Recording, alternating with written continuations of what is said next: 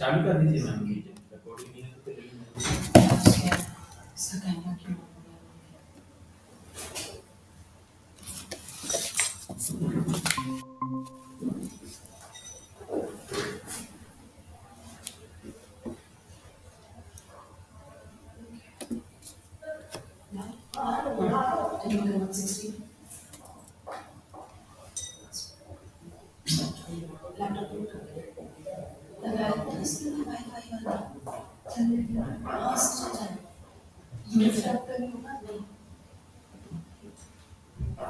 आप ज्वाइन कर ले।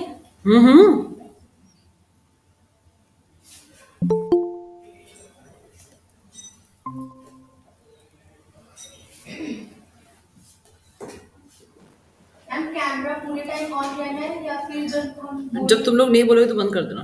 ओके, जब बोलोगे तब ऑन करना है तब।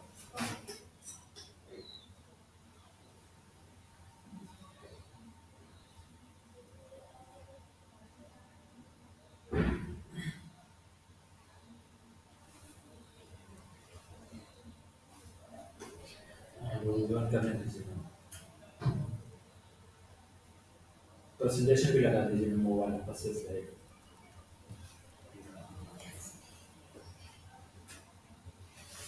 सर ये कविता के नाम कविता करूँ ना मैं कविता का नाम ज्वाइन हुआ कविता के सीएमएस नंबर है आप लोगों के पास लिस्ट है? Yes sir. मैं नंबर दे दूंगा उसी ऑर्डर में जाना ठीक है। ऑर्डर चेंज हो गया। वाह क्या मतलब कौन बुलाएगा आप लोग? क्या कौन पहले आ रहा मतलब मैडम हो सकते हैं उसमें थोड़ा थोड़ा अभी सब बुलाओ अगर किसी को नहीं ना हम ही आ रहे थे ना ओके इसी सीक्वेंस लगा सकते हैं इसको ऑर्डर ओके सर।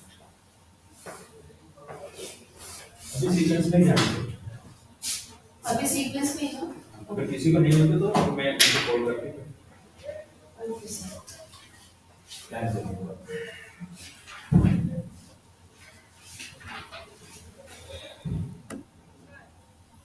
11 बजे स्टार्ट करना है ना जो तब उनको भी करना पड़ेगा बच्चे। यस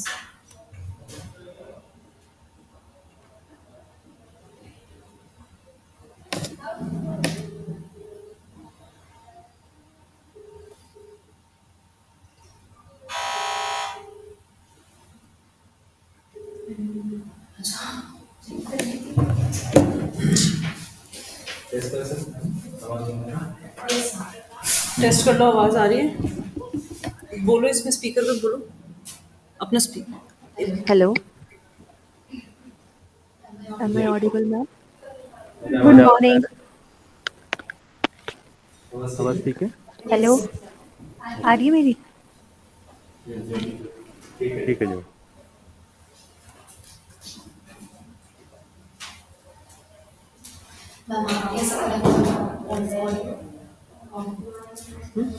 ऐसी डायरेक्ट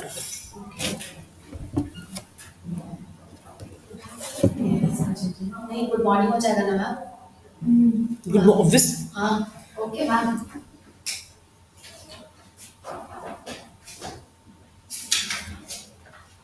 बस As the video for the ICSSR sponsored International Conference on Indigenous System for Sustainable Food. Let us reflect on the profound words of wisdom. Sir, ये दरवाजा बंद करा रहे हैं ताकि आए है ना? On the profound words of wisdom. यहाँ पर होगा नहीं था। यहाँ पे कोई जॉब नहीं है जिससे डॉक्टर भाई को बोलना चाहिए। सबको क्या पता है कि यहाँ से हल्ला मत करें क्योंकि यहाँ पर टेक्निकल सेशन चल रहा है। सर यहाँ पर हल्ला मत करें क्योंकि यहाँ पर टेक्निकल सेशन चल रहा है। पेपर प्रेजेंटेशन बोल दिया है और हल्ला ना करें यहाँ से कोई भी जाए ना कोई भी जाए क्योंकि पेपर स्टार्ट हो जाएंगे ठीक है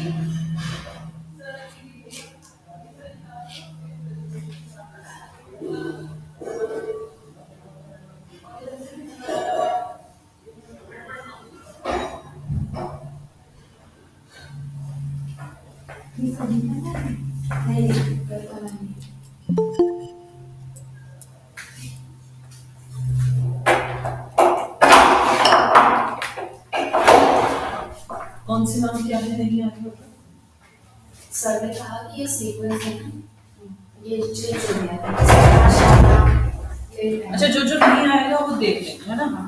हाँ वो बात हो गई, जो नहीं है ये सब बात सा नहीं अभी नहीं ये भी थोड़ा वर्कआउट कर लेना, अगर नहीं है थोड़ा स्टाफ लगा ओके सर। तो कभी होता है ना, अगर हमने नाम दे दिया लेकिन बंदे नहीं है इसमें, तो आप पेन कैरी कर दो। पेन पेंसिल से यस आई हैव।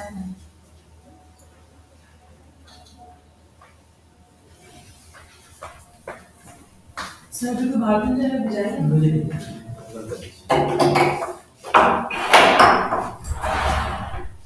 कोई बाहर नहीं जाएगा।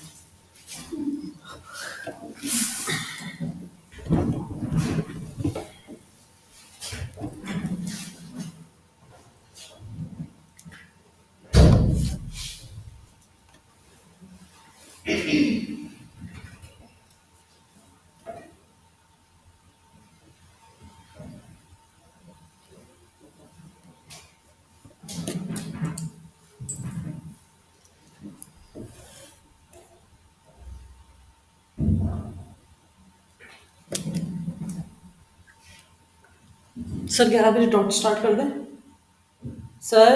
हाँ 11 10 मिनट है। हाँ ये हमें ये देखना है कि थोड़ा कॉल करना पड़ेगा, अभी कॉल करिए। किनको सर? मैंने आपके पास नंबर है ना? मैंने करा, उठाया नहीं रीटा मैम ने। दूसरा जो स्क्रीन और स्पीकर वाला, हाँ उनका तो पहले है ना, सारा है ना। 5 मिनट जल्दी ज्वाइन कर दे, कुछ नहीं होगा। वेट कर दे तो कुछ नहीं आएगा। कंधे एक बार सर को एक बार ब्रिंग करिएगा।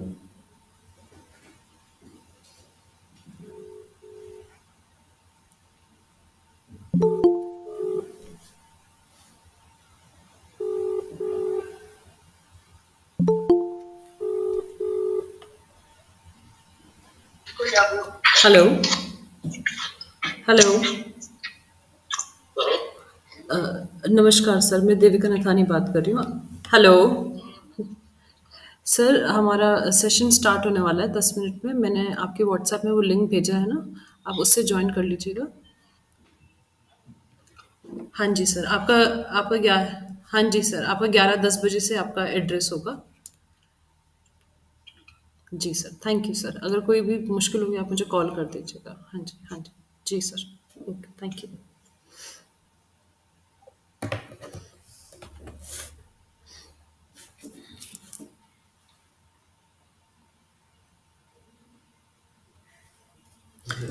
रीटा मैम का तो बाद में है ना, यस सर। 2 बजे। Yes sir. इनका पहले करा देते हैं।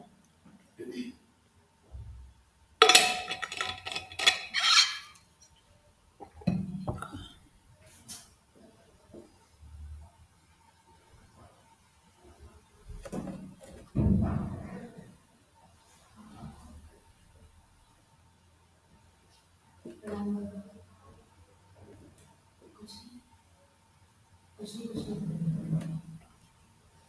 नहीं ये चल रहा है, सेशन चल रहा है। मेक श्योर तुम्हारा नेट सही से चल रहा है।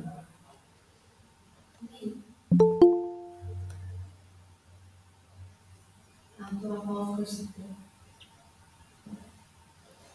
हाँ चलो ठीक है ठीक है।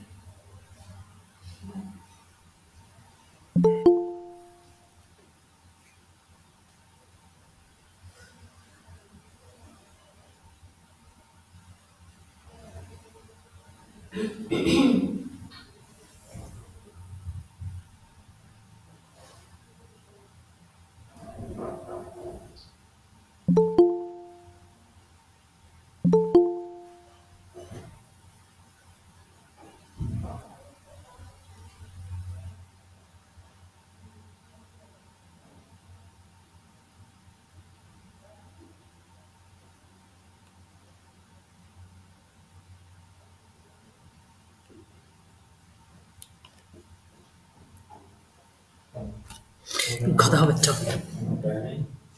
शेयर वाला सेशन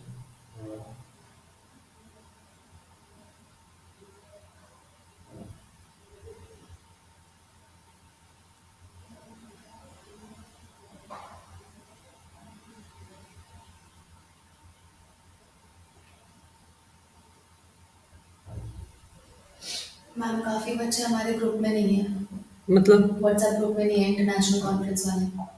तो उनको लिंक सेंड करते जाओ ना तुम। पर्सनली हाँ नहीं, स्टूडेंट ग्रुप पे। स्टूडेंट ग्रुप में भेज रखा है सर मैंने। एक बार और भेज।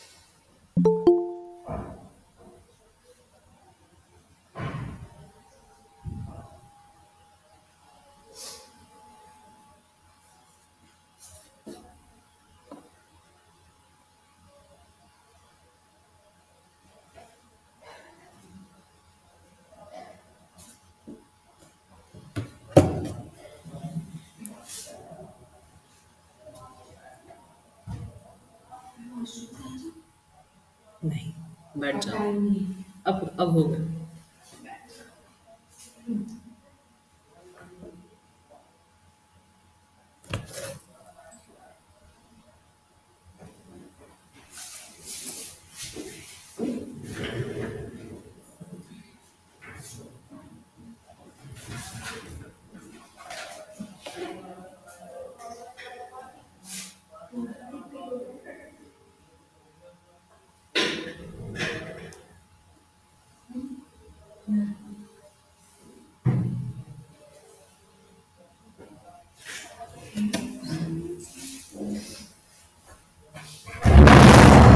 सुषमा फोन क्यों नहीं उठा रही है?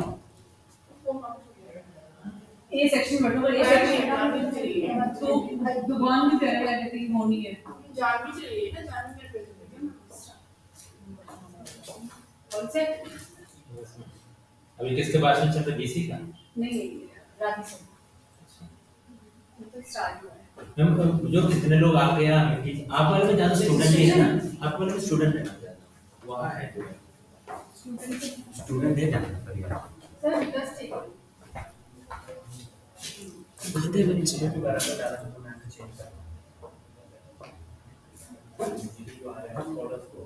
ये सब सर 6 लगा दोगे इससे कम सपना शाह करके नाम होगा। 1 बजे उनका 1 बजे 1 PM। सेक्शन ए में बैठो। तो इनको अभी नहीं बुलाना है, राइट? बैठे हुए कोई ना कोई बैठा है। Now I would like to invite our first paper presenter, Dr. Pari Agarwal from Mangalmaya University, Mangalmaya Institute of Management and Technology.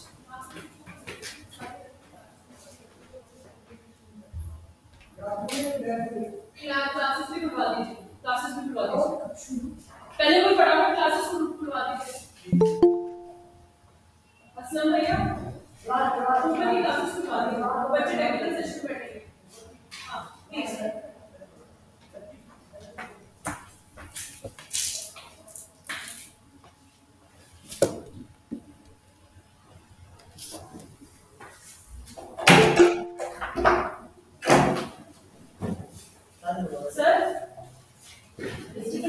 Good morning, ladies and gentlemen.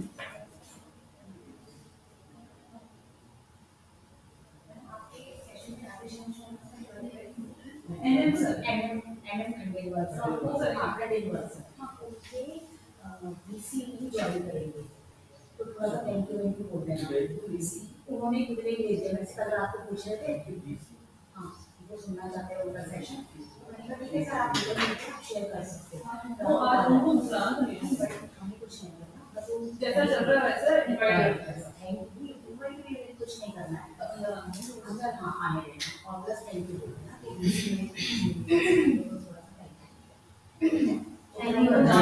Ladies and gentlemen,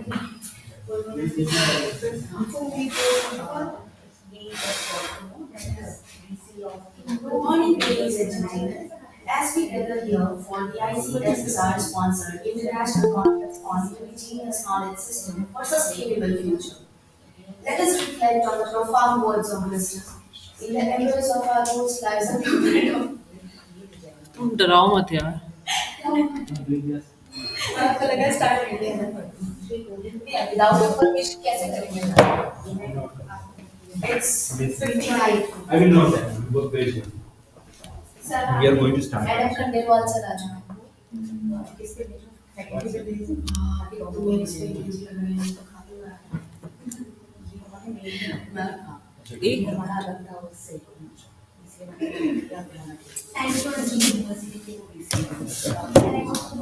ma'am Rita ma'am phone नहीं उठा रहे अभी. Hello hello hello hello. Ma'am मैं देविका नथानी बात कर रही हूँ army institute of education से. मैम आपका सेशन स्टार्ट होगा अराउंड 2:20 तक. तो अगर आपको तब ज्वाइन करना आप तब कर सकते हैं, अगर आपको अभी ज्वाइन करना आप अभी भी कर सकते हैं. ठीक. Okay okay thank you.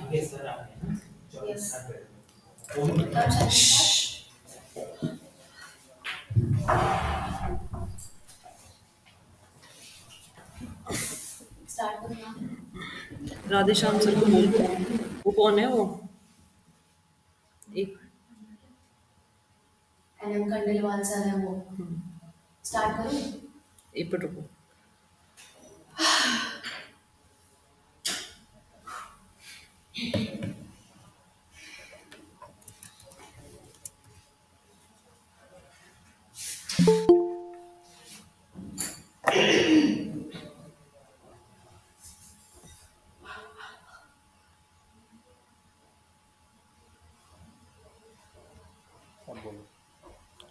Hello.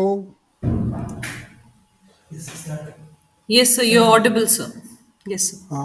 I have joined with greetings for all of you.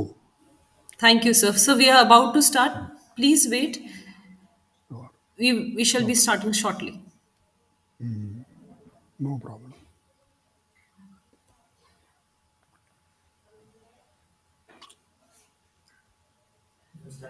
Start कर दीजिए सर. इसमें एक दवा की पुड़िया निकाल देता हूँ.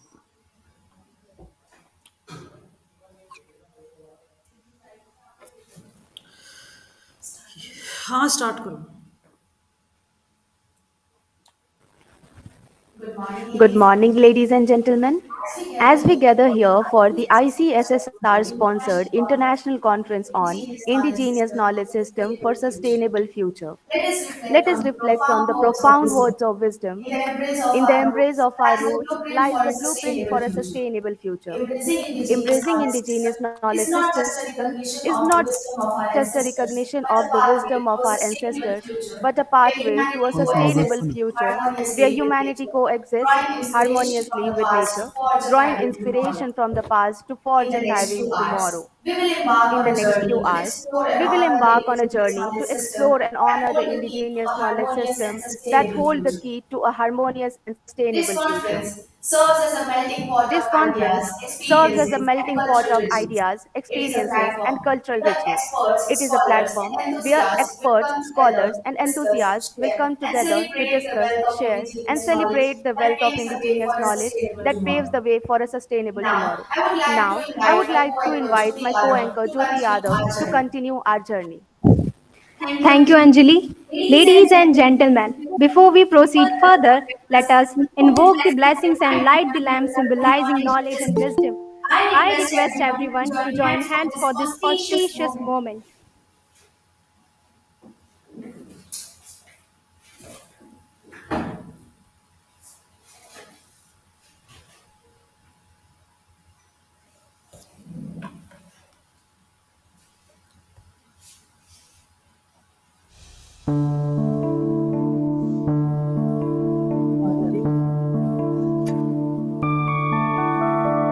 मधुकैटव विध्वंसी विधात्री वरदे नमः रूपं देहि जयं देहि यशो देहि दिशो जहि महिषासुरनिर्णाशि भक्त सन्तानं सुखदे नमः रूपं देहि जयं देहि यशो देहि दिशो जहि निशुम्भ शुम्भ निर्णाशि त्रैलोक्यशुभदे नमः रूपं देहि जयं देहि यशो देहि दिशो जहि Thank you all for joining in this beautiful ceremony. Now let's move on to our first session. For this, I would like to invite Dr. Sadalvi T. Sir for the welcome address. Thank you, Jyoti. Distinguished guests, esteemed scholars, and dear paper presenters. Welcome to the technical session 2 of International Conference on Indigenous Knowledge System for Sustainable Future. It is with great pleasure and excitement that we gather here today, bringing together minds from across the globe to delve into the forefront of innovation, research, and technological advancements. As we embark on this journey of exploration and discovery, let us embrace the diversity of perspectives and expertise that each of you bring to this forum.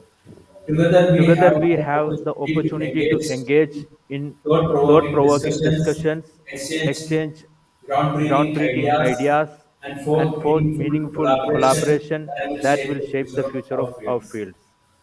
Throughout this session, we will have the privilege of hearing from various esteemed speakers and experts who will share their latest findings and thoughts. I encourage each of you to actively participate, ask questions, and engage in dialogue, as it is through our collective effort that we can truly push boundaries of knowledge and drive positive changes. On behalf of the conference here, I welcome our keynote speaker, M.N.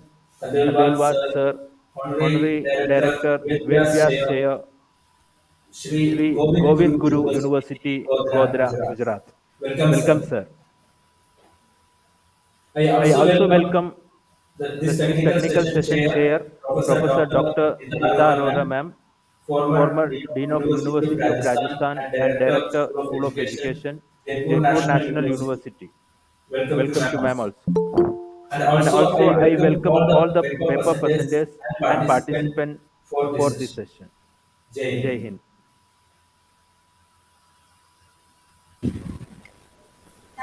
Thank you, sir. Moving forward, we have the privilege of welcoming our esteemed keynote speaker, Professor N.M. Khandelwal, sir. Sir has more than 40 years experience of postgraduate teaching and research, of which 34 years as academic administrator, university professor, head, dean, director at Saurashtra University and MKS University. Sir has also worked as director of MBA institution.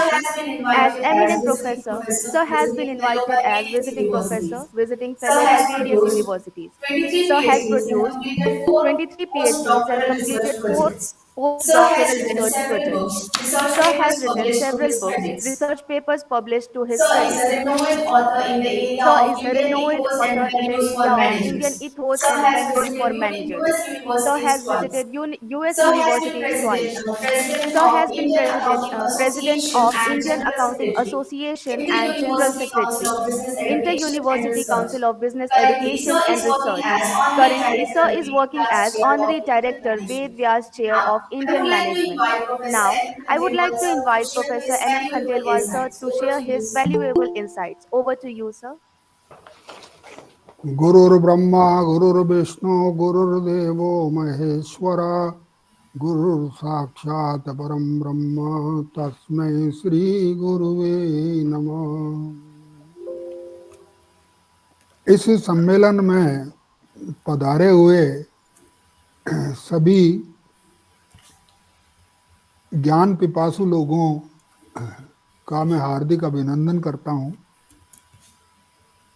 अध्यक्षता कर रहे तथा अन्य जो कार्य करने वालों की टीम है, पूरी ऑर्गेनाइजिंग टीम है, उन सबको भी मैं अपनी शुभकामनाएं प्रस्तुत करता हूं।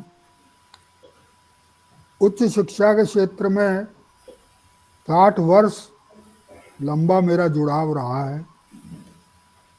इस यात्रा के दौरान राजकीय महाविद्यालय राजस्थान में तथा इसके पश्चात गुजरात में सरदार पटेल तथा सौराष्ट्र विश्वविद्यालय में कार्य करने का अवसर मिला।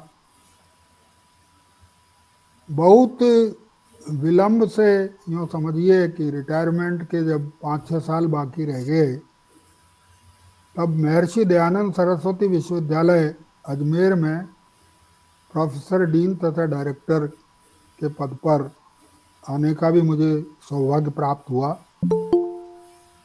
रिटायरमेंट के बाद भी मुझे अच्छे एम्प्लॉयमेंट मिले, क्योंकि भारत में डायरेक्टर्स की कमी थी और AICTE ने डायरेक्टर्स के लिए आयु सीमा में छूट देना जारी रखा। इसके पश्चात सौराष्ट्र विश्वविद्यालय में global centre for Indian management की स्थापना हुई। वहाँ रहकर मैंने भारतीय प्रबंध के लिए शोध किया अपने प्राचीन साहित्य का, और उसके आधार पर 6 रिसर्च प्रोजेक्ट मैंने वहाँ पूरे किए। इसके पश्चात अपने गुजरात में ही गोधरा विश्वविद्यालय है ट्राइबल एरिया में, वहाँ श्री गोविंद गुरु विश्वविद्यालय में वेद व्यास चेयर की जब स्थापना हुई तो मुझे पुनः एक अवसर इस शोध को जारी रखने का प्राप्त हुआ। इसके लिए मैं वहाँ के कुलपति तथा जितने सत्ता मंडल के सदस्य हैं उन सबका आज आभार मानना चाहूँगा। यहाँ भी मैंने 6 रिसर्च प्रोजेक्ट पूरे कर दिए हैं। 7वां रिसर्च प्रोजेक्ट मेरा अभी प्रोग्रेस में है। इस सारे शोध में शिक्षा से संबंधित जो चीज़ें हैं, क्योंकि आपका इंस्टीट्यूट जो है वो B.Ed का इंस्टीट्यूट है, तो भारतीय शिक्षा की विरासत क्या है इसके ऊपर मैं बात करूंगा। हमारी विरासत के विषय में मैं ये कहना चाहूँगा कि गुरुकुल पद्धति हमारी बहुत बड़ी विरासत रही है। दूसरा है कि वर्णाश्रम धर्म के अंतर्गत जो ब्रह्मचर्य आश्रम है उसका संबंध शिक्षा से है। इसके ऊपर भी हमारे शास्त्रों में काफ़ी वर्णन है कि गुरु के क्या कर्तव्य हैं, शिष्य के क्या कर्तव्य हैं, गुरुकुल में अध्ययन करने की मर्यादाएं क्या है, डिसिप्लिन किस प्रकार रखना चाहिए, गुरु के निकट रह कर के किस प्रकार ज्ञान प्राप्त किया जाए, संयमित जीवन की बात की गई। गुरुकुल पद्धति के ऊपर भी मैंने काफ़ी अध्ययन किया। जिस समय वाजपेयी जी के नेतृत्व में NDA की सरकार थी केंद्र में, तो UGC लेवल पर एक Indian Athos and values for managers का पेपर इंट्रोड्यूस हुआ MBA में, और कुछ विश्वविद्यालयों ने इसको लागू किया, कुछ ने नहीं किया। अपनी अपनी मर्जी होती है। UGC कह भी दे तो it is only A recommendation, मानना नहीं मानना हर विश्वविद्यालय की अपनी जो है वो स्वायत्तता रही। उस समय एक टेक्स्ट बुक की आवश्यकता पड़ी। इसके लिए मैंने Indian Athos and values for managers title से रिसर्च करके एक पुस्तक तैयार की जो महाभारत पर आधारित है, text and cases from Mahabharata. इसका जो अंतिम अध्याय है, 10वां अध्याय, वो आपके गुरुकुल पद्धति से है, गुरुकुल शिक्षा पद्धति, और उसके क्या फीचर्स थे और किस प्रकार से वो मैकाले की शिक्षा पद्धति से बहुत ही उन्नत थी। जब मैकाले की शिक्षा पद्धति का षड्यंत्र देश में आया, उसके पहले लाखों की संख्या में भारत में गुरुकुल थे, और गुरुकुल शिक्षा पद्धति के कारण भारत में साक्षरता 100% थी, रोजगार भी लगभग 100% के आसपास था, कोई बेरोजगारी नहीं थी। ऐसी स्वस्थ शिक्षा पद्धति को लॉर्ड मैकाले ने अपनी शिक्षा पद्धति नहीं पर एक षड्यंत्रकारी जो कार्य किया कि अगर भारत पर शासन करना है तो एक तो गीता को इनसे हटा दीजिए, और दूसरा जो गुरु की परंपरा है, गुरु पद्धति है, गुरुकुल पद्धति है, इससे इसको वंचित कर दिया जाए। तो गुरुकुलों को इलीगल डिक्लेयर किया गया, उनको बंद करवा दिया गया। ये षड्यंत्र आज़ादी के बाद भी चला। लेफ्टिस्टों ने और जो हमारे यहाँ इस्लाम के भक्त थे, क्योंकि हमारे यहाँ जो शिक्षा मंत्री बने वो लगातार मुस्लिम संप्रदाय से ही बनाए गए। नहीं आएंगे तो फिर थर्ड। ये सारा षड्यंत्र इस प्रकार का चला कि हमारे युवाओं को अपनी सांस्कृतिक विरासत के बारे में कोई जानकारी न मिले, और कॉलोनियलिज्म का प्रभाव ये रहे कि हम अपनी विरासत को नीची दृष्टि से देखें, उसका कोई महत्व नहीं है। महत्व किसका है? जो कुछ विदेशों से हम ग्रहण कर रहे हैं। तो इसमें 10वां अध्याय है, जो डिटेल में पढ़ना चाहें वो इस पुस्तक के 10वें अध्याय को पढ़ें। इसमें पर्सनैलिटी डेवलपमेंट और गुरुकुल की जो पद्धति है उससे हम क्या सीख सकते हैं, इसके बारे में विस्तृत वर्णन है। अंग्रेजी में है ये पुस्तक, हिमालय प्रकाशन बम्बई से प्रकाशित हुई, और अभी ये तीसरे संस्करण में 2019 में आई है। तो हमारे यहाँ गुरुकुल पद्धति जो है, इसके की फीचर्स क्या है, तो समय की मर्यादा में मुझे अपनी बात कहनी है तो मैं ज़्यादा इसका विस्तार नहीं करूँगा, बाकी जिनको रुचि है वो पढ़ लें। इसके की फीचर्स को मैंने लिस्ट किया है। एक तो ऑटोनॉमी ऑफ गुरु। आज देश को इस कंसेप्ट की बहुत बड़ी आवश्यकता है। हम ऑटोनॉमस इंस्टीट्यूशन की बात करते हैं, पर क्या एक व्यक्तिगत शिक्षक की ऑटोनॉमी के बारे में हम सोचेंगे? वैदिक शिक्षा पद्धति जो थी, गुरुकुल शिक्षा पद्धति, उसमें गुरु ही सर्वे सर्वा था, उस पर किसी प्रकार का आंतरिक या बाहरी नियंत्रण नहीं था। तो ऑटोनॉमी ऑफ इंडिविजुअल गुरु, इसके ऊपर हमें विचार करना होगा। दूसरा ये था सेल्फ सस्टेनिंग सिस्टम था, किसी सरकारी ग्रांट या अनुदान पर हमारे गुरुकुल नहीं चलते थे। धन्ना सेठों के धन से भी गुरुकुल नहीं चलाए गए कभी।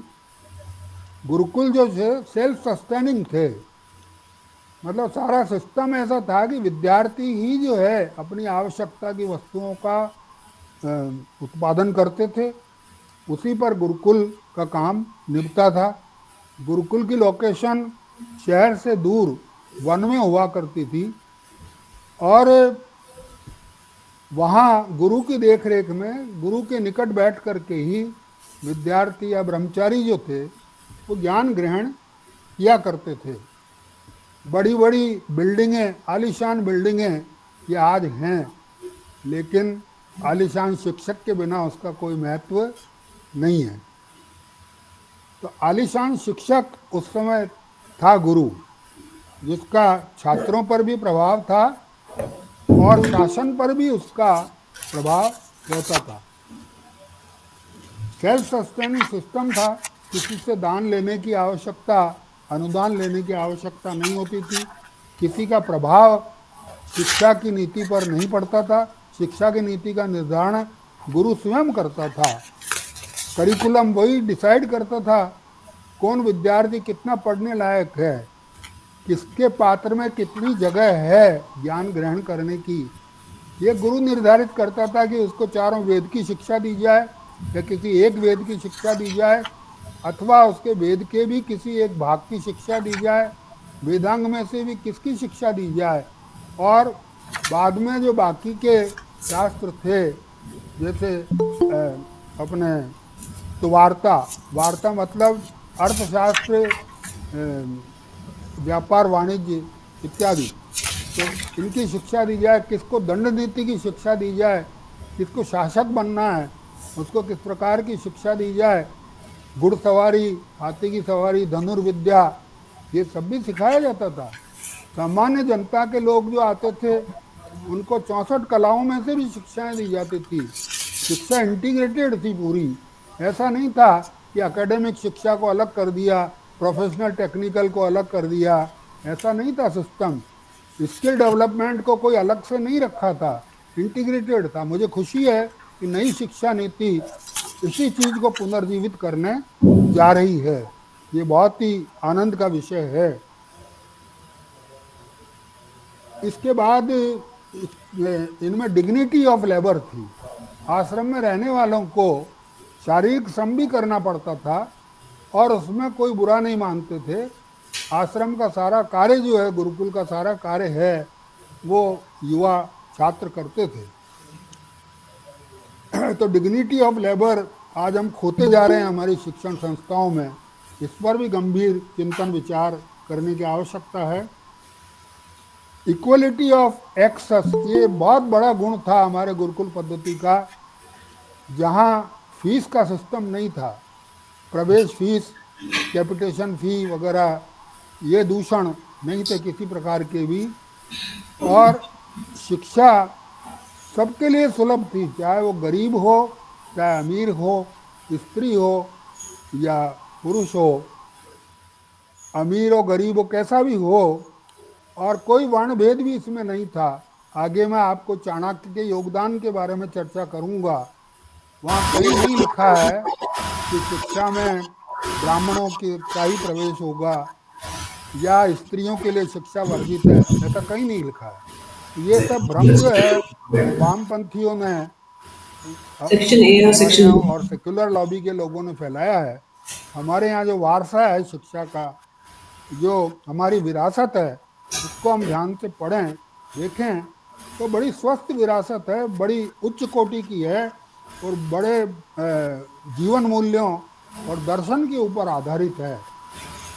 इसलिए उसको किसी भी प्रकार के आप भ्रामक जो प्रचार होते हैं उनसे मूल्यांकन उसका करने का काम न करें। कोई फीस नहीं थी पर दक्षिणा की पद्धति थी, और दक्षिणा जो थी ये शिक्षा पूरी होने के बाद में गुरु दक्षिणा जो है, गुरु भी वही मांगता था जिसके लिए शिक्षक योग्य हो। तो गुरु दक्षिणावाद as per capacity of the disciple, ये था। अब इसमें इक्वलिटी ऑफ एक्सेस भी थी, इगेलिटेरियन सिस्टम था पूरा। आपने देखा कि संदीपनी जी के आश्रम में उज्जैन में कृष्ण भी पढ़ रहे थे तो सुदामा भी पढ़ रहा था, गरीब भी पढ़ रहा था, दोनों थे, साथ साथ पढ़े थे, सहपाठी थे। त्रेता युग में भी भगवान राम जहाँ पढ़ रहे थे गुरु वशिष्ठ के आश्रम में, वहाँ निषाद राज वो भी पढ़ रहे थे। वो भी एक गरीब थे, बिल्कुल आदिवासी थे, उन्होंने भी वहीं शिक्षा ग्रहण की थी। तो किसी प्रकार का कोई भेदभाव नहीं था, इगेलिटेरियन सिस्टम था। और इसके बाद आप देखेंगे कि कंप्लीशन ऑफ एजुकेशन के बाद जो दीक्षांत दिया जाता था, दीक्षा दी जाती थी, वो भी बड़ी महत्वपूर्ण थी।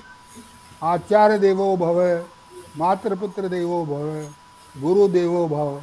गुरु में अगर कोई दोष है तो उसको आप ग्रहण मत करना, गुरु में कोई अच्छाइयाँ आपने देखी हो तो उसी को अपने साथ लेकर के जाना, और देश और समाज के लिए आप अपनी शिक्षा का उपयोग करना। गुरु संदीपनी ने भगवान श्री कृष्ण से को जो विदा किया, गुरु माता ने दीक्षा मांगी और गुरु संदीपनी ने तो केवल एक ही दीक्षा मांगी, हे कृष्ण तुमने जो ज्ञान ग्रहण किया है वो योग्य तुम्हारे को पात्र मिल जाए शिष्य तो उसको देना। और आपने देखा कि महाभारत में गीता का जो उपदेश भगवान श्री कृष्ण ने दिया, जब अर्जुन ने शिष्य पद स्वीकार कर लिया कि आप मेरा मार्गदर्शन करिए, मैं आपको गुरु के रूप में स्वीकार करता हूँ, तब जो संदीपनी आश्रम में ज्ञान मिला था भगवान श्री कृष्ण को, उन्होंने योग्य पात्र अर्जुन को अपना ज्ञान दिया। वो उसी के कारण भारत विश्व गुरु कहलाने लगा, क्योंकि ये ज्ञान संसार के किसी भी दूसरे ग्रंथ में उपलब्ध नहीं है।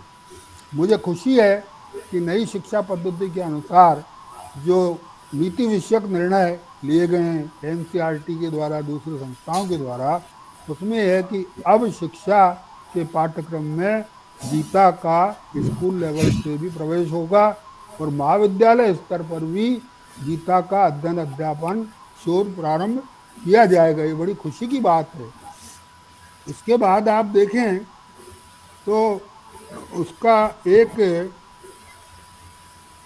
बहुत अच्छा जो लक्षण था, रेजिडेंशियल सिस्टम था। ये हम देखते हैं कि आज का डे स्कॉलर हो या डिस्टेंट लर्निंग वाला जो छात्र है, उस पर गुरु के व्यक्तित्व का कोई प्रभाव नहीं पड़ता।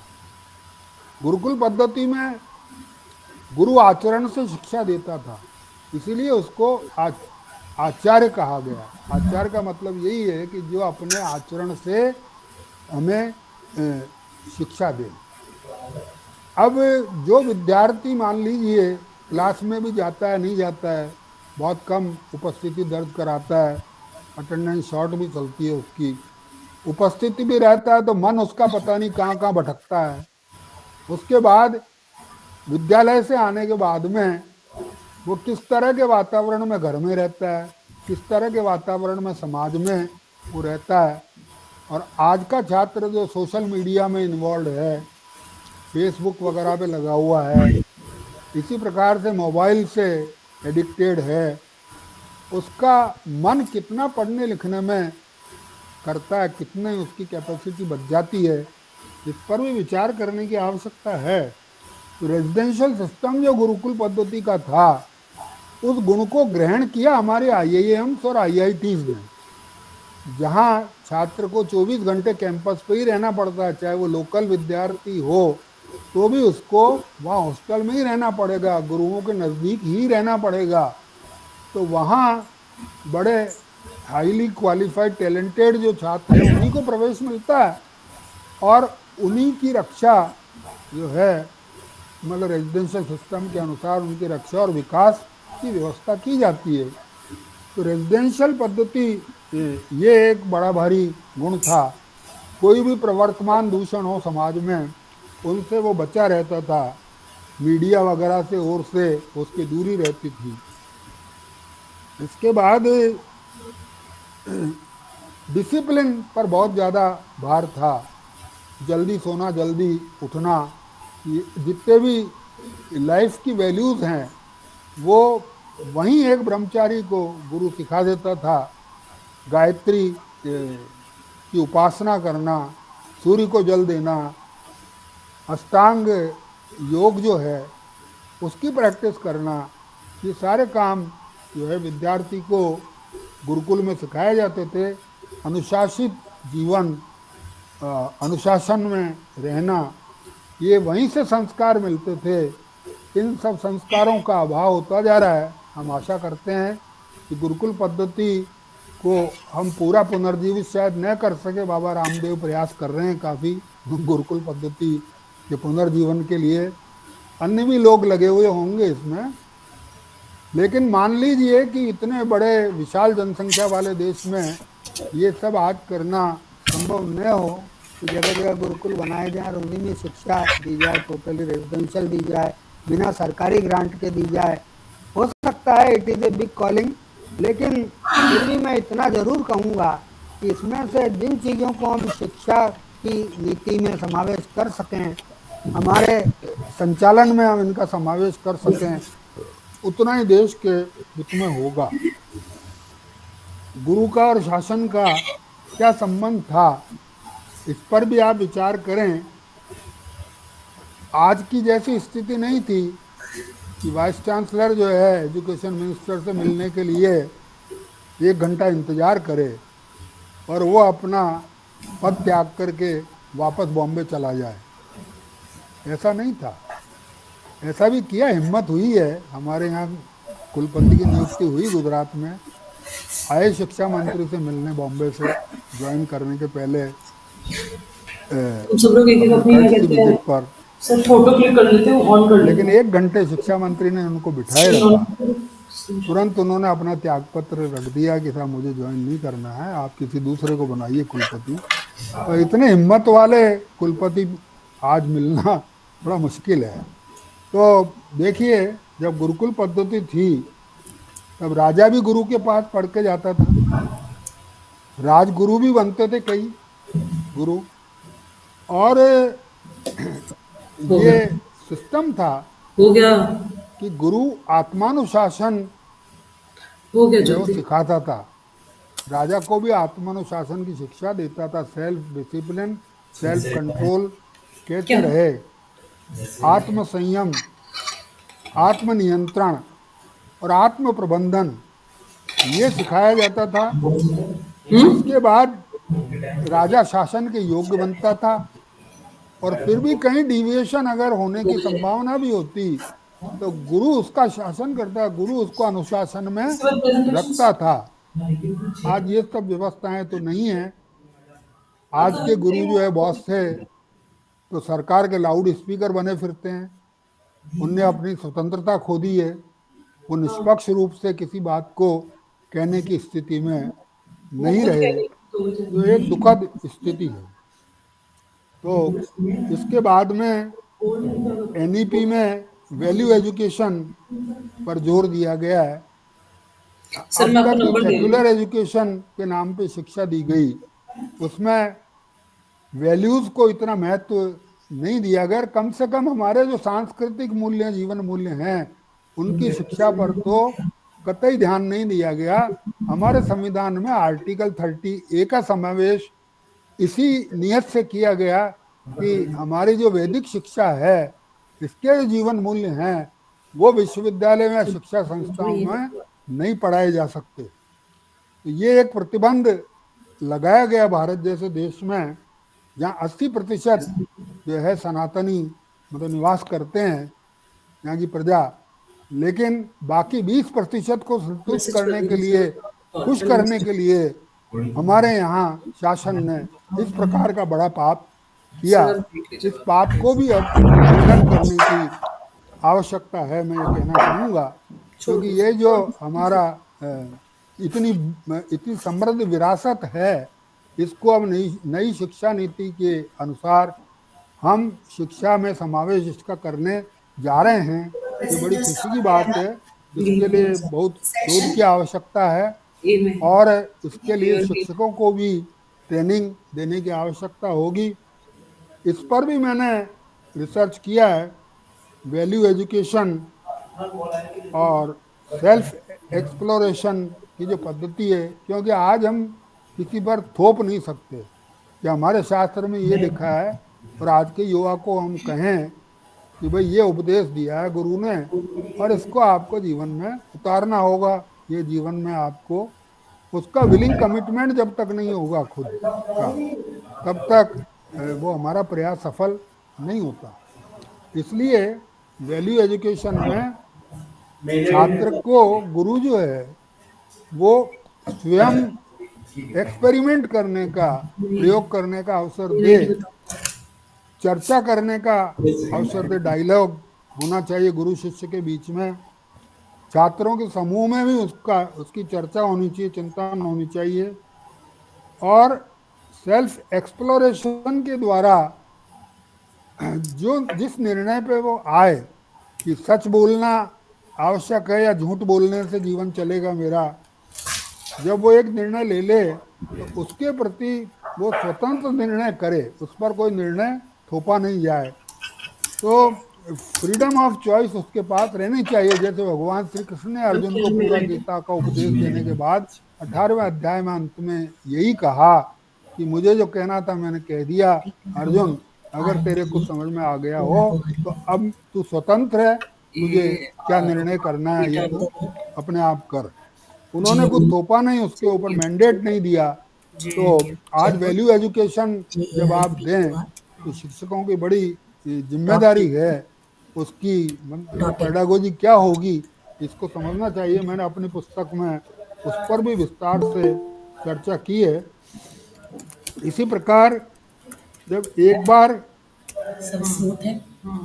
अभी तक तो युवा जो है संतुष्ट हो जाए कि मुझे जीवन में इस मूल्य को प्रैक्टिस करना है, तो फिर वो सस्टेनेबिलिटी होनी चाहिए, उसी को वो आजीवन स्वीकार करे, उसी के अनुसार आचरण करे। तो वैल्यू एजुकेशन में एक तो पहला खंड जो है मेरी पुस्तक का वो है कि हार्मोनी ऑफ द इंडिविजुअल। एक व्यक्ति जो है उसमें जब तक समरसता नहीं होगी, उसके मन में और आत्मा के बीच समरसता जब तक नहीं हो, इंद्रियां जब तक उसके नियंत्रण में न हो, मन जब तक उसका नियंत्रण में न हो, तब तक हार्मोनी ऑफ इंडिविजुअल नहीं होती। और इंडिविजुअल की हार्मोनी नहीं है तो आप हार्मोनियस फैमिलीज नहीं बना सकते, क्योंकि आज विवाह करना तो आसान हो गया, अपने विवाह करना कठिन हो गया, लेकिन तलाक आजकल आसान हो गया। पति पत्नी जब साथ नहीं निभ पा रहे हैं तो बाकी परिवार की हम क्या चर्चा करें। और बुजुर्ग लोग जो हैं वो ऐसा अनुभव करने लगे हैं कि संयुक्त परिवार में उनके लिए कोई स्थान नहीं है, उनका कोई सम्मान नहीं है। वृद्धाश्रम पर निभने की बात आ रही है। वृद्धाश्रम कोई वानप्रस्थ आश्रम नहीं है। वानप्रस्थ आश्रम में तो व्यक्ति अपनी स्वेच्छा से जाता था, और वृद्धाश्रम में जो है वो दुखी होकर के जाता है, मजबूरी में जाता है। ये अंतर हमें समझना होगा। तो सुखी परिवारों का निर्माण कैसे किया जाए, उसके लिए इंडिविजुअल में हार्मोनी होना पहले जरूरी है। इसके बाद परिवार में अच्छे संवाद हों, पीसफुल कम्युनिकेशन और नॉन वायलेंट कम्युनिकेशन में ट्रेनिंग दी जाए बच्चों को। और अच्छा परिवार कैसे चलाया जा सकता है, क्या वैल्यूज़ हमें प्रैक्टिस में लानी होगी, किन गलतियों को हमें दूर करना होगा। तो हमारे जो दो एपिक्स हैं, महाकाव्य हैं, रामायण और महाभारत। रामायण जो है पॉजिटिवली बताता है कि हमें जीवन में किन मूल्यों को लागू करना चाहिए, और महाभारत नेगेटिवली कहती है कि किन नेगेटिव मूल्यों से, नकारात्मक मूल्यों से हमें अपने आप को दूर रखना चाहिए अगर हमें परिवार की रक्षा करनी है। तो इसी प्रकार समाज जो है उसमें समरसता रहे, आपसी समझ रहे, शांति से लोग जीवन जिएं। इसी प्रकार हम प्रकृति के साथ किस प्रकार हार्मोनी स्थापित कर सकते हैं, व्यक्ति की, समाज की, टोटल एग्जिस्टेंस के साथ किस प्रकार हमारी हार्मोनी रह सकती है, और प्रोफेशनल तथा टेक्निकल जो लाइफ है हमारी, शिक्षा ग्रहण करने के बाद हम शिक्षक बनेंगे, डॉक्टर बनेंगे, वकील बनेंगे, एक नेता बनेंगे, तो ये जो भी कार्य हमारे लिए निर्धारित होगा, उस कार्य क्षेत्र के जो एथिक्स हैं उनकी जानकारी, उनकी अवेयरनेस, उनके प्रति हमारा कमिटमेंट, ये भी वैल्यू एजुकेशन का ही एक भाग है। तो ये भी पुस्तक मेरी हिमालय प्रकाशन ने एक text book on value education ये प्रकाशित की है, जो शायद आपके बीएड की संस्थाओं के लिए, एकेडमिक स्टाफ कॉलेजेस में जो प्रशिक्षण देने वाले हैं,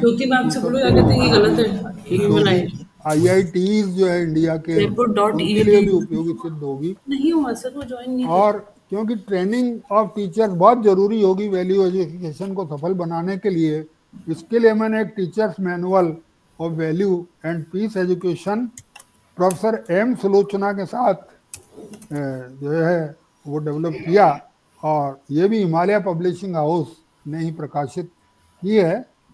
ये भी शिक्षकों को जो तालीम देने वाले लोग हैं, प्रशिक्षण देने वाले लोग हैं, उनके लिए बहुत उपयोगी सिद्ध होगी।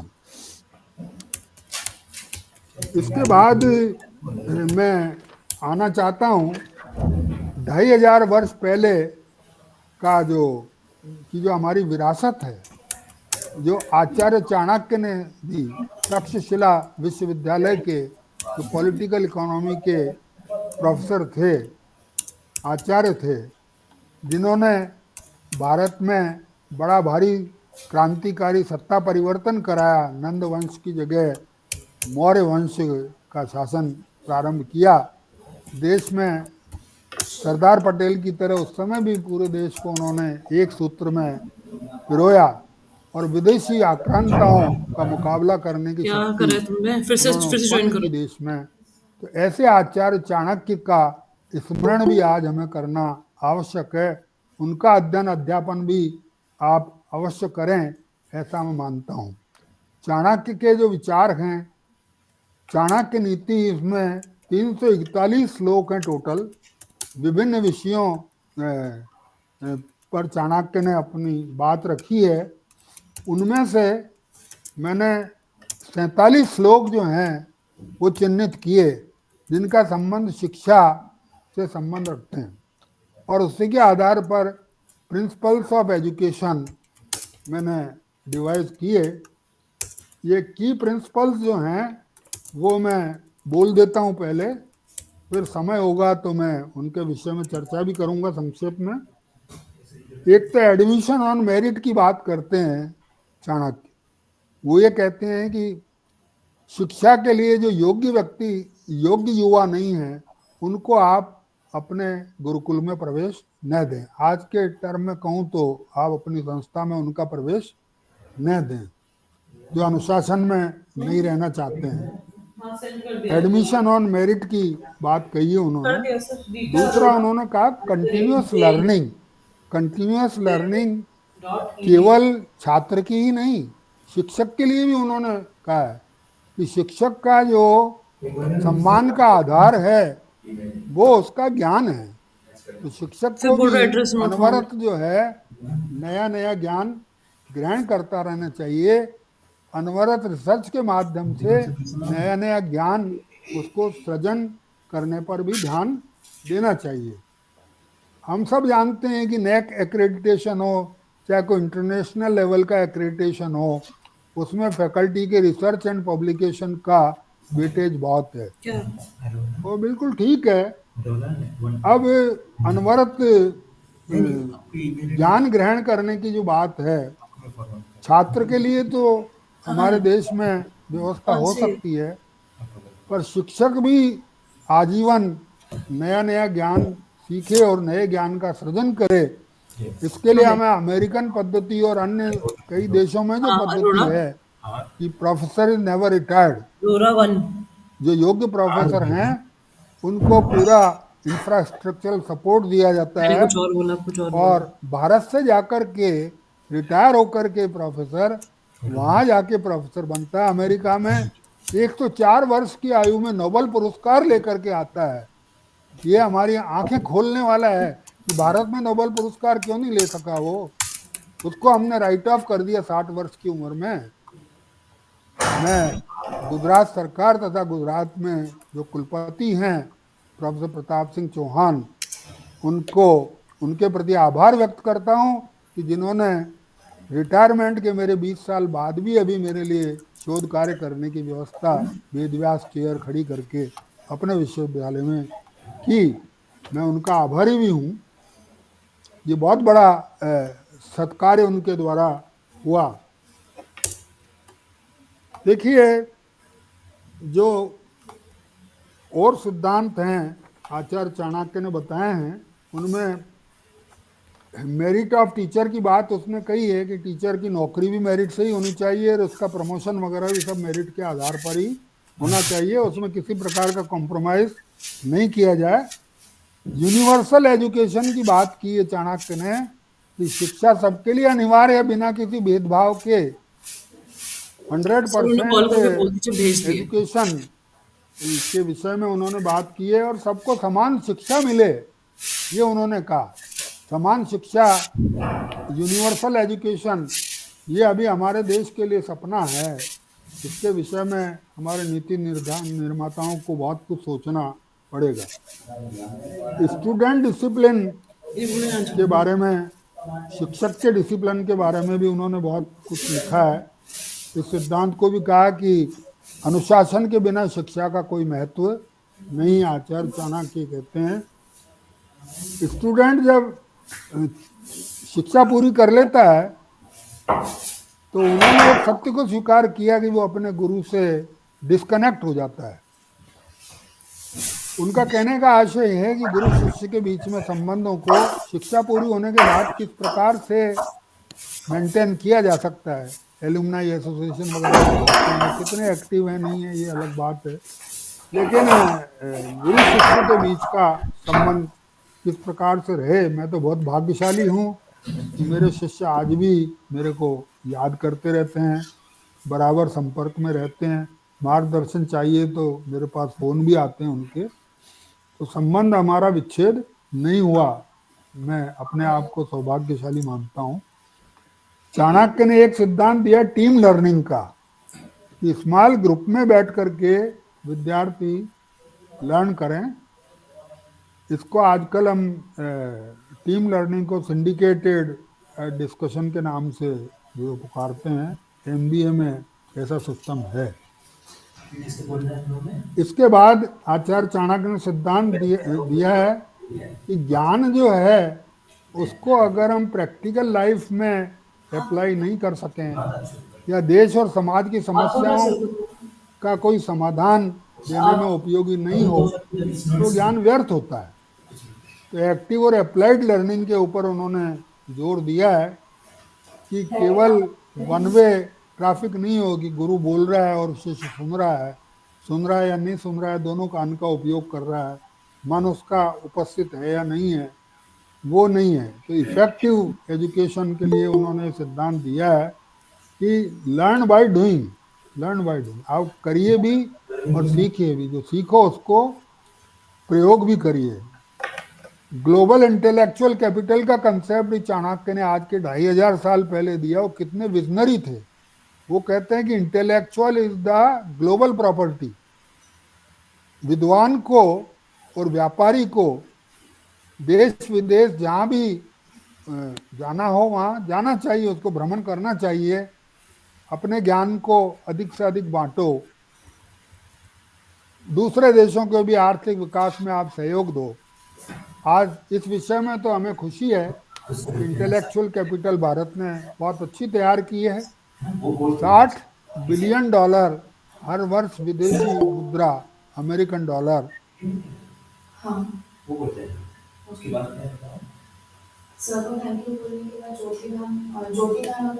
नहीं, ज्योति मैम नहीं बोलेगी, तुम बोलोगे। हाँ, ज्योति मैम नहीं है यहाँ पे। हो गया सर का।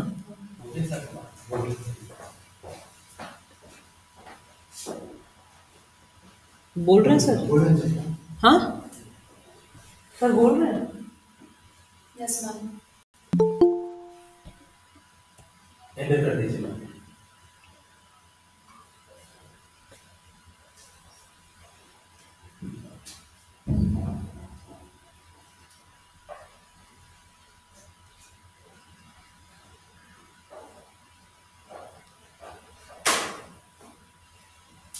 पे चलती है डायलॉग भगवान कृष्ण और अर्जुन के बीच में हुआ।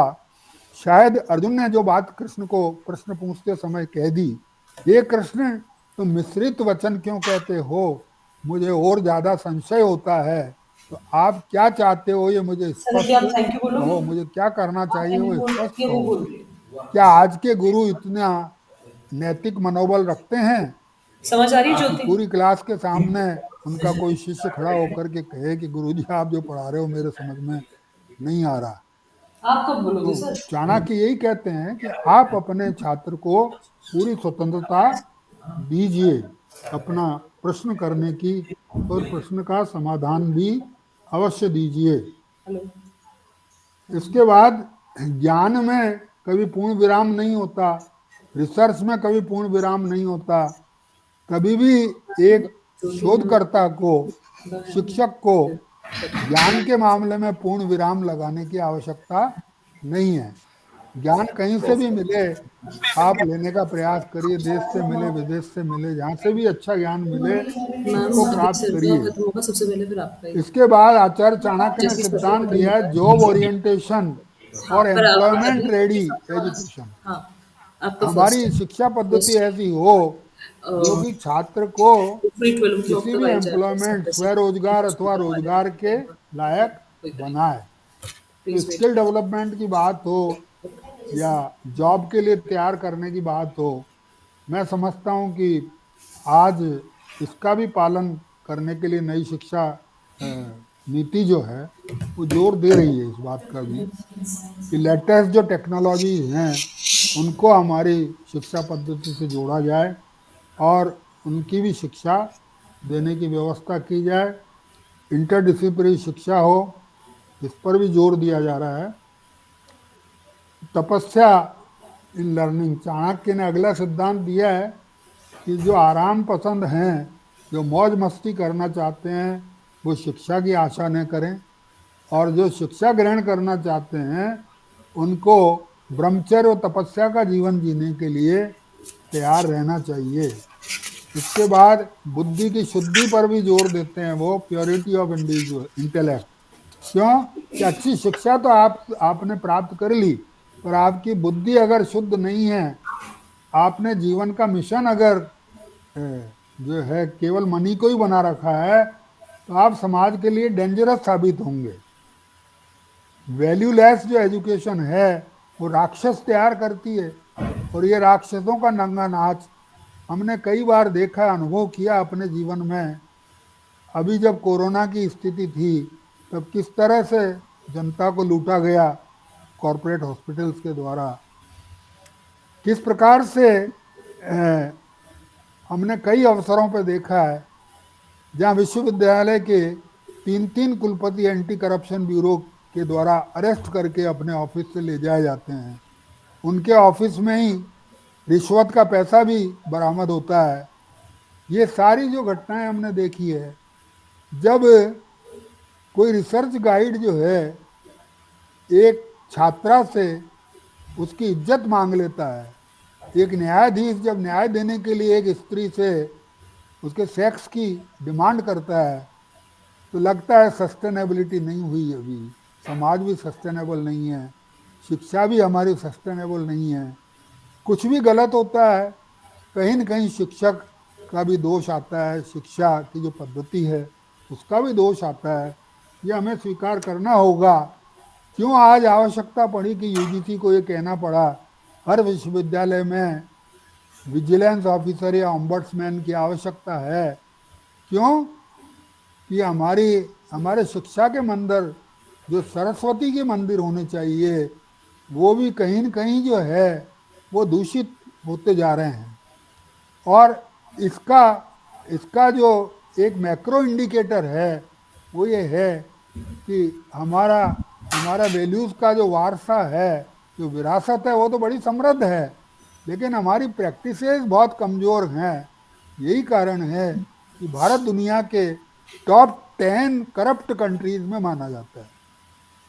और प्राइवेटाइजेशन ऑफ एजुकेशन की जो नीति राजीव गांधी जी के ज़माने में आई, प्रधानमंत्री थे तब, जो शिक्षा की नीति दी प्राइवेटाइजेशन की, उसका नुकसान ये हुआ कि द्रौपदी की तरह आज सरस्वती का चीरहरण हो रहा है शिक्षा जगत में। आज शिक्षण संस्थाएं कितने स्थापित किए, उनमें बहुत से लोग ऐसे हैं, प्रोफेशनल पॉलिटिशियंस हैं, शोषण करने वाले हैं, बड़े बड़े मनी लॉर्ड्स हैं, जिसमें लिकर, लैंड माफिया, स्मगलिंग के जो माफिया हैं, वो लोग शिक्षा को अपने चंगुल में लेकर के बैठे हुए हैं। या न शिक्षक का सम्मान है, न कोई शिक्षक प्रशासक का सम्मान है। वहाँ प्रशासक को ये पता नहीं कि कल मैं होऊंगा या नहीं होऊंगा, वो सब उसकी मर्जी के ऊपर उसको जीना पड़ रहा है, सेठों की मर्जी के ऊपर। ये जो पतन हमने किया है, शिक्षा हो चाहे स्वास्थ्य हो, उनमें प्राइवेट सेक्टर की जो एंट्री है वो बड़ी खतरनाक सिद्ध हो रही है। कब जगेगा देश, कब हमारे में जागरूकता आएगी, कब हमारे नीति निर्माताएं लोग जो हैं वो जगेंगे? क्योंकि हाल ही में पार्लियामेंट्री कमेटी की जो रिपोर्ट आई है स्वास्थ्य मंत्रालय के बारे में, उसने एक बड़ा चिंताजनक जो है वो तथ्य सामने रखा है समाज के और पार्लियामेंट के, कि आज कॉरपोरेट सेक्टर के जितने हॉस्पिटल है उसमें डॉक्टर को सैलरी तो बहुत ऊंची दी जाती है, लेकिन उसको एक टारगेट दिया जाता है कि इतने ऑपरेशन करने हैं तुम्हारे को, ये दवाइयां तुम्हें रिकमेंड करनी है, ये जांचें तुम्हें रिकमेंड करनी है। और इसका दुष्परिणाम ये आ रहा है कि आज 50% के लगभग जो है बड़े बड़े सीरियस जो ऑपरेशन है, बड़े महंगे ऑपरेशन हैं, वो बिना जरूरी किए जा रहे हैं।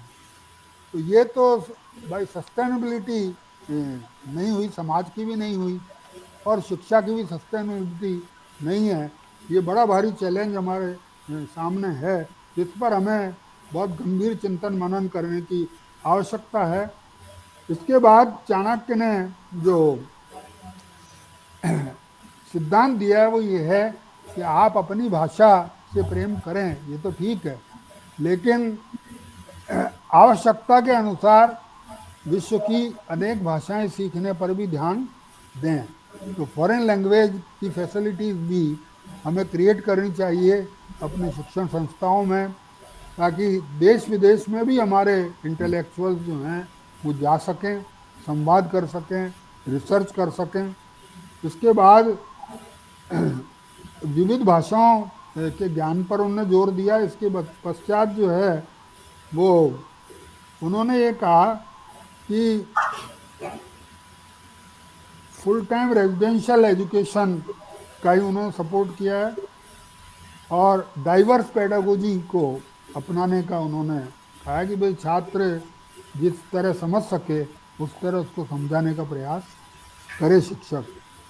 पर्सनल कंडक्ट के ऊपर बहुत जोर दिया उन्होंने, पर्सनल कांटेक्ट पे भी जोर दिया है कि गुरु शिष्य के बीच में ऐसा संबंध होना चाहिए जैसे उपनिषद काल में था। इसके पश्चात रेस्पेक्ट फॉर टीचर्स, इस पर उन्होंने बहुत भार दिया है कि अगर शिष्य में शिक्षा के प्रति आदर भाव नहीं है, श्रद्धा नहीं है, श्रद्धा विहीन जो है वो शिक्षा नहीं ग्रहण कर सकते। गुरु के प्रति जिनमें आदर भाव नहीं है उनको भी शिक्षा नहीं मिलती, और मिल भी जाए मान लो तो वो उसकी सफल नहीं होती। गुरु के ऋण को शिष्य अहोभाव से स्वीकार करे, ये सिद्धांत भी उन्होंने दिया है। इसके बाद उन्होंने कहा है कि हम दाल रोटी की शिक्षा दें, सब कुछ ठीक है, लेकिन दर्शन की और मूल्यों की शिक्षा जरूरी है, जिसको उन्होंने सब्सटेंस लर्निंग का नाम दिया है कि तत्व ज्ञान की शिक्षा भी अवश्य होनी चाहिए। आचार्य चाणक्य ने ये स्पष्ट घोषणा की है कि वैल्यू एजुकेशन समाज के लिए बहुत ही आवश्यक है, और इनने कहा है कि philosophy is the lamp which spreads light in our way. तो हमारा मार्गदर्शन जो है वो दर्शन शास्त्र ही करता है। तो तत्व चिंतन के सिद्धांत पर उन्होंने बहुत भार दिया है। और इसके बाद कहा है कि समृद्ध पुस्तकालय हो तथा पुस्तकालय का उपयोग करने की हमारी आदत हो। गुरु शिष्य दोनों को ही पुस्तकालय का उपयोग अच्छे ढंग से करना चाहिए। अब ये चाणक्य के बारे में जो मेरा रिसर्च है, इसके आधार पर 2 पुस्तकें मैंने प्रकाशित कराई हैं, ये भी मैं आपको बता देता हूँ। मैनेजरियल एनालिसिस ऑफ चाणक्य नीति, और दूसरी है मैनेजरियल एनालिसिस ऑफ चाणक्य सूत्र। अहमदाबाद की शांति प्रकाशन फर्म है, उन्होंने इसको प्रकाशित किया है। इसके बाद मेरे मन में विचार आया कि क्यों नहीं हम दानव गुरु शुक्राचार्य का भी अध्ययन करें। इस पर भी मैंने एक रिसर्च प्रोजेक्ट लिया और गोधरा में ही एक नहीं अपने राजकोट में ये कार्य संपन्न मैनेजरियल एनालिसिस ऑफ शुक्र नीति। शुक्राचार्य ने शिक्षा के बारे में जो विचार दिए हैं उनमें उनका जो की संदेश है वो ये है कि समाज से अपराध का नियंत्रण अगर करना है, आपको अपराधों को दूर करना है, उनमें कमी लानी है, तो इसके लिए वैल्यू एजुकेशन की आवश्यकता है। वैल्यू एजुकेशन हो और वैल्यू को जीवन में उतारा जाए। तो वैल्यू एजुकेशन पर उन्होंने बहुत काफ़ी विस्तार से पूरा का पूरा एक खंड जो है शुक्र नीति में हमें मिलता है। तो मेरी पुस्तक में भी जो तीसरा खंड है वो इसी से संबंधित है। अब मैंने अपने शोध आधारित प्रकाशनों की पूरी सूची आपके आयोजकों को भेजी है। मैं समझता हूँ वो आपके साथ शेयर करेंगे। और मेरा उद्देश्य कोई व्यापारिक नहीं है, मेरा उद्देश्य केवल ये है कि हमारे देश की जो शिक्षा की विरासत है उसका हमें ज्ञान प्राप्त हो। वे हमारे शिक्षा केंद्रों में, संस्थाओं में, इंस्टीट्यूट्स में हमारे करिकुलम का भाग बने और उनसे शिक्षा ग्रहण करके हमारे जीवन को सफल बनाएं। और जो आज हमें एक चैलेंज दिया गया है हमारे प्रधानमंत्री के द्वारा, 2047 तक भारत एक विकसित राष्ट्र बने, उसमें हम अपना अपना योगदान दे सकें। हम ये कहना छोड़ें कि देश ने हमारे लिए क्या किया। आज से हम ये प्रण लें कि हम ये सोचेंगे, चर्चा करेंगे, मैंने देश के लिए क्या किया या क्या कर सकता हूँ। और कहीं गलत मार्ग पे हों तो आप वापस सही मार्ग पे आने का प्रयास करें। आपने मेरी बातों को जो सुना है उसके लिए मैं आपका अत्यंत आभारी हूँ। आप कोई भी प्रश्न करना चाहें तो मैं उसका उत्तर देने का भरसक प्रयास करूँगा। आयोजकों के प्रति मैं अपना आभार व्यक्त करता हूँ जिन्होंने मुझे कहीं से ढूंढ के निकाला और मुझे ये उत्तरदायित्व सौंपा, आपसे संवाद करने का स्वर्ण अवसर मुझे प्रदान किया। मैं उनका भी बहुत बहुत आभार व्यक्त करता हूँ। जय हिंद, जय Bharat. Thank you, sir. A heartfelt, enriching insights have not only enriched our understanding of indigenous knowledge system, but have also inspired us to envision a more sustainable future, guided by the wisdom you have shared, sir. Sir, we are truly grateful for your valuable contribution to this international conference. With that, we will now proceed to we will now proceed to technical session 2, where scholars and researchers will present their papers. Before moving into the paper presentation, let us brief about the rules. Total duration of the paper is 6 minutes. First bell will ring after 5 minutes, and final bell will ring after 6 minutes. A kind reminder to all to follow the instructions during the conclusion session of the international conference regarding feedback form for and certificate generation. Now, I would like to invite our first paper presenter, Dr. Parul Agarwal ma'am from Mangal Maya Institute of Management and Technology. किसी को प्रश्न करना हो तो बताइए, नहीं तो मैं विदा लेता हूँ आपसे। Any participant have any queries to sir?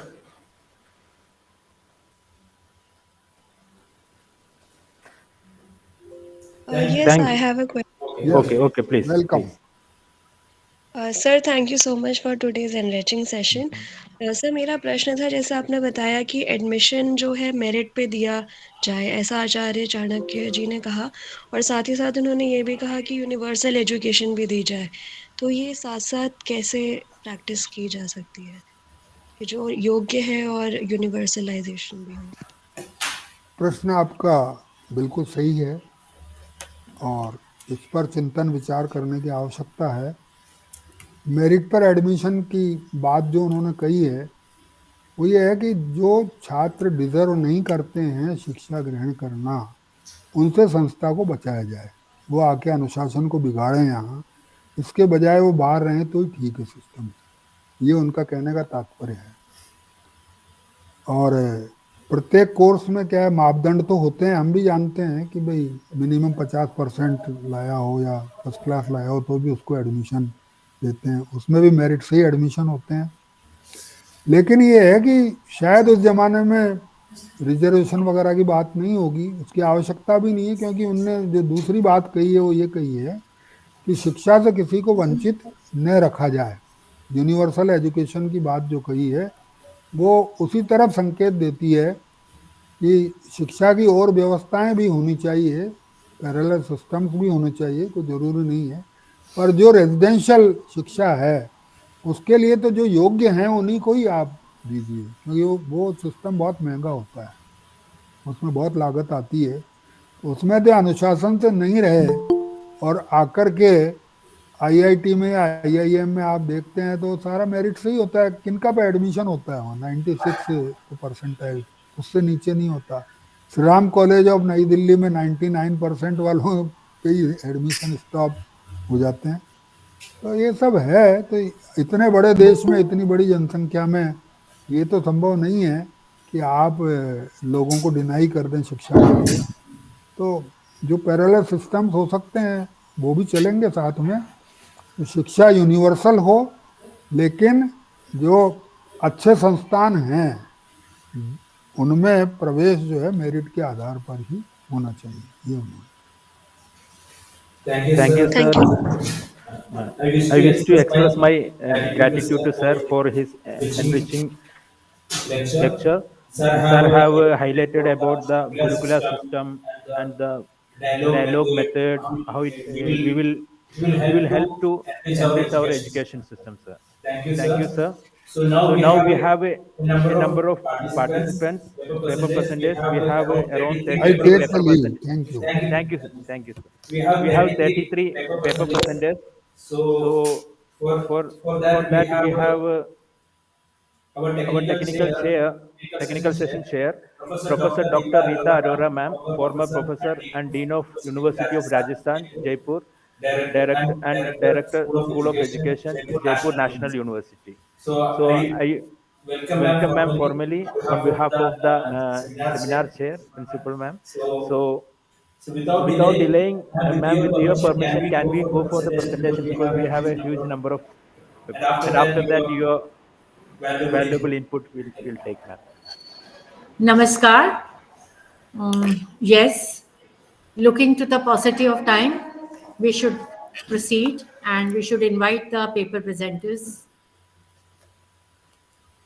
Yes, thank you so Thank much, you sir. so much, ma'am. Up to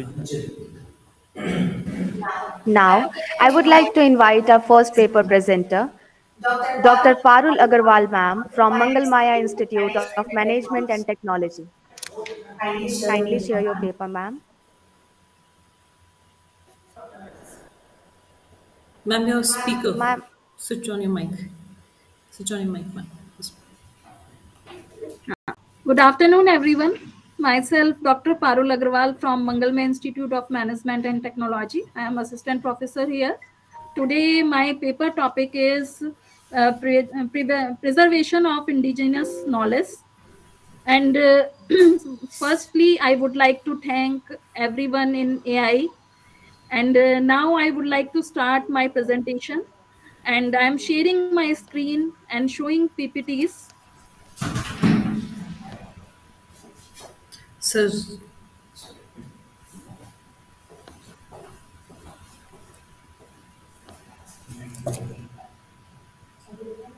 Just give me 1 minute. yes, ma'am.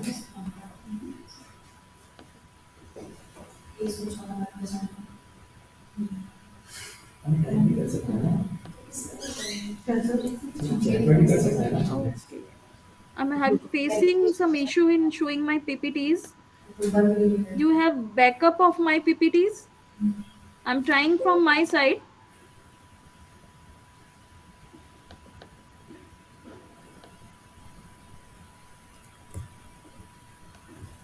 Can I start without PPTs?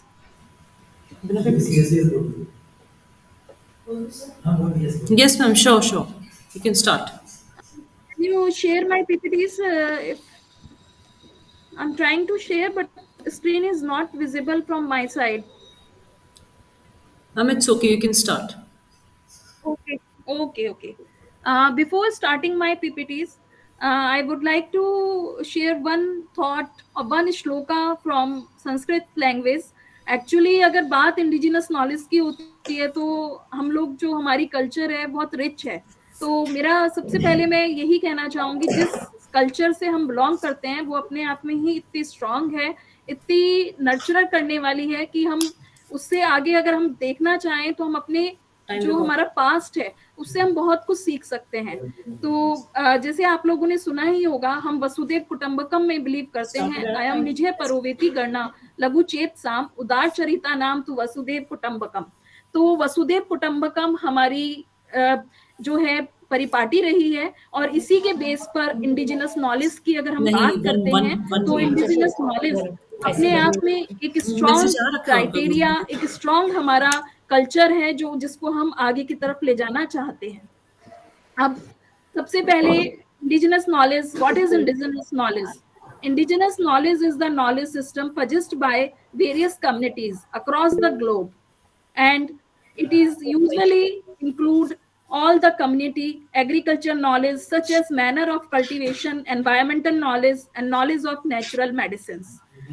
Indigenous knowledge जो है वो एक बहुत बड़े मतलब rural areas को हम देखें या हम अपने पुराने अपने वेदास उपनिषद सारे एग्रीकल्चर प्रैक्टिस हम देखें तो हमारी इंडिजिनस नॉलेज वहीं से आती है. जो पूरा हमारा रूरल बैकग्राउंड है, या हम जनरेशंस की बात करते हैं, ट्राइबल्स एरिया जो है वो इंडिविजुअल नॉलेज को और इंडिजिनस नॉलेज को पूरी तरह से कैटर करता है.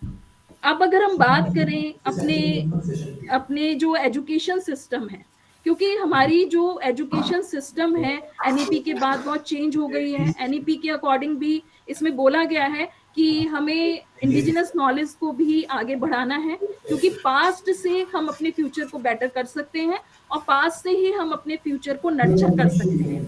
तो मेरा पेपर प्रेजेंटेशन का जो एम था वो ये था कि डिफरेंट स्ट्रेटेजीज हम एजुकेशन सिस्टम में कौन कौन सी एप्लीकेबल कर सकते हैं, कौन सी अप्लाई कर सकते हैं और कौन सी स्ट्रेटेजीज के बेसिस पर हम उसको आगे बढ़ा सकते हैं. तो इसके लिए ऑब्जेक्टिव्स थे. ऑब्जेक्टिव्स जो थे वो यही थे कि सबसे पहले तो मेरा ऑब्जेक्टिव यही था to find out different strategies in educational system for preserving the indigenous knowledge. इनके बाद जो सेकंड अब स्ट्रेटेजीज कौन कौन सी हो सकती हैं? अगर हम एजुकेशन सिस्टम की बात करें तो हमें हर लेवल पे स्ट्रेटेजीज अपनी लगानी पड़ेंगी जिससे कि हम अपनी इंडिजिनस नॉलेज को प्रिजर्व कर सकें और जो हमारी कमिंग जनरेशंस हैं उनको प्रोवाइड कर सकें. सबसे पहली स्ट्रेटेजी जो मेरे अकॉर्डिंग है और जो मुझे लगता है कि फ्रूटफुल भी हो सकती है, it is oral tradition and story telling. क्योंकि हमारी जो कहानियां हैं, दादी नानी के मुंह से सुनी गई कहानियां बच्चों पे एक इम्पैक्ट अलग छोड़ती हैं, और बच्चों पे वो जो इम्पैक्ट छोड़ती हैं वो उनका लॉन्ग लास्टिंग इम्पैक्ट रहता है. आप खुद से सोचिए, अगर कोई आपको कोई चीज स्टोरी के बेसिस में बताए, वो सुन के आप उसको बहुत दूर तक, बहुत देर तक रिमेम्बर रख सकते हैं, मतलब उसको याद रख सकते हैं और रिकॉल कर सकते हैं जब भी जरूरत पड़े. उसके बाद दूसरी स्ट्रेटेजी हमारी आती है experiential learning. Learning by doing, it's a motto of our national policies. Learning by doing जब से आया है तब से हर चीज लर्निंग बाय डूइंग पर ही डिपेंड करती है. हम लोग लर्निंग के थ्रू ही सीखते हैं. तीसरी स्ट्रेटेजीज हमारी है लैंग्वेज प्रिजर्वेशन. अब लैंग्वेज का रिवाइटलाइजेशन, लैंग्वेज जो है, अगर लैंग्वेज एक बहुत बड़ा बैरियर भी हो जाता है कई बार, तो बेटर है हम इंडिजिनस नॉलेज बच्चों को अपनी नेटिव लैंग्वेज में प्रोवाइड करना शुरू करें, और साथ साथ उसमें अपने लैंग्वेज जो हमारी है, नेटिव लैंग्वेज है, उसमें बच्चों को हम पूरे ओरल जो हम अपनी स्टोरी सुना सकते हैं और उसमें डिबेट वगैरह करवाएं, बच्चों के डिबेट करवाएं, बहुत सारे कोर्ट्स के कंपटीशन करवाएं. तो उससे क्या होगा कि जो हमारा पुराना जितनी भी नॉलेज पास्ट का नॉलेज होगा वो बच्चे आगे की तरफ ले जा सकेंगे, वो अपनी लैंग्वेज से भी जुड़ सकेंगे, अपने पास्ट से भी जुड़ सकेंगे. उसके बाद अपना डिफरेंट इंस्टीट्यूट के साथ कोलैबोरेशन है. जरूरी नहीं कि हम रिलीजियस उस पे हम चाहते हैं, इसमें हम रिलीजियस, क्योंकि वी आर सेकुलर कंट्री, तो हम लोगों को कई बार लगता है कि रिलीजियस वाइज हम इस चीज पे ज्यादा फोर्स नहीं कर सकते. बट कहीं ना कहीं रिलीजियस इंस्टीट्यूट से जुड़ना भी इंडिजिनस नॉलेज को जो है प्रिजर्व करता है। आप बीच बीच में अभी इस्कॉन वालों के बहुत सारे गीता के प्रोग्राम्स होते हैं, बीच बीच में बहुत सी ऑर्गेनाइजेशन है इस तरह का प्रोवाइड करती हैं। साथ साथ इसमें decision making, climate change, education में अवेयरनेस वगैरह जनरेट करके बच्चों को, वुमेन को अपने साथ जोड़ के, आईसीटी और सोशल मीडिया का यूज करके, और लाइब्रेरी लाइब्रेरी तो अपने आप में पूरा का पूरा हिस्ट्री प्रिजर्व किए रखती ही है। हमने सबने सुना है कि तक्षशिला की जो लाइब्रेरी में, नालंदा की लाइब्रेरी में जब आग लगी थी तो बहुत दिनों तक धुआं उठता रहा था। तो डिजिटल लाइब्रेरी भी इसमें एक ऑप्शन हो सकता है। और लाइब्रेरी में तो पूरी की पूरी हमारी इंडिजिनस नॉलेज की, कल्चर की हिस्ट्री प्रिजर्व रहती है। हम उसको भी बहुत अच्छे से मैनेज करके अपनी इंडिजिनस कल्चर को बढ़ावा दे सकते हैं। अब अगर हम बात करें दूसरे ऑब्जेक्टिव की, ये सारे तो हमारी स्ट्रेटेजीज हो गई जिसको हम फॉलो करें। दूसरा ऑब्जेक्टिव मेरा यही था कि क्या क्या स्टेप्स हम इसमें इन्वॉल्व कर सकते हैं जिससे कि ये स्ट्रेटेजीज सक्सेसफुली इम्प्लीमेंट हो जाएं। तो सबसे पहली चीज तो यही आती है करिकुलम रिफॉर्म। करिकुलम रिफॉर्म जो है ये हमें करना पड़ेगा, because if we are talking about indigenous knowledge, तो we need to reform our curriculum. NEP में भी बोला है, एनईपी में ये भी बोला है कि इसके लिए different types of activities we need to arrange, school level as well as college level. Teacher training programmes भी हम लोगों को तरह के ऑर्गेनाइज करने चाहिए। टीचर ट्रेनिंग प्रोग्राम में भी एक पार्ट इंडिजिनस नॉलेज से भी जुड़ा होना चाहिए। Inclusive education, career guidance, counselling, ये सब हमारे पार्ट हैं। तो एक छोटा सा टॉपिक या थोड़ा सा हम लोग इसमें भी सेमिनार, वर्कशॉप अरेंज कर सकते हैं इंडिजिनस नॉलेज के ऊपर, जिससे कि हमारी आगे आने वाली जनरेशन भी इस चीज का यूज कर सके। लोकल कॉन्टेक्स्ट में हम बात कर सकते हैं, क्योंकि लोकल एरिया में हम चाहे कितने भी बड़े अर्बन एरिया में रहते हैं, एक ना एक पार्ट विलेजेस से जरूर सराउंड होता है। तो जो हमारी कल्चर है, वहाँ पे जो विलेजर्स हैं उनके पास उसकी बहुत नॉलेज होती है। आज भी जो हमारे जो मतलब जनरेशन है, जो दादा बाबा की जनरेशन है, उसके पास जो नॉलेज होगी वो शायद हम लोगों के पास भावना इतनी ना हो। भावना प्रेजेंट तो करेंगे उनको भी फोटो। किसी तरह से अपने किसी ना किसी प्रोग्राम से जोड़ के हम इसमें आगे बढ़ सकते हैं। साथ में कम्युनिटी का इन्वॉल्वमेंट वो भी इसी तरह से हो गया, लैंग्वेज की बजाने प्रिजर्वेशन भी हो गया, और साइंस एजुकेशन। अब क्या होता है साइंस एजुकेशन में, हम एग्रीकल्चर प्रैक्टिसेस की बात करें, रेन वाटर हार्वेस्टिंग की बात करें, वाटरशेड मैनेजमेंट की बात करें, आप कहीं ना कहीं देखेंगे कि सारे एग्रीकल्चर प्रैक्टिसेस हो, रेन वाटर हार्वेस्टिंग हो, जो हमारे मतलब पास्ट में यूज होती थी, वो अभी भी आज के टाइम पे भी सक्सेसफुल है। जो ये छोटी छोटी बावड़ी बनाकर एग्रीकल्चर की जाती थी, या जो रेन वाटर हार्वेस्टिंग में भी टेक जो पुरानी फॉलो की जाती थी वो आज भी है। तो क्यों ना फिर इसको एजुकेशन सिस्टम में भी लाके बच्चों को इसके बारे में नॉलेज दी जाए, अवेयरनेस जनरेट की जाए, तो बच्चे इसमें और भी एक्सेल कर सकते हैं। Climate change and indigenous knowledge, they both are connected together.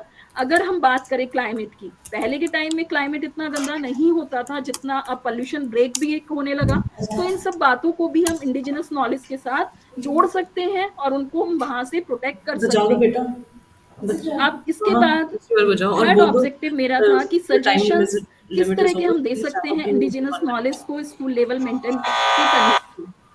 उसके बाद अवेयरनेस, डॉक्यूमेंटेशन, हर चीज का डॉक्यूमेंटेशन, डिजिटल बेटा बोलो। लाइब्रेरी स्कूल के, और उसके बाद हाँ प्लीज स्पेशलिस्ट, प्लीज इस एरिया में भी आर्कियोलॉजिस्ट वगैरह होते हैं जो पुराने मॉन्यूमेंट्स के बारे में, या फिर मॉन्यूमेंट्स में जो पुराने किले हमारे धरोहर हैं उनको साथ में जोड़ के, और field visit, Ma'am, excursion. kindly conclude your paper. Yeah, just 2 minutes, just 1 minute. So according to this, we can provide problem solving strategies for indigenous knowledge, because indigenous knowledge, our country has very rich cultural heritage, and by weaving indigenous wisdom into fabric of education, we can create more inclusive and sustainable future. So this was all about my paper. I hope without PPTs I am able to present my views, because PPTs was not working, so it was ready. It's all Thank right, you. ma'am. Thank you. Thank, May I question? Thank you, ma'am. thank you, ma'am. Now, Now, I would like to invite our next paper presenter, Preeti Sharma ma'am, and Professor Dr. Tanya Gupta ma'am from School of Education, K.R. Mangalam University, Gurugram, Haryana.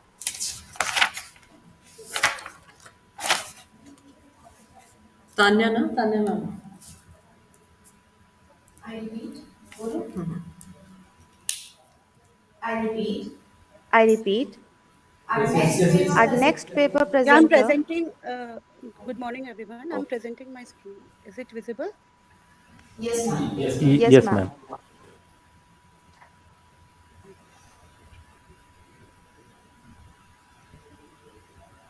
One minute.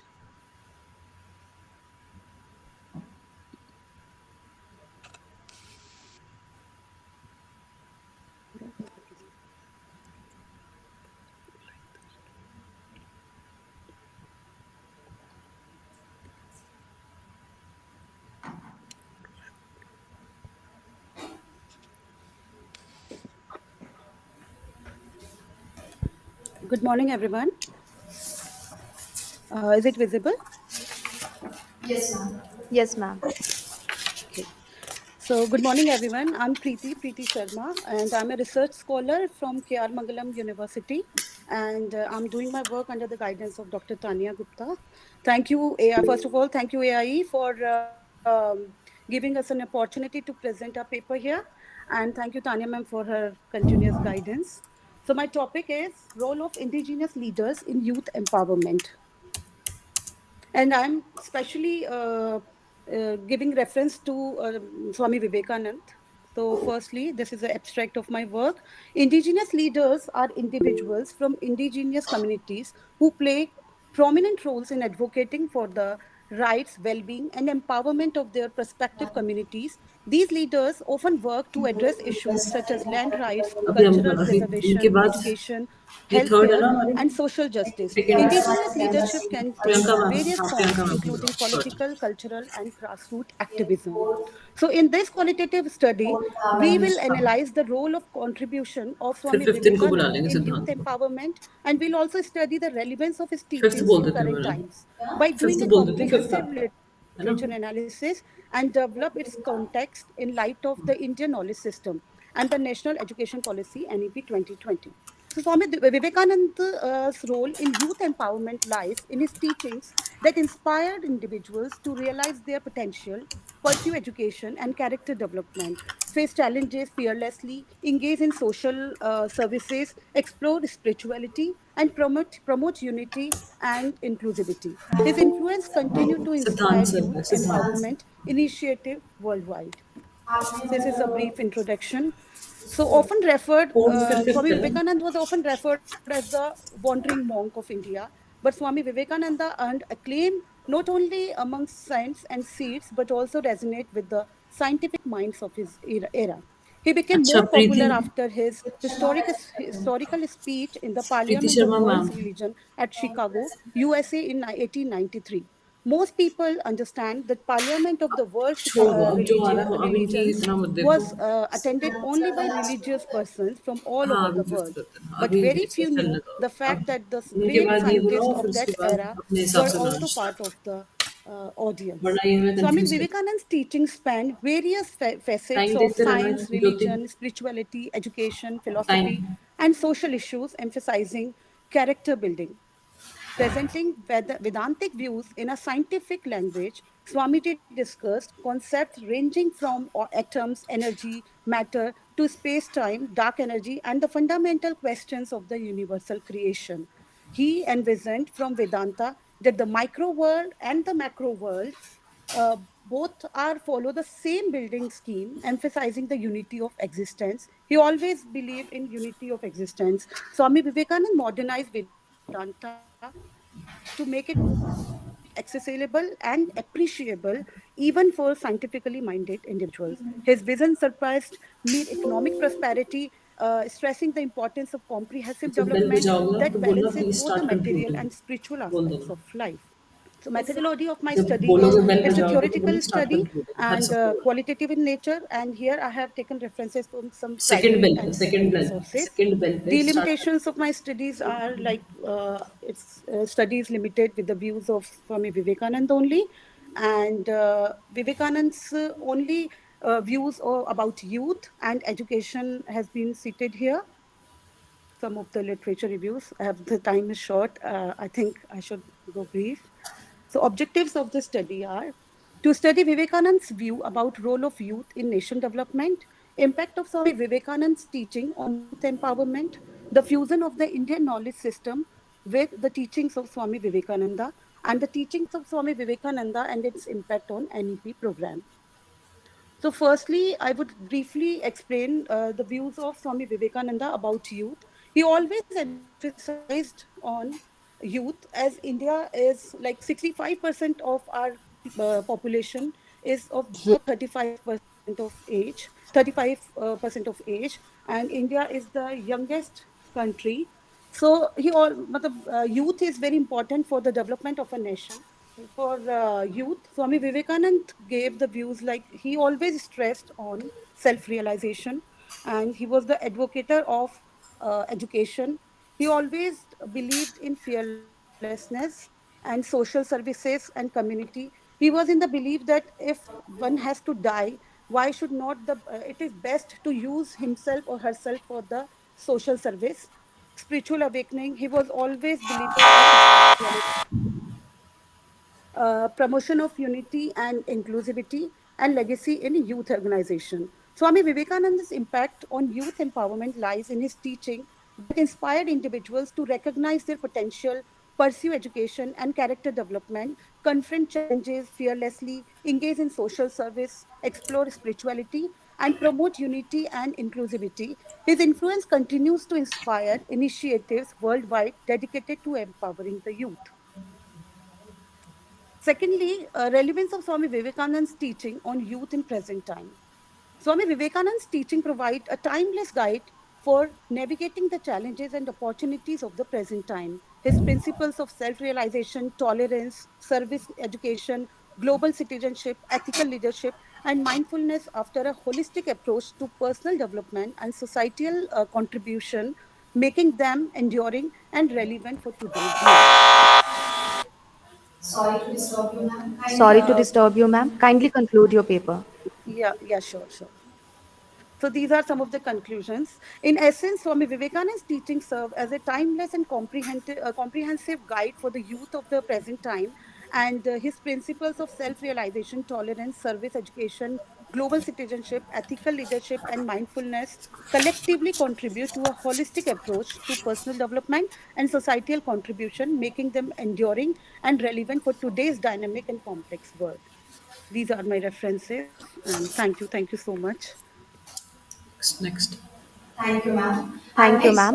Our presenters next paper presenters are Priyanka Singh, ma'am, Dr. ma'am, Anshu Mathur, ma'am, and Professor Dr. Shirish P. Singh, from sir, MD from Institute Amity Institute of Education, Amity Noida, Uttar University, Pradesh, Noida, and Uttar Pradesh, and of Central Technology, Institute of CIET. Technology, Ma'am, CIET. sorry to interrupt. I think I am the fourth person. It's my paper, Kavita, because I have to go for a meeting. According to the thing in order, I am number 4. Okay, ma'am. Okay, ma'am. Ma'am, we are on third presentation. Yeah, I'm the fourth person. That is what I'm saying. After Preeti, it is me, according to the list. Ma'am, the first one has not presented. I requested for the same. That is why I got this chance. Do you want to ma'am present right it now? Will take only I can wait. 5 to 6 minutes so please wait No issue. Kavita ma'am I you can can wait. you can present your Thank you PPT. so much. Thank you. Yeah, thank you. Next Sorry. Anshu ma'am can present. It's okay. Yeah. Thank you, ma'am. Sorry. Can I share now my screen? Yes ma'am. Yes, ma'am.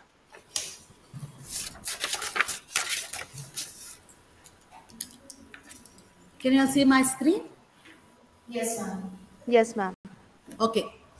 Good afternoon, one and all present. It is a great opportunity working in Army School as a principal and presenting in one of my Army institute, and that too in education, which I always love. Bangalore is always called as a green valley, and then a Silicon Valley. So I've taken a very interesting topic as now it goes about sustainable education. What can teachers in Bangalore or leaders in Bangalore school can do? So that is why I've chosen a topic called From Silicon Valley to Green Valley, leading the charge in sustainable. So this green human resource management is a new topic which is coming up, where secondary school students can engage and we train them how they are the most important one to protect their future environments, and what is that they're going to contribute in their human resource management to be eco-friendly and have that education and cultivate the sustainable practices. And this teacher's organizational citizen behavior refers to a positive action taken by the educators to go beyond what we study in the textbook and what they can do to protect the environment and the sustainability, to sustain our nature. So as we say, it is from the local to global, but I'm saying from global to local, addressing the climate changes, how to promote the sustainable growth, and how a collaborative problem can be solved, and what are the skills required to solve the problems. So my research questions were, are teachers aware of the concept called GHRM, which is Green Human Resource Management? And if young students are involved and we are given practices, how it can be implemented? So that is why I chose the 12th grade teachers, and what crucial role can they play in obtaining the sustainable development in local context. My qualitative research was interview and survey, which I had open-end responses, and multiple primary and secondary schools were spoken to. I had 50 educators, and my analysis was thematic analysis, identifying the patterns. And this is the cloud diagram where my entire concept was on green HRM, keeping leaders as teachers, promoting sustainability. The results, what I obtained is practical training is definitely required, where they understand what is GHRM and how they can bring into the school.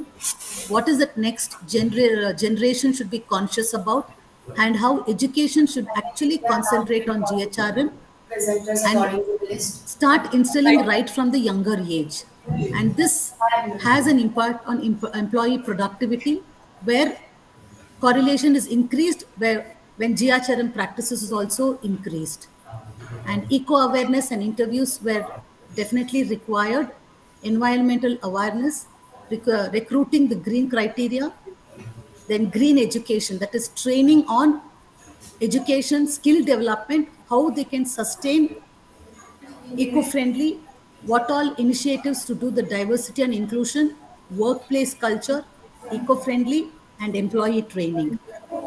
And variety of issues, complexity was found out in the GRHM, and it was inclusive GHRM approaches, variety of techniques for promoting sustainability from green education to the real world learning.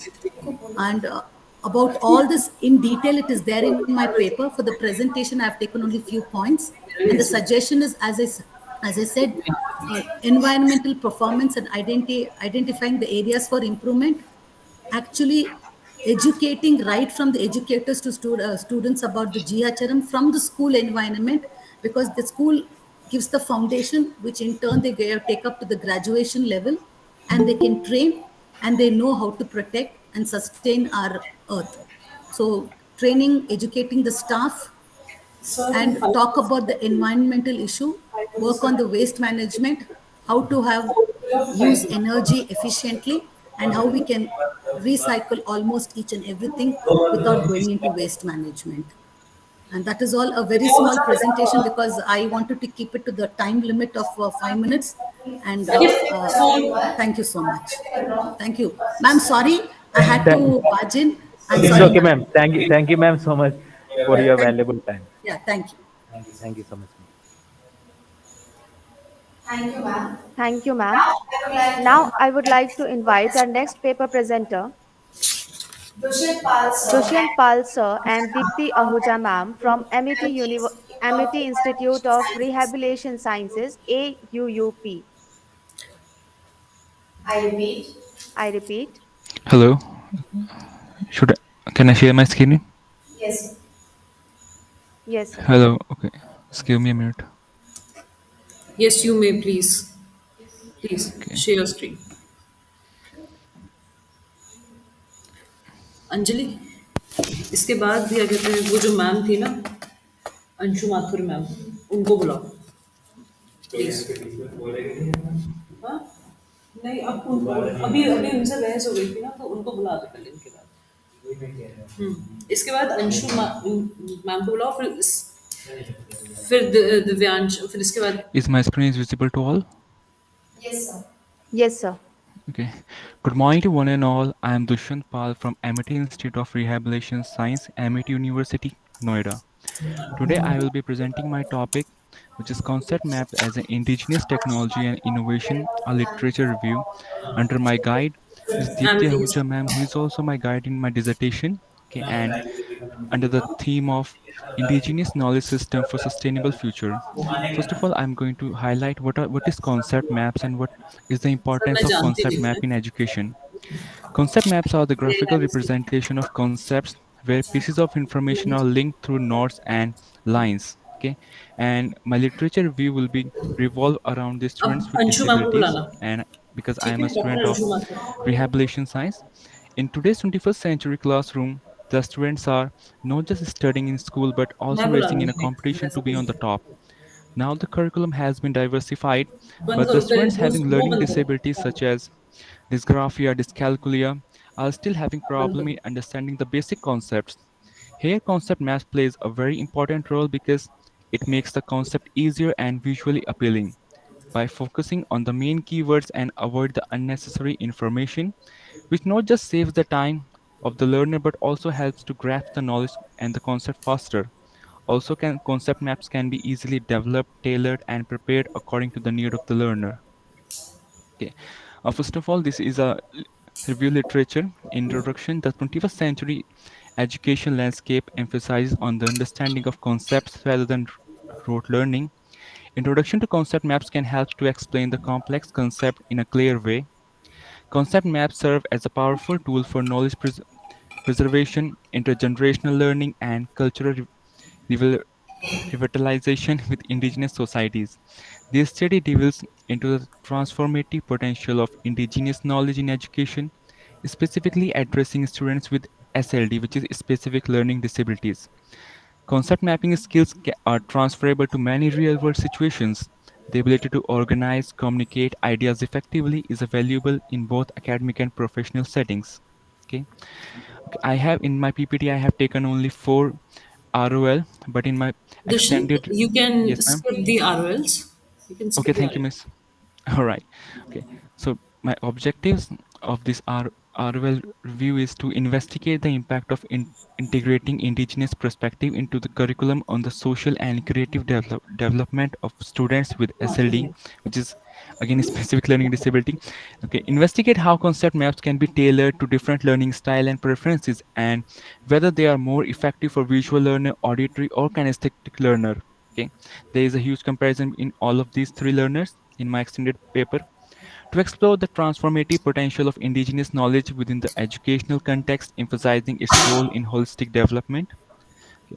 And the major finding which I have found in going through all these ROLs were the study underscored the transformative power of indigenous knowledge, highlighting its pivotal role in fostering holistic development within education. Concept maps user retain key concepts and information more effectively over the extended period of time, with higher score or retention tests admiring weeks after initial learning. Also, concept maps were found to be particularly effective in science education, where they facilitate the understanding of integrate scientific concepts and relationship among them. Integration of indigenous perspective correlates positively with the overall development of the problem solving and creative skills in the student with SLD. Also, students who use concept maps as a study aid demonstrated a statistically significant Time, improvement in time, their time, time. understanding of complex concepts compared to those who did not use the concept maps. So these were the major findings. And uh, in the end, I want to conclude that concept maps emerge as more than just cognitive tools with indigenous context. They also embody centuries old wisdom, cultural heritage, and innovation. By recognizing and valuing the indigenous knowledge system, mainstream discourse can enrich its understanding of concept maps and promote cross cultural collaboration and understanding as well. Embracing the indigenous perspective not only enhances the effectiveness of concept mapping methodologies, but also contributes to the broader goals of cultural preservation, social justice, and sustainable development. Moving forward, efforts to integrate indigenous voices into concept mapping, research, and practice should be prioritized to foster inclusive and equitable knowledge systems that honor diverse ways of knowing and being. Thank you.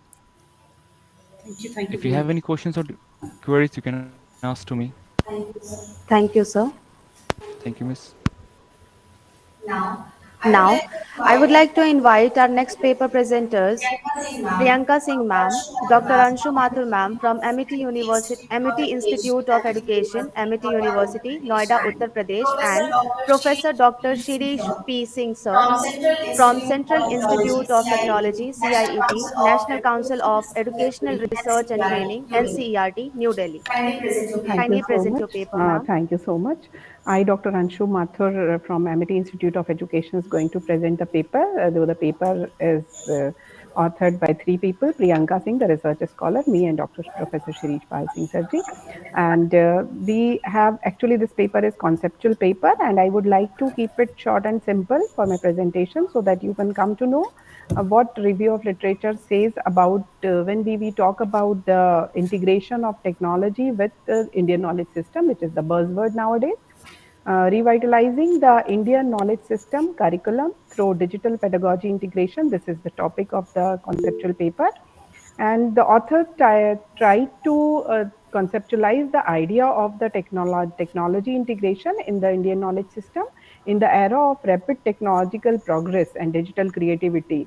Renewing the Indian knowledge system curriculum is really a crucial process. The revolutionary potential of effectiveness of incorporating digital pedagogies into Indian education system is actually explored in this study. I hope you can see my screen, and we tried to talk about the Chatur Vedas, which were the Chatur Vidyas, 14 Vidyas, which were Chaturdasha Vidyas, which were provided the Indian knowledge system, basis of Indian knowledge system. Then this paper talks about the objectives of Indian knowledge system, which varied for different Vidyas. And we talked about the digital pedagogy as well, attributes of digital pedagogies, and we found out the TPAC also for the Indian knowledge system. Then digital gap, or we call it digital divide for for this community and the society and the nation. This aims to thoroughly investigate the benefit, difficulties, and diverse affected integration of digital technologies into the Indian education system.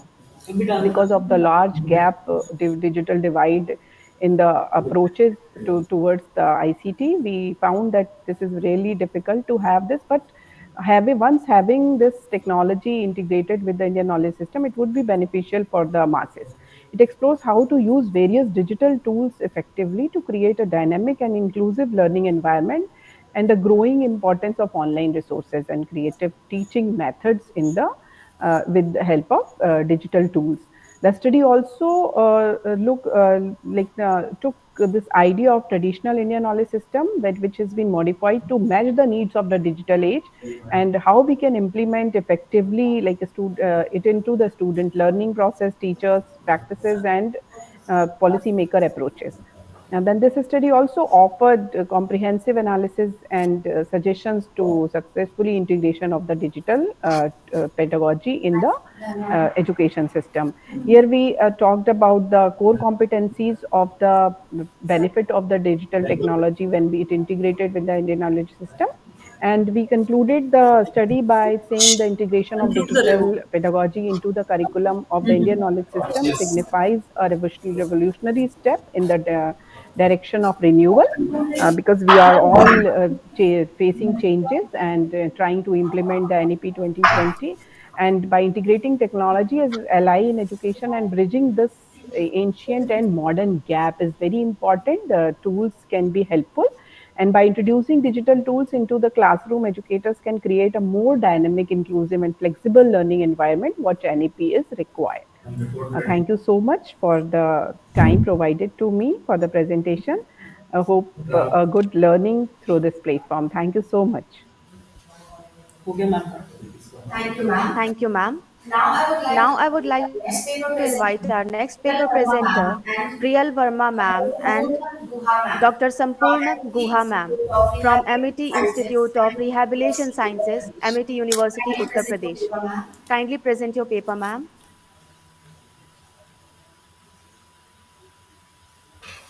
फिर से बोलो. I repeat, I repeat, Priyal Verma ma'am Priyal and Verma Dr. ma'am Sampurna and Dr. Guha ma'am Sampurna from Guha MIT ma'am Institute from of Amity Rehabilitation of Institute of Science, Rehabilitation of MIT Sciences, University, Amity Uttar Pradesh. University, Uttar Pradesh. Kindly present your paper, Kindly ma'am. present your paper, ma'am.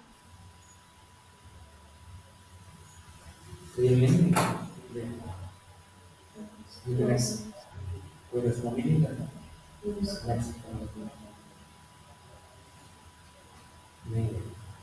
Our next paper Our presenter next is paper presenter is Miss Savitri Miss Malhotra ma'am Savitri Malhotra ma'am and Dr. and Sampurna Dr. Guha ma'am Sampurna Goha ma'am from MIT from Institute of Amity Institute Rehabilitation of Sciences, Rehabilitation MIT Sciences, University, Amity Uttar Pradesh. University, Uttar Pradesh.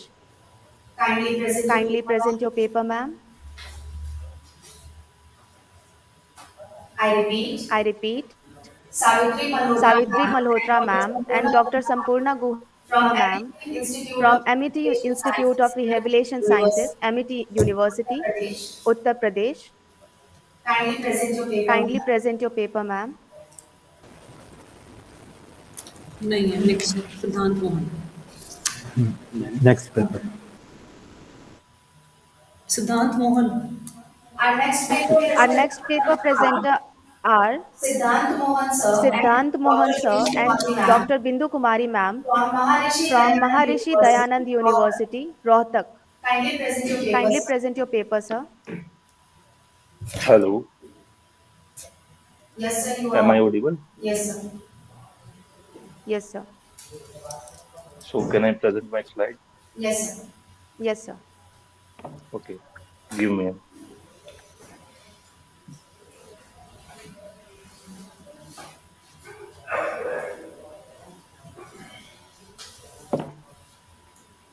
Are the slides visible? Yes, sir. Yes, sir. So a warm welcome to everyone joining the meeting. So I am Siddhant and my topic for the presentation is bibliotherapy as indigenous knowledge system facilitating psychological health.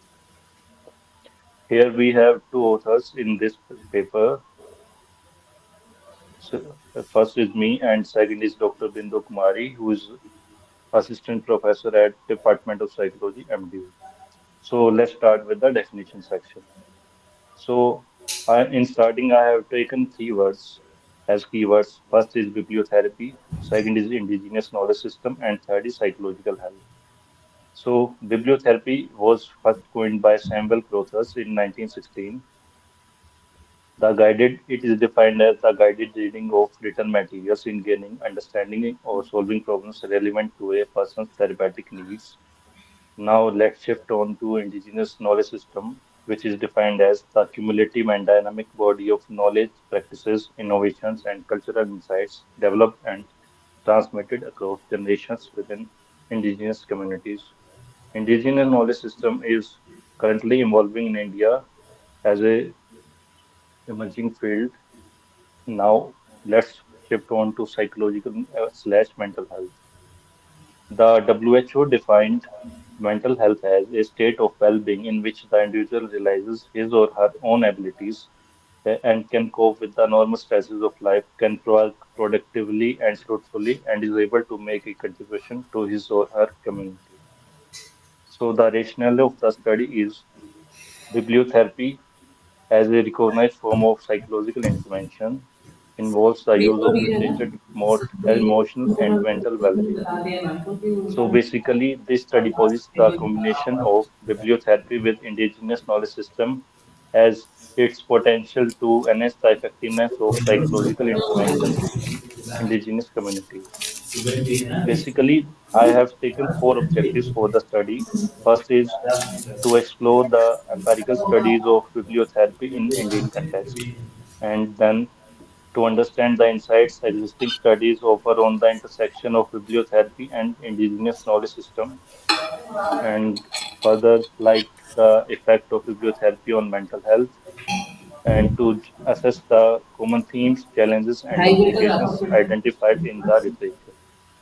So the research design is basically a scoping review design. A scoping review design is a type of research study that maps out existing literature on a broad topic. It is basically less focused as compared to a systematic review and aims to identify key fields. In my research network design, का I range have नहीं taken रहा 11 studies for the depth analysis, 33 वाला नहीं बुलाना which are mentioned इनको ऐसे दे as shown in the slides, like you can see. Now let's shift on to the result and discussion part. It has some points like promising fusion, showing the integration of bibliotherapy with indigenous knowledge system, showing the promise of enhancing psychological well-being in diverse cultural settings, effective interventions, versatility and cultural sensitivity, cultural humility, recognition of indigenous strengths, integration as a bridge, like uh, bibliotherapy, how it can act as a bridge between the ancient wisdom and the modern therapeutic methods, fostering the holistic approach to mental well-being. Now let's come to the conclusion part, which says it has integration of studies, bibliotherapy versatility, cultural sensitivity, contribution to discourse, educational value, and need for further exploration. Let's talk about some implications for the same, like the cultural sensitivity, holistic approach, educational potential, 8 continuous research, and non-pharmacological interventions, mental health awareness, etc. Thank you for listening patiently. Next Jyoti ma'am Thank you, everyone. Our next paper presenters are Jyoti ma'am and Dr. Veena ma'am from Institute of Higher Learning, Bhagat Phool Singh Mahila University, Sonipat, Haryana. Kindly present your paper, ma'am. Yes, good morning to everyone. Uh, I want to present my paper on idea of natural resource utilization through citrus fruit peel waste material product to enhance indigenous sustainability. Basically, in the present scenario, we can observe that we people are more dependent on chemical containing products for our daily needs. This thing is more dangerous to our lives as we can see on impact on human health and the environment. This process has also another negative impact, loss of money. In the past scenario, we can find that human life was completely dependent on natural things, but with advancement we are going to forget past method of life which show that our indigenous sustainability going over slowly. That's why we should focus on various method of enhancing which help to make our life sustainability.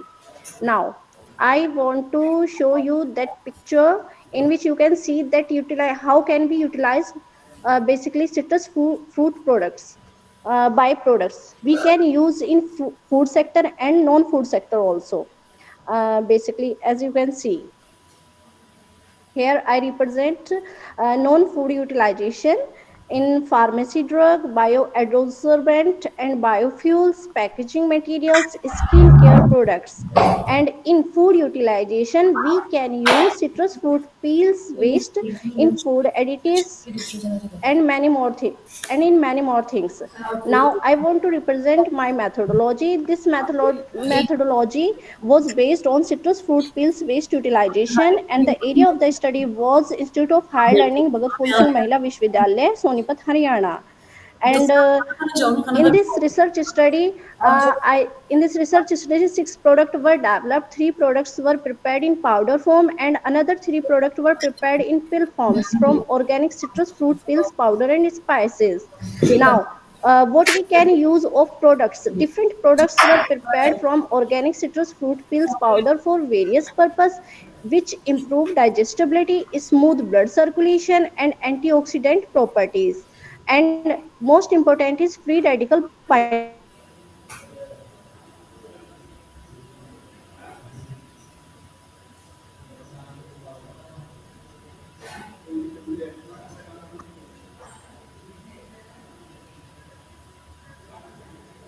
binders.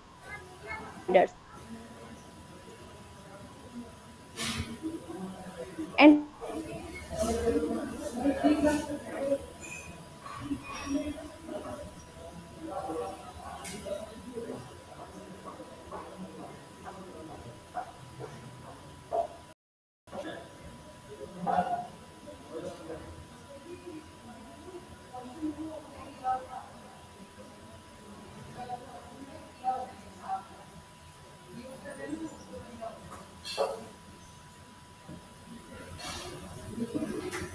Thank you, ma'am.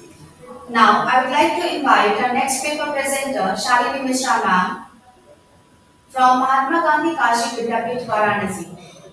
Kindly present the paper, ma'am. Yes, ma'am. Yes, ma'am. Kindly present the paper.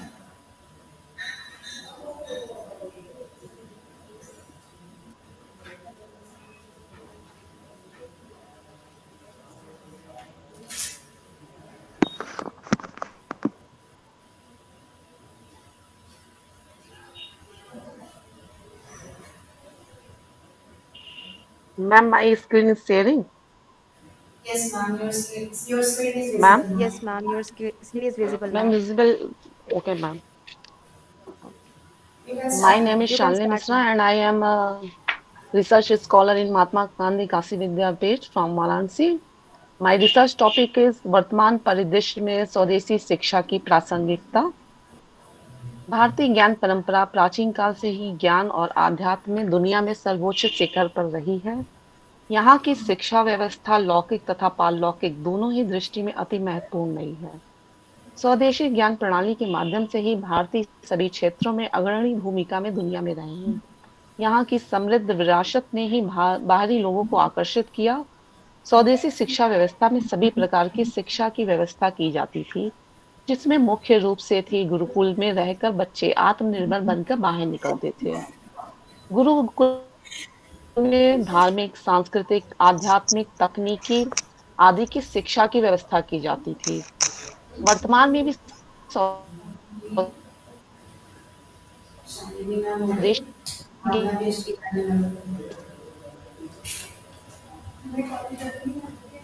आएंगे सांस्कृतिक और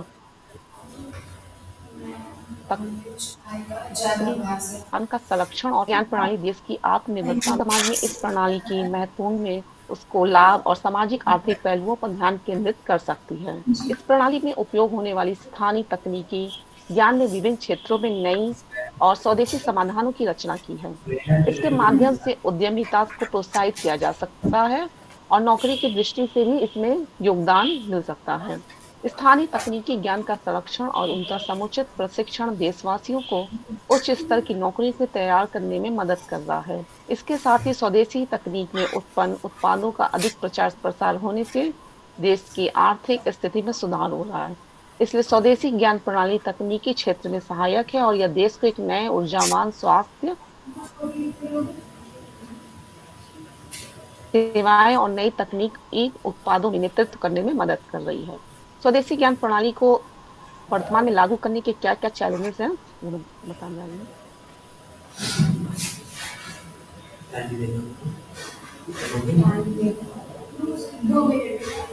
ये नहीं बोल रहे हैं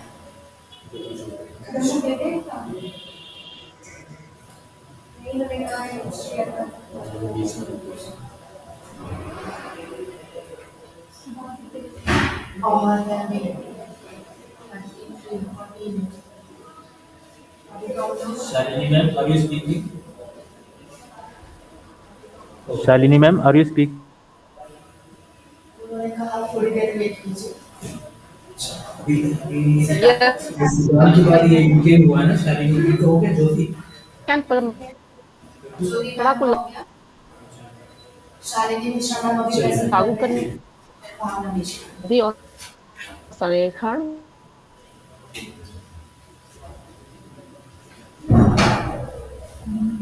धार्मिक उपयोगिता और समझ और संसाधन प्रणाली अक्सर अलिखित होती है, जो पढ़ी लिखी पीढ़ी दर पीढ़ी मौखिक रूप से पारित हो रही। इसमें कॉलेज में स्वदेशी ज्ञान आधारित पाठ्यक्रमों और कार्यक्रम को विकसित करना और लागू करना मुश्किल हो जाता है। इसके अतिरिक्त भारत में स्वदेशी शिक्षा के अनुसंधान और शिक्षा के लिए धन की कमी है।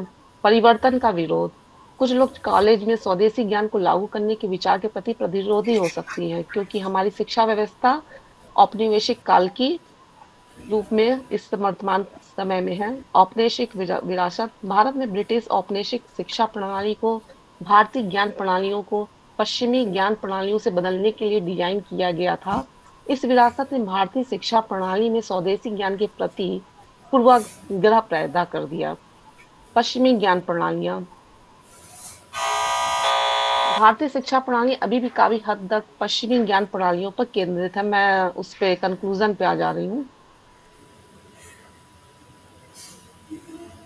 स्वदेशी ज्ञान प्रणाली एक विशाल और मूल्यवान संसाधन है। यह हमें प्रकृति के साथ सतत और सामंजस्यपूर्ण ढंग से रहने की अंतर्दृष्टि प्रदान करता है। यह हमें एक समृद्ध सांस्कृतिक विरासत भी प्रदान करता है। हमें भावी पीढ़ियों के लिए यह ज्ञान संजो कर तथा प्रचार प्रसार करने की आवश्यकता है। राष्ट्रीय शिक्षा नीति 2020 के अनुसार भारत की विशाल भाषाई, सांस्कृतिक और रचनात्मक विरासत इसकी शैक्षिक प्रणाली के डिजाइन में दिखाई देगी। भारतीय कला और संस्कृति को बढ़ावा देने के लिए भारतीय कलाओं को मुख्य पाठ्यक्रम में प्रभावी ढंग से शामिल किया जा सकता है, जो कि बहुत ही महत्वपूर्ण माना जा रहा है। इससे न केवल बच्चों में पहचान की मजबूत समझ और सौंदर्य संबंधी दृष्टिकोण विकसित करने में मदद मिलेगी, बल्कि उनकी रचनात्मक और संज्ञानात्मक क्षमताओं में भी सुधार होगा। साथ ही भारतीय ज्ञान एक मूल्यवान संपत्ति है, जो भारत में शिक्षा की गुणवत्ता और प्रासंगिकता को बढ़ावा दे सकती है। धन्यवाद आप सभी को। Thank you sir. Kindly conclude your paper, ma'am. Okay ma'am. Thank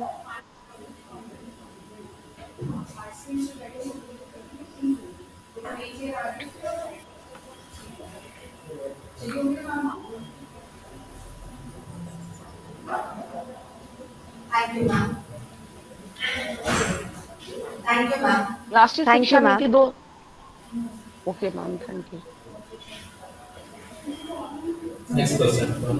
Our next Our next presenter is paper Dr. presenter is Dr. Bhavna Bisht, ma'am, from NKBMG NKBMG PG College, Chandosi, Sambal, MJP, Rohilkhand University. Kindly present your paper, ma'am. Okay.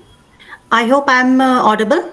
Yes, ma'am, you're Myself, Dr. audible. Bhavna Bisht, Assistant Professor, NKBMG PG College, Chandosi. The topic for my today's presentation is Inclusive Pedagogy, Integrating Indigenous Wisdom for Quality and Culturally Relevant Education. I hope my PPT is visible to you all. Yes, So, ma'am. in introduction, we can say that it has been a growing recognition of the need of inclusive pedagogy that embraces diversity and promotes culturally relevant education.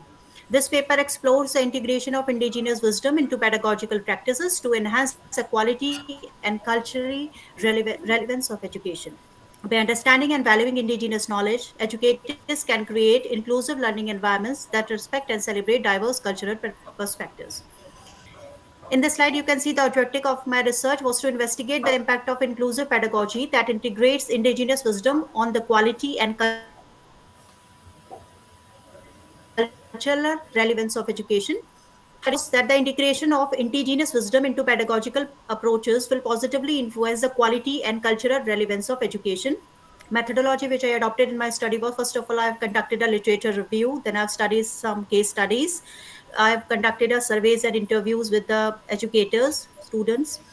Then, if we talk about indigenous wisdom, then it encompasses a rich tapestry of traditional knowledge, practices, and values passed down through generations. It is deeply rooted in the connection between communities and citizens, often offering holistic perspectives that go beyond conventional academic approaches. If we enhance the quality education, then we have taken the inclusive pedagogy to provide quality education that addresses the diverse needs of all learners. By integrating indigenous wisdom, educators can tap into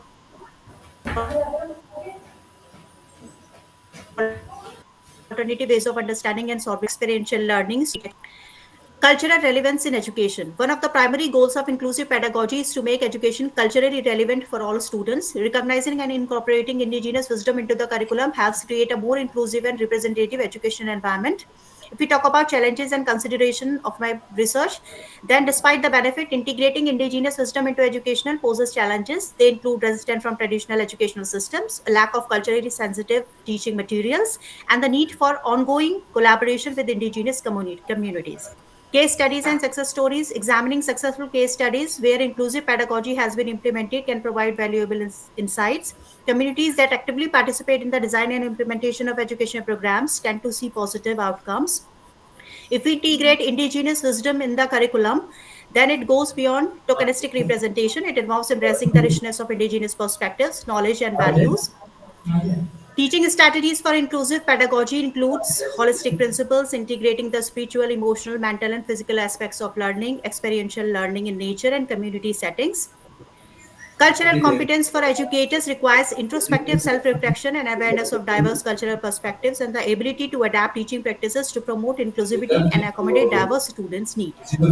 For this, we need professional development of educators, for which we should provide specialized training, workshops, and ongoing learning opportunity to enhance educators' skill and knowledge in culturally relevant pedagogy, inclusivity, and effective teaching strategies. In the slide, you can see the findings of my study. First of all, I found a positive impact on learning experience due to inclusive pedagogy. Second one was the academic performance improvement was there. Due to community engagement and collaboration, of course, it caused a positive impact on inclusive pedagogy. Inclusive, in conclusion, you can see inclusive pedagogy through the integration of indigenous wisdom offers a pathway to quality and culturally relevant education. Embracing diverse perspective enriches the learning experience for all students, fostering a more inclusive and equitable educational system. Educators, policymakers, and communities must collaborate to overcome challenges and work towards the future where indigenous knowledge is not only respected law, कौन सा हो रहा है? recognizing the valuable contribution of Anjali कौन सा session है? Thank you, indigenous ma'am. Now I would like to invite Pooja Mishra ma'am from Mangalmay Institute of Management and wisdom to Technology. Kindly share your paper, ma'am. of education. Kindly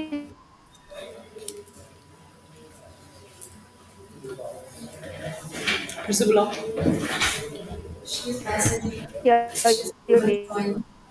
paper. Our next paper presenter are Pratibha Gulati ma'am. I am unable to. रुको.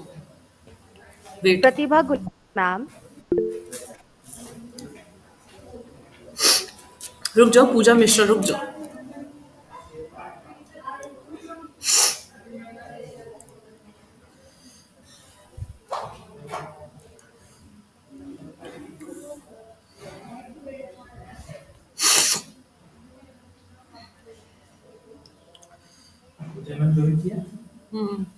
नहीं. Unable to join. हाँ वो start हो गई.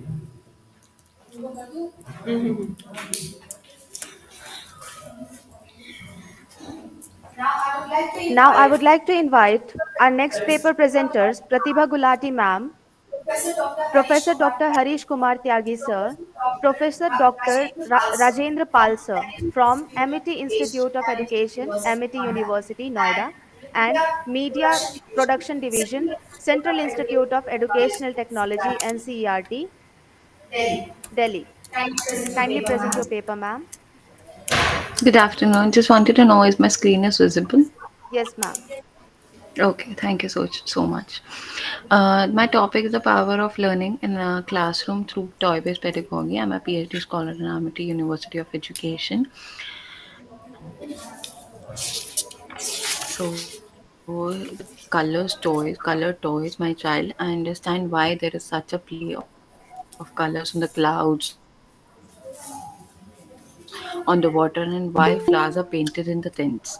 When I give color toys to you, my child, it's like he wanted to say that whenever he gives some color toys to a child could relate how he or she want with the colors and with his surroundings and all, and that's why they're able to connect to them very easily. So, I would start it with the introduction. It is a scientifically proven that the fact that child's brain development happens in a very initial years of life. This is very true because initial में जो भी हमारे experiences होते हैं, जो भी हमारी भैया learnings हल्ला होती हैं, नहीं वो है हमें सर। last तक याद रहती हैं. Similar, going to the second point that is mentioned in the same thing. And the Jean Piaget has also emphasized the importance of play-based learning in his cognitive development theory. According to his theory, he believed that the children level of cognitive development reflected in the types and the plays of the game they are engaged in the initials of life.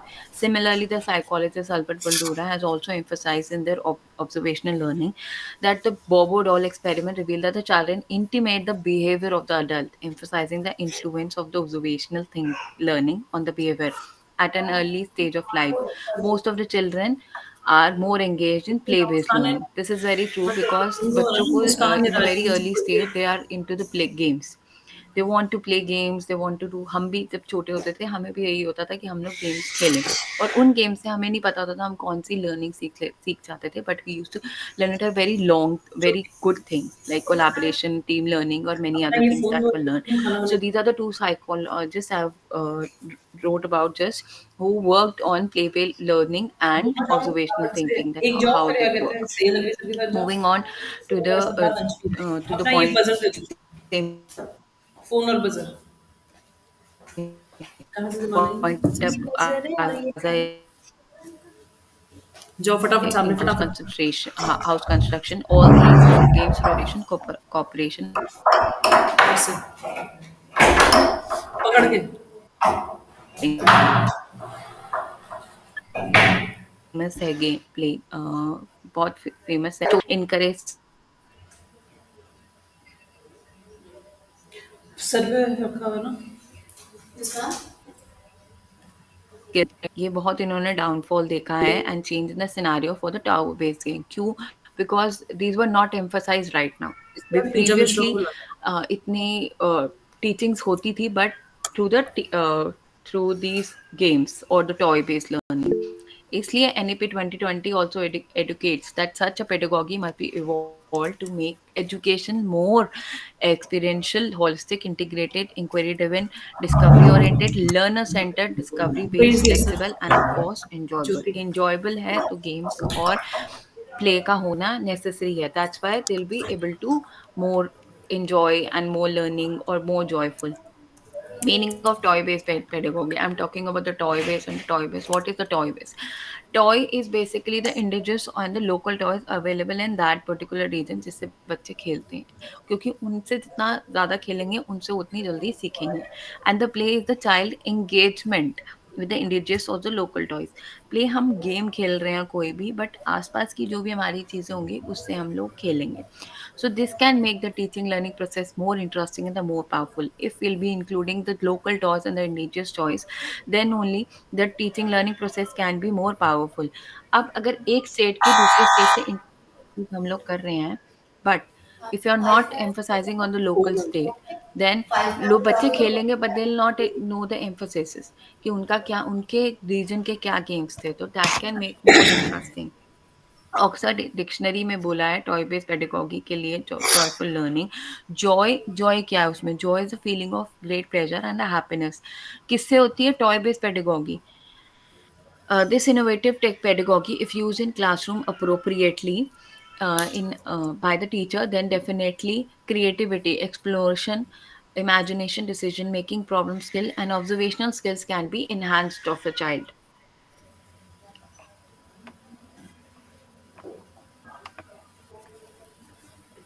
Next is reflection. क्या है NEP का toy based pedagogy के लिए? NEP कहती है कि physical, motor, emotional, social, ethical, personality development can be happen through these toy based pedagogy learning. Please this can conclude. Promote. 1 minute left. Only 1 minute is left. Please conclude.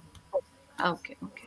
I just wanted to conclude with this thing कि I just wanted to conclude कि NEP में 4.7, 4.6 ऐसे paragraph में बहुत सारी चीज़ें link करी हुई हैं, जिसमें create learning, relearning, fun with development stages Pooja को और बुला स्किल डेवलपमेंट, इन सब के लिए बात की गई पूजा है. मिश्रा और क्या क्या इनिशिएटिव लिए हैं सेंट्रल एंड स्टेट गवर्नमेंट ने, केवीएस ने, इंडिया टॉय फेयर ने, टॉय कैथलॉन, ऐसे सब इनिशिएटिव सबने लिए हुए हैं. So this will help us कि अगर हम क्लासरूम में टॉय बेस्ड पेडागोगी को इंट्रोड्यूस करते हैं effectively, then the quality of the teaching learning experience to the children can be enhanced. Moreover, the teaching learning process can be parallelly emphasized with the community based learning, जो हमारे community में चीज़ें हैं उसके साथ, and the toy based pedagogy can be promoted more. Thank you, ma'am. Thank you, ma'am. Now, I would like to invite Pooja Mishra ma'am from Mangalmay Institute of Management and Technology. Kindly present your paper, ma'am. Thank you, ma'am.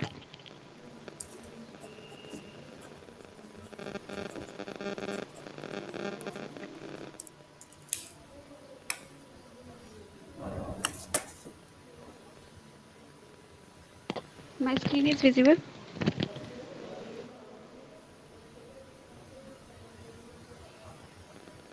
Yes, ma'am, your screen Yes, is ma'am, your visible. screen is visible. Okay, thank you. Good afternoon to all. I'm Pooja Mishra. My research paper title is Indigenous Knowledge Role in Achieving Sustainable Development Goals. So let's start with the introduction parts. Indigenous knowledge plays a crucial role in contributing to the attainment of Sustainable Development Goal. We all familiar with the 17 SDG, which was established by the United Nations to control and overcome various social, economic, and environmental challenges. So, by considering the importance of indigenous knowledge, the purpose of my present study is to explore the role of indigenous knowledge in achieving sustainable development goals. So I have taken the three objectives for this research paper. First one is to analyze the contribution of the indigenous knowledge to each of the SDGs, and second one is to investigate challenges associated with integrating indigenous knowledge into sustainable development initiative. Third one is to propose recommendation for effectively incorporating indigenous knowledge into sustainable development policies and practice. Now let's come on the data analysis part. Uh, so for the data analysis, I use the content analysis method. First objective.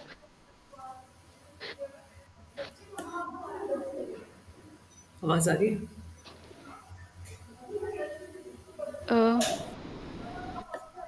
To each of the sustainable development medicines, indigenous knowledge to promote good health and well, through which we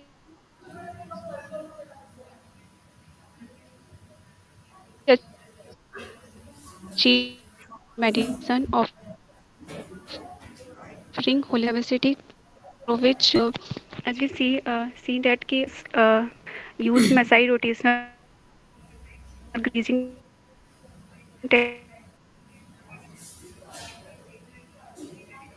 techniques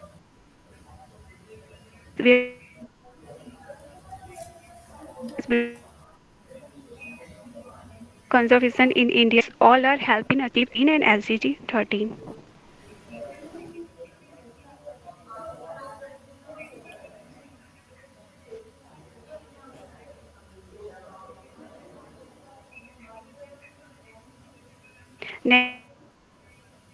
Next is food security.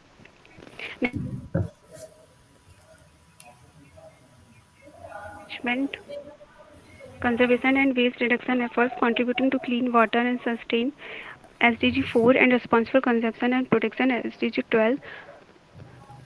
Next one is community livelihood. Indigenous knowledge promotes sustainable livelihood, thereby addressing poverty SDG 1 and promoting decent work and economic growth like traditional hunting and gathering in the Amazon rainforest. Next one is human right and justice. Indigenous knowledge system prioritize social justice and equity, contributing to gender equality and peace, justice and strong institutions like we see in India's Panchayati Raj system, through which we promote the uh, human rights. Next one is curriculum development, incorporating indigenous perspective into education curricula foster cultural diversity, intercultural understanding, and lifelong learning, supporting quality educations. Next one is renewable energy infrastructure development. Indigenous knowledge contributes to the development of sustainable energy solution and infrastructure supporting affordable and clean energy. Like solar designs are used in Arctic or in Ladakh. We use solar energy. Last, I conclude my paper.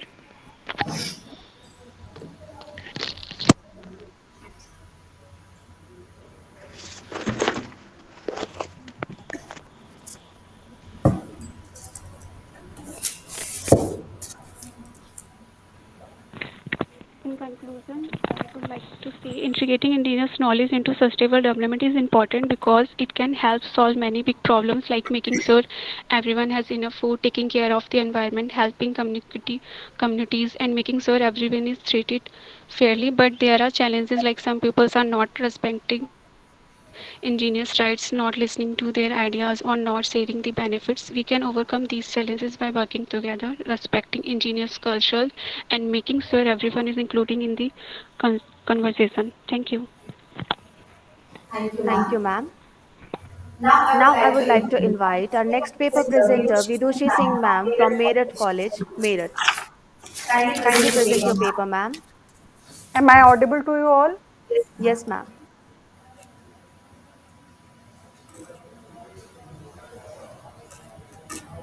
Just a minute, ma'am. I'm Sure. Sure, ma'am. setting.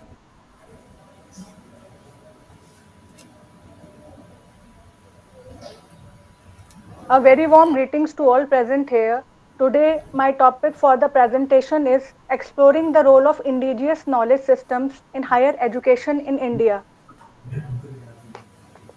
As we all know, information and communication technologies have brought about the extinction of our rich indigenous wisdom. The significance of indigenous knowledge systems has once again been highlighted by NEP's 2020's advocacy for integrating and developing indigenous knowledge in the field of education. It has been very rightly remarked by William James, from the Vedas, we learn a practical art of surgery, medicine, music, house building, under which mechanized art is included. They are encyclopedia of every aspect of life, culture, religion, science, ethics, law, cosmology, and meteorology. Coming to the concept of indigenous knowledge system, indigenous knowledge systems are the knowledge, skills, and practices developed and passed down by indigenous communities through generations. These systems contain a wealth of knowledge about local ecosystems, 16th sustainable number. practices, and traditional ways of life. However, in the field of higher education, these systems have often been marginalized and overlooked.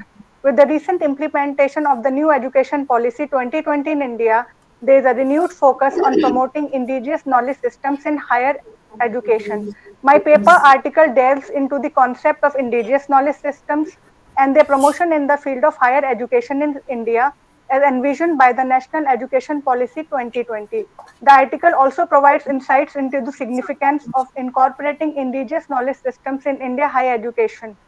Moreover, it also highlights the challenges and benefits associated with the incorporating indigenous knowledge systems. Further, the paper discusses the strategies and approaches to empower and mainstream indigenous knowledge systems in higher education and concludes by emphasizing the significant role of indigenous knowledge systems in shaping an inclusive and holistic education system in India. Due to the paucity of time, I would like to conclude. It is very imperative for educators and indigenous knowledge holders, policymakers, students to work collaboratively to address the challenges and leverage the benefits of 16. integrating indigenous knowledge into the higher education curriculum. Thank you all.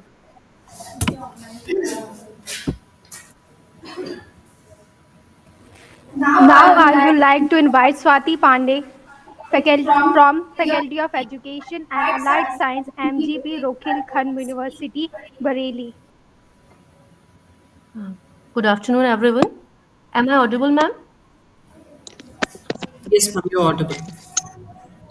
Okay, I'm presenting my PPT.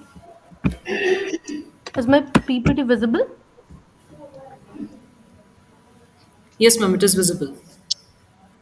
Okay. My topic for today's presentation is Role of Indigenous Knowledge for Quality Education. This paper is an attempt to put light on some indigenous knowledge that can create quality education.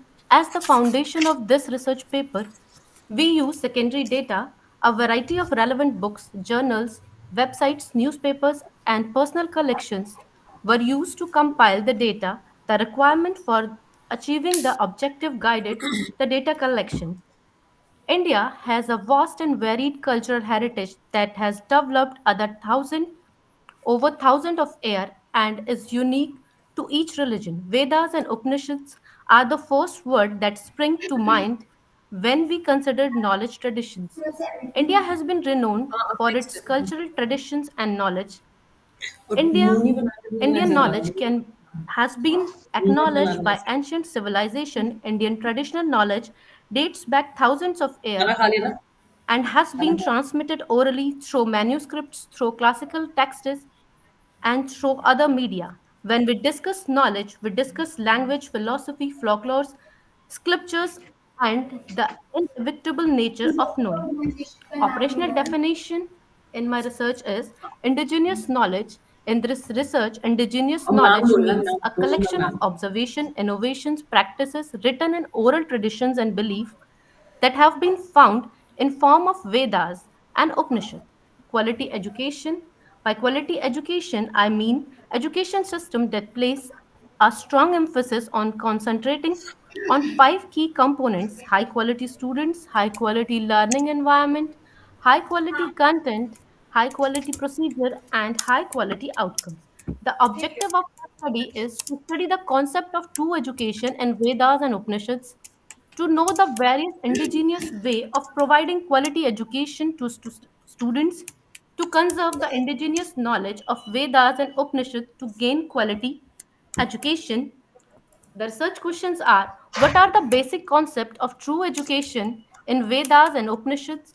What are the indigenous way of providing quality education to the students, and how we can conserve the indigenous knowledge in Vedas and Upanishads to gain quality methodology I use in this study: primary foundation of indigenous knowledge that exists in India and its effects, which may be seen in the way that Indian educational tradition, perspectives, and worldwide are destroyed. Additionally, traditional and folk wisdom in India is used to sketch out what to enrich and strengthen education in the country and restore India's standing as Vishwaguru. The notion of education system found in Vedas and Upanishad will be employed as an instrument to analyze the data chosen for the study.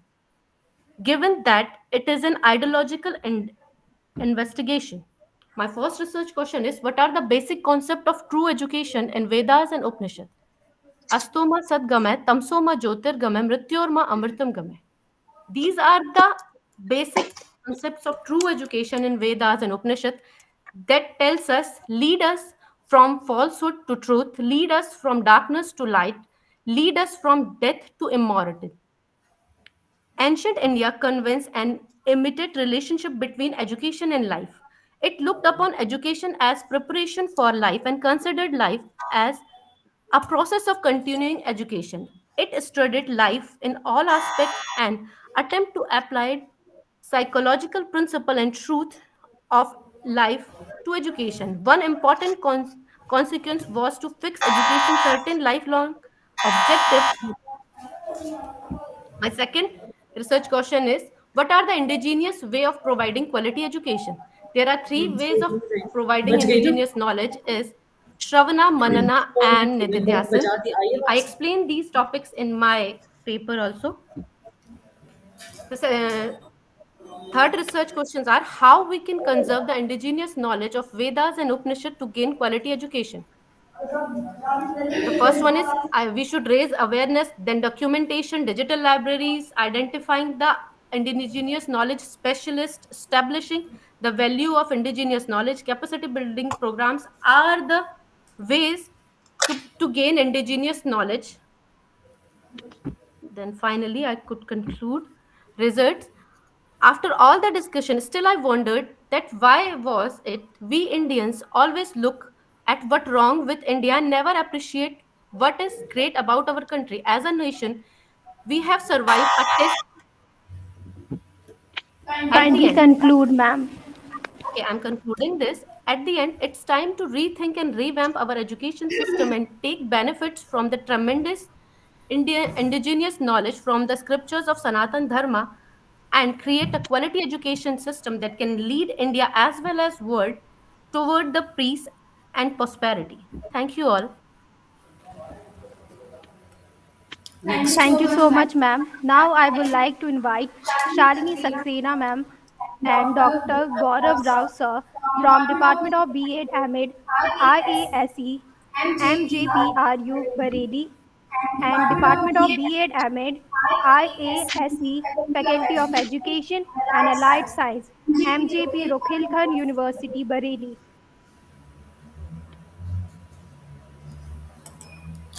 Kindly unshare your screen. Okay, wait. Are you there, sir? Naam lo Shalini. I invite Shalini Saxena ma'am and Dr. Gaurav Rao sir.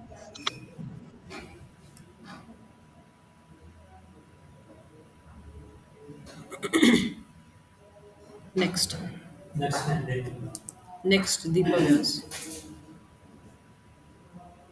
Now I would like to invite Deepa Watts, ma'am, and Dr. Ritu Jain from IES University, Bhopal.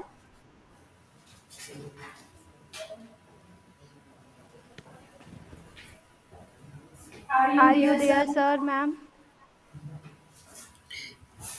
Deepa Vats, ma'am, and Dr. Ritu Jain, ma'am. है present कर रहे हैं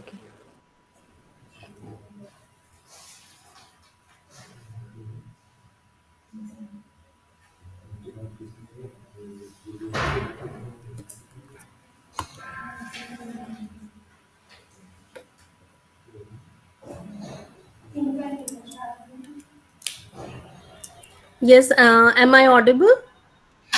Yes, ma'am, you're audible. Okay, my screen is visible. Yes, ma'am, your screen is visible. You can start now.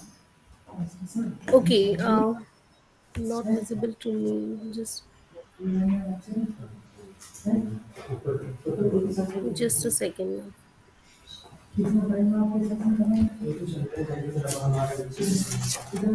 Sir 3 साढ़े 3 बज जाएंगे sir खत्म होते होता 3 बजे नहीं 2 मिनट देना सर मजाक मत करो तो ऐसे ठीक है कौन सा सीनियर मैडम हाँ ऋतु मैम बैठेगी Rita Ma'am, if you have any issue in uploading your PPT, you can go without PPT as well. No issue. You can start your presentation. Okay, thank you. Okay, thank you. Just a second. My study is a study on the barrier on online teaching learning process. My abstracted The present study is about the barrier faced by prospective teachers during online teaching learning process. For the present study, Delhi State has been chosen 100 upper primary schools. From the hypothesis formed, it was found ICT barriers faced by the prospective teachers on resources dimensions. Actually जैसे Covid के time पे हम online completely online आ गए थे उस time हमारे teachers ने कौन कौन से हर्डल्स को फेस किया क्योंकि सब कुछ ऑनलाइन था एंड हमारे टीचर्स प्रॉपरली ट्रेंड नहीं थे आईसीटी के लिए तो regarding that my studies about that कि स्कूल्स में क्या क्या अवेलेबिलिटी है और टीचर्स को कौन कौन सी प्रॉब्लम फेस करनी पड़ती है तो unavailability of non technology content in the curriculum resistance toward the intervention of technology not enough knowledge of the software to introduce in the particular subject and lack of competency in using ICT gadgets. My objectives is to study the barrier in online teaching learning process faced by prospective teacher. There is no significance different we found in male and female prospective teachers in respect of their knowledge about the use of ICT. There was no significance difference between prospective teachers belonging to rural or urban in the respect of their knowledge about the ICT.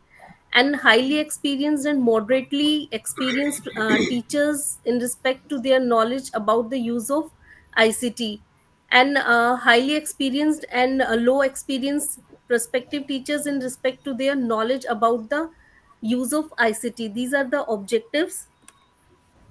And my tool is ICT Barrier Schedule of Teachers by Dr. Manoj K. Saxena and Dr. Dhara Hans. And next is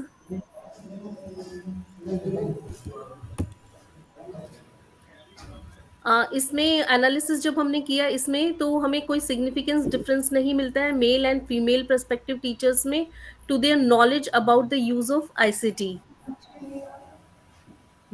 and table ma'am PPT share नहीं हो पा रही है, but in the table female and male जो view है educators का ICT के against, the main source of female point view instructor was high, and when contrasted with the male viewpoint educators in this way, and was drawn that the female had higher ICT information in contrast with their male partners.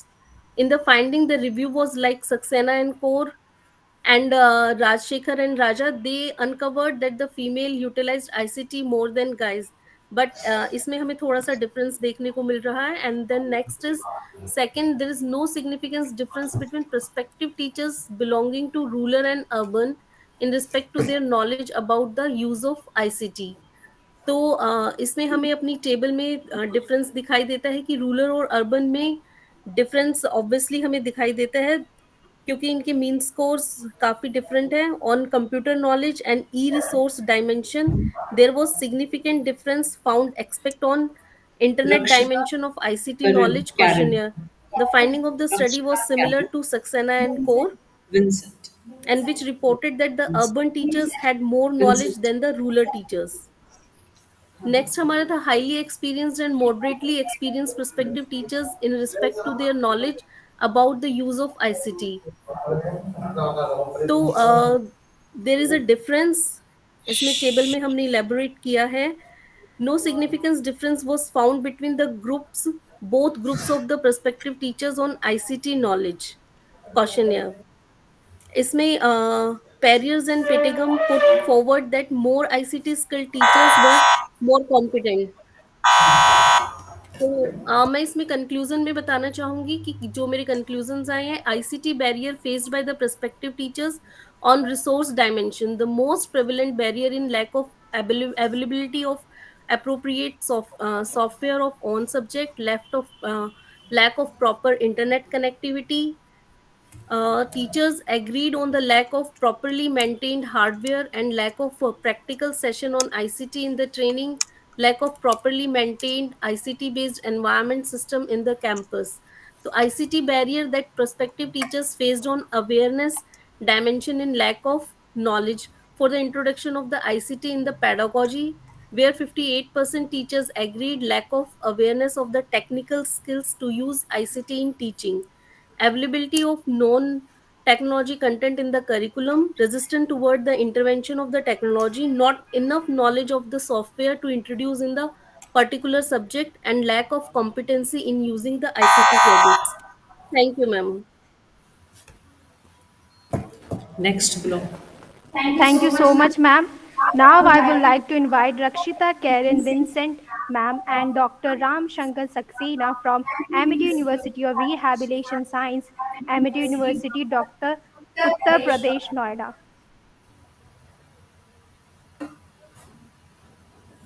Good afternoon, everyone. Just give me a minute. I'm sharing my screen.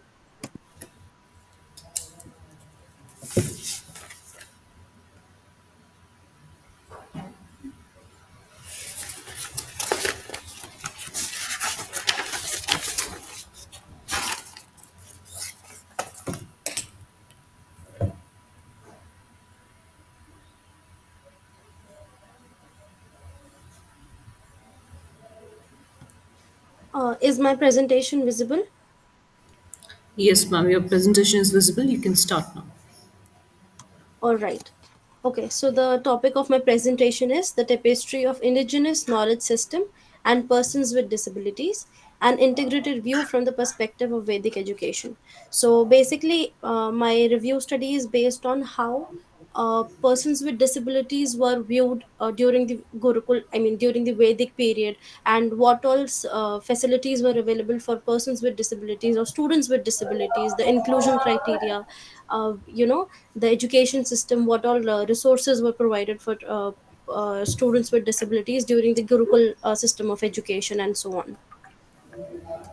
So as even Mr. Khandenwal in the starting of the session, he talked about all uh, uh, he talked all about how the Vedic system of education was all about all about inclusion, that this was before the Britishers came and colonized our system of education. But the Gurukul system of education was in actual terms the holistic learning, the holistic system of education that prepared students for the real life learning, not only to become corporate slaves, as we say in today's world. We want them to have presentation skills, we want them to have those corporate skills, but does it actually help them to become a full to develop their full potential?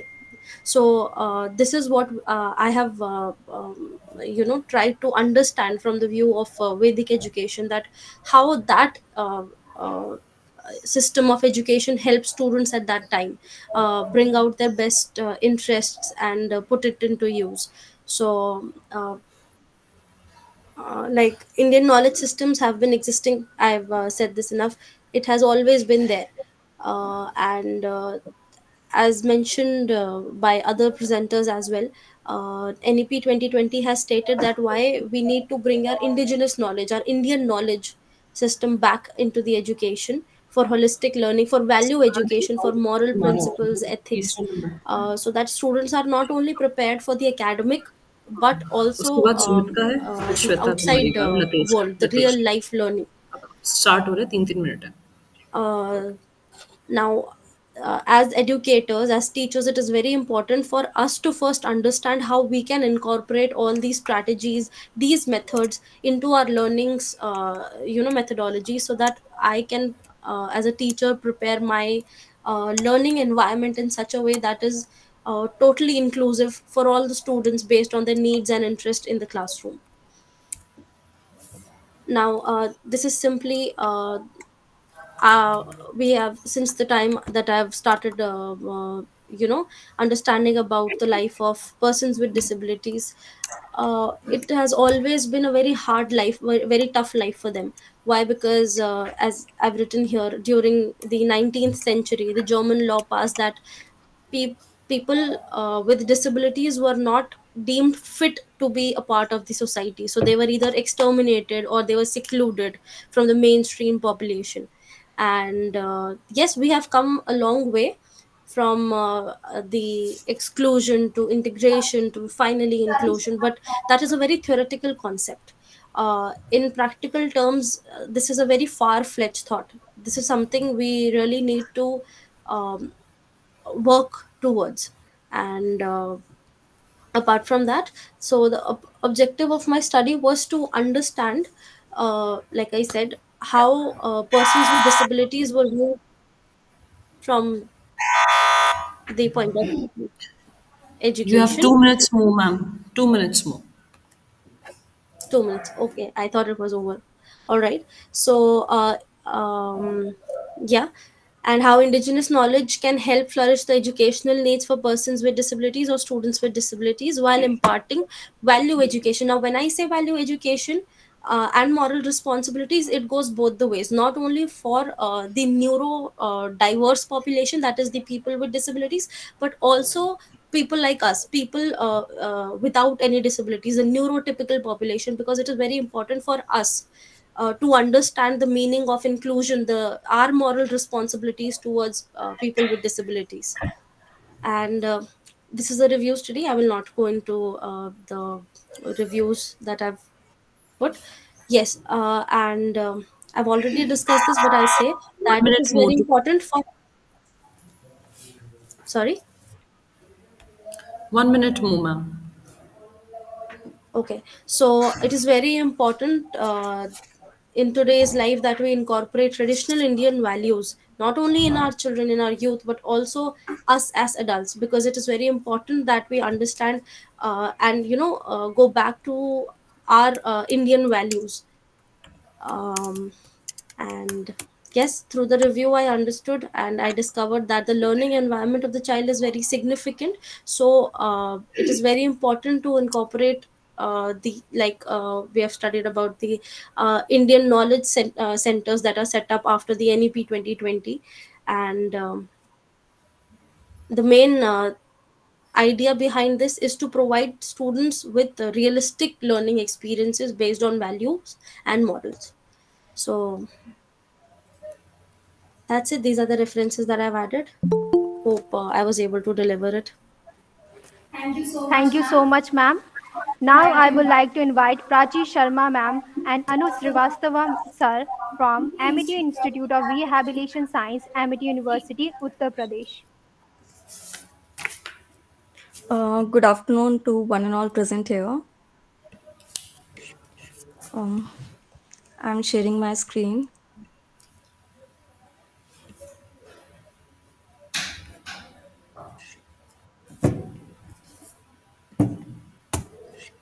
Is my PPT visible? Yes, it is visible. Okay, ma'am. So my topic is the perspective of teachers and principals regarding technological services provided to children with special needs in context to indigenous technology and innovation. So I've done this research under the guidance of Mr. Anuj Srivastav sir. So, firstly, I will tell you about what is indigenous technology. So, basically, it means to use the technology in multiple dimensions to improve the lives of every individual. It also involves leveraging traditional knowledge, skills, and resources to address the contemporary challenges and also to improve the livelihoods within those communities. So, basically, this approach emphasizes the sustainability, cultural relevance, and preserving traditional practices while embracing modern tools and techniques. It also has deep connection to cultural values, sustainability, and community engagement, reflecting the needs and identity of the indigenous community.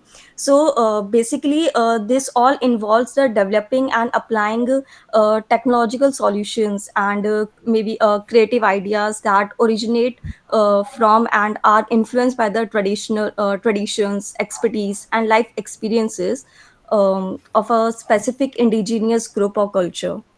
So here are my objectives. So the research is to find out the current status of indigenous technology and innovations available for students with special needs, and Right. also to find out the level of awareness of teachers towards the indigenous technology and innovations that is available for the students with special needs, and also to ascertain the attitude of principals and also the teachers towards indigenous technology and innovations available for students with special needs. So here are my review of literature. So I have Prachi, put Prachi, four you can review skip of the literature here. review of literature. You can skip it. uh, okay, ma'am. So the conclusion is from the articles I've concluded that the educators are confident in the effectiveness of assistive technology as a valuable asset for supporting children with special needs in both their social and academic endeavors. Those who integrated assistive technology in their classroom witnessed notable improvements in the reading and learning abilities of these children. And while many educators supported the adoption of assistive technology, a significant number refrained from using these tools due to insufficient professional development. And it also, despite the challenges presented by the pandemic, that is COVID-19, educational institution preserved in delivering instruction through a blend of in-person and online methods, curriculum assistance, and assignments. So that was all. So thank you. Thank you, Prachi. Thank you, ma'am. Now, I would like to invite Jai Bhagwan Mishra sir and Dr. Jyoti Tiwari ma'am from Army Institute of Education, Greater Noida. Kindly present your paper, sir. Good afternoon, ma'am.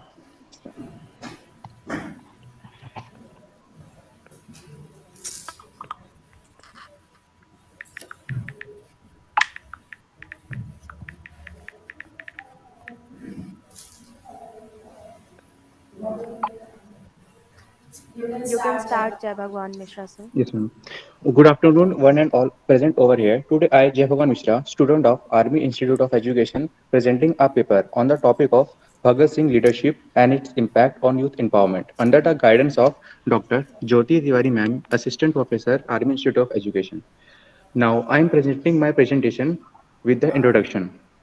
Youth empowerment is a crucial for societal development and progress. Bhagat Singh, an indigenous leader in India, played a significant role in the country's independence movement. He fought against British colonial rule and inspired youth to participate in the freedom movement. This research paper explores Bhagat Singh's actions, ideologies, and sacrifices in empowering the youth. The relevance of Bhagat Singh principles in today's world like secularism and unity, democratic values, social justice, anti-imperialism, and empowerment on youth. So here are my literature reviews. The main objectives of my paper is to study the Bhagat Singh role in inspiring youth, followed by the background of Bhagat Singh contribution to the freedom movement, Bhagat Singh impact on youth empowerment, and challenges faced by the Bhagat Singh in empowering the youth. The methodology I used in the is basically the qualitative research, which utilizing the secondary sources. It included Bhagat Singh written.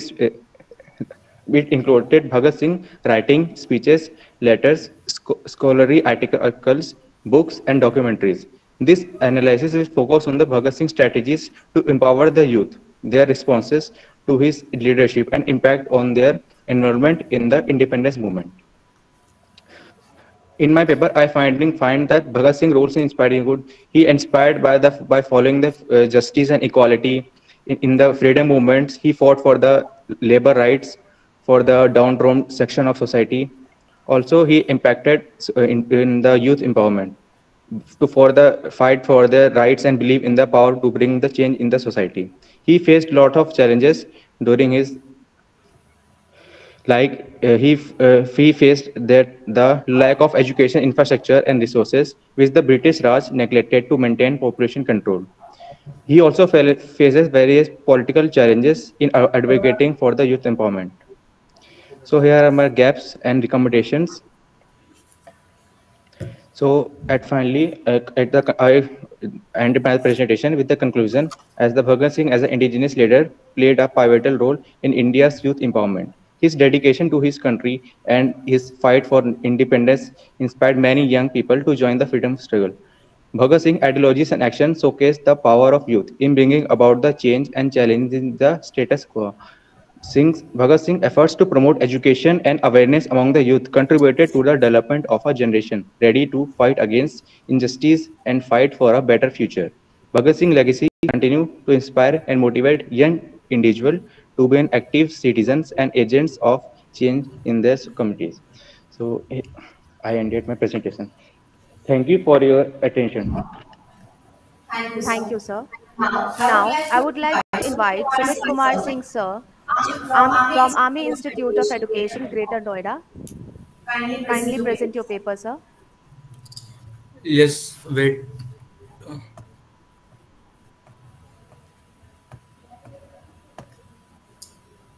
I hope my screen is visual. Yes, sir, your screen is visible. Okay, good afternoon, everyone. Today I will present my paper presentation on topic role of indigenous knowledge for quality education.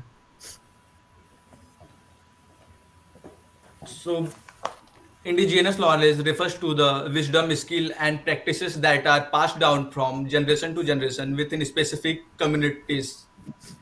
It is also called local knowledge, traditional knowledge, etc.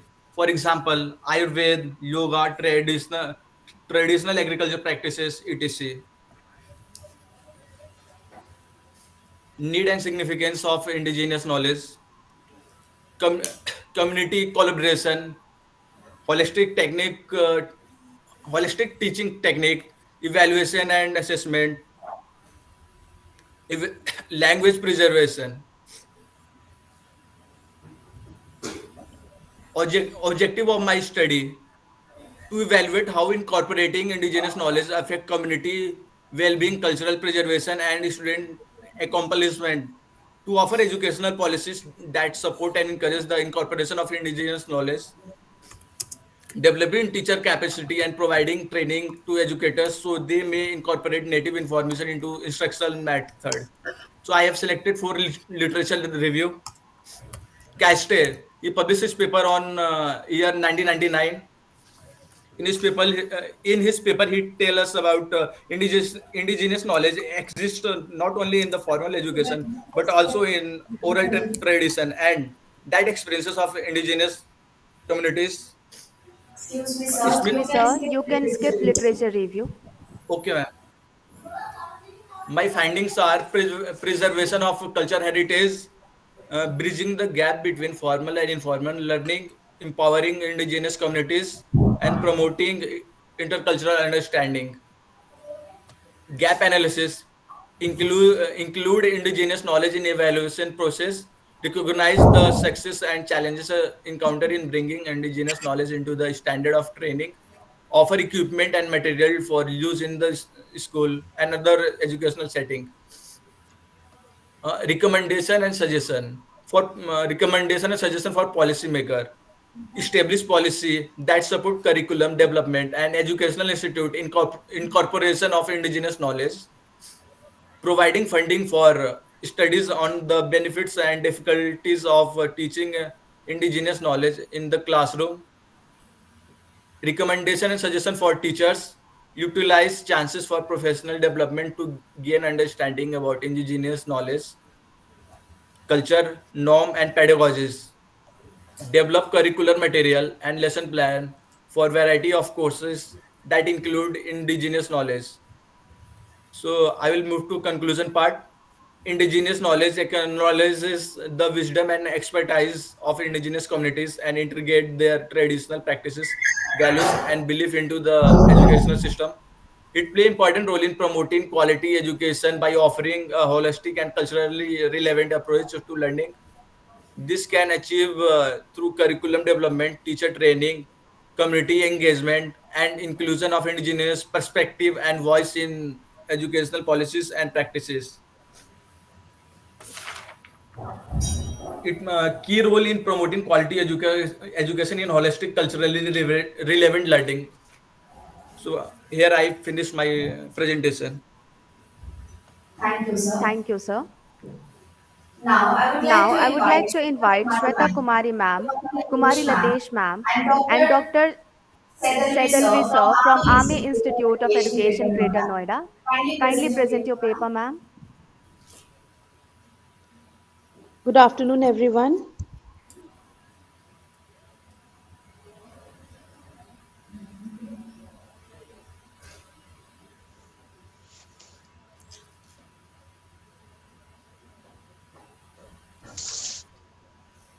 Is my screen visible? Yes, your Yes, your screen is screen is visible. visible.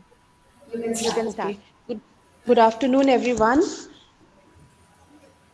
Today, I, Shweta Kumari, student teacher of Army Institute of Education, is presenting a research paper on the topic Indigenous Knowledge and Environmental Sustainability under the guidance of Dr. Sadalvi.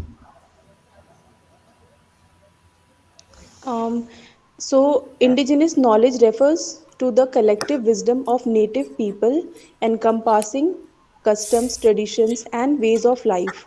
It promotes environmental sustainability by ensuring a wise use of natural resources, waste minimizing, and preservation of the environment and cultural legacy. This knowledge links individuals with the nation's cultural heritage, supports personal growth, and empowers them to apply their understanding in resource management, biodiversity protection, climate change adaptation, and catastrophe management. It also emphasis cultural values, community involvement, and comprehensive sustainability initiatives. Indigenous knowledge, also known as local knowledge, is a collective tradition, wisdom, customs, and belief passed down through generation within indigenous society.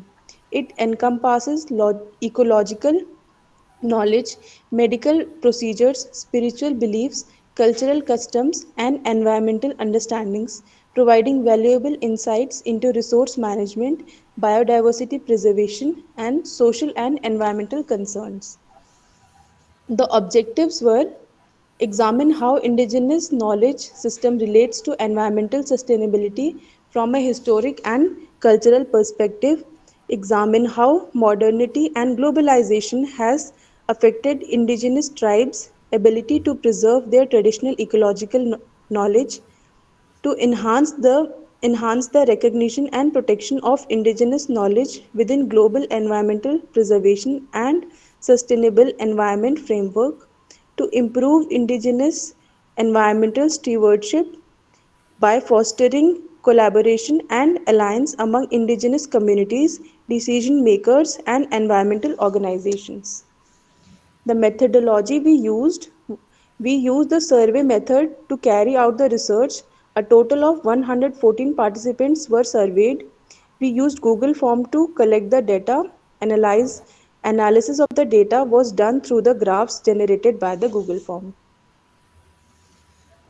The survey data suggests that indigenous knowledge should be taught in school as children are crucial for sustainability and fostering respect and appreciation for indigenous people. School can incorporate indigenous knowledge into curriculum through consultation with indigenous communities and curriculum development, ensuring accuracy, cultural alignment, and culturally appropriate content across various subjects and grade levels. This approach positively impacts student lives and society in the long run. The program offers teachers training and professional developments to integrate indigenous knowledge into teaching practices while facilitating cultural immersions and experiential learning through field trips, guest speakers, and cultural exchanges. Incorporating indigenous knowledge in teacher training is crucial for cultural preservation and appreciation as it helps students understand and appreciate the diverse cultures, traditions, and worldwide of indigenous people. Teachers play a pivotal role in curriculum development, allowing them to incorporate indigenous content across various subject areas and grade levels. Approaches include professional development, workshop, and critical reflection and dialogue, encouraging open discussion and exchange of perspectives. Excuse me, ma'am. Suggestions? Kindly According, conclude your paper. yes? Kindly conclude your paper. Okay. So, according to the survey conducted by us, we can suggest that indigenous knowledge should be the part of school curriculum. First of all, it promotes diversity and inclusion by helping kids understand the value of other cultures. Secondly, indigenous knowledge system frequently include insightful viewpoints on holistic well-being, sustainable living, and environmental stewardship. Ultimately, adding indigenous knowledge to the curriculum enhances it by offering different perspective on the world and that enhances and supplement what is already taught in the classroom. Thank you. Thank you, Thank you, ma'am. ma'am. Now I would Now I like would to like to invite Tanu Yadav ma'am and Jyotsna ma'am from Army Institute of Education, Greater Noida. kindly Kindly present your present paper. your paper, ma'am.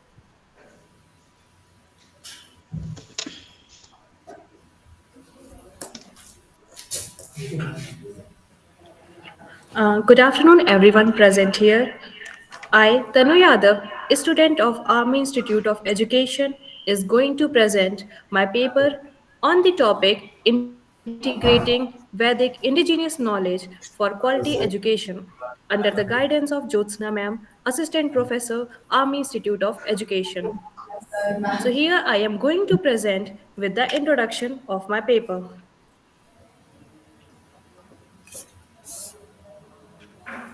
Kindly share your screen. Tanu, please kindly share your screen. Is it visible now? No, it is not visible.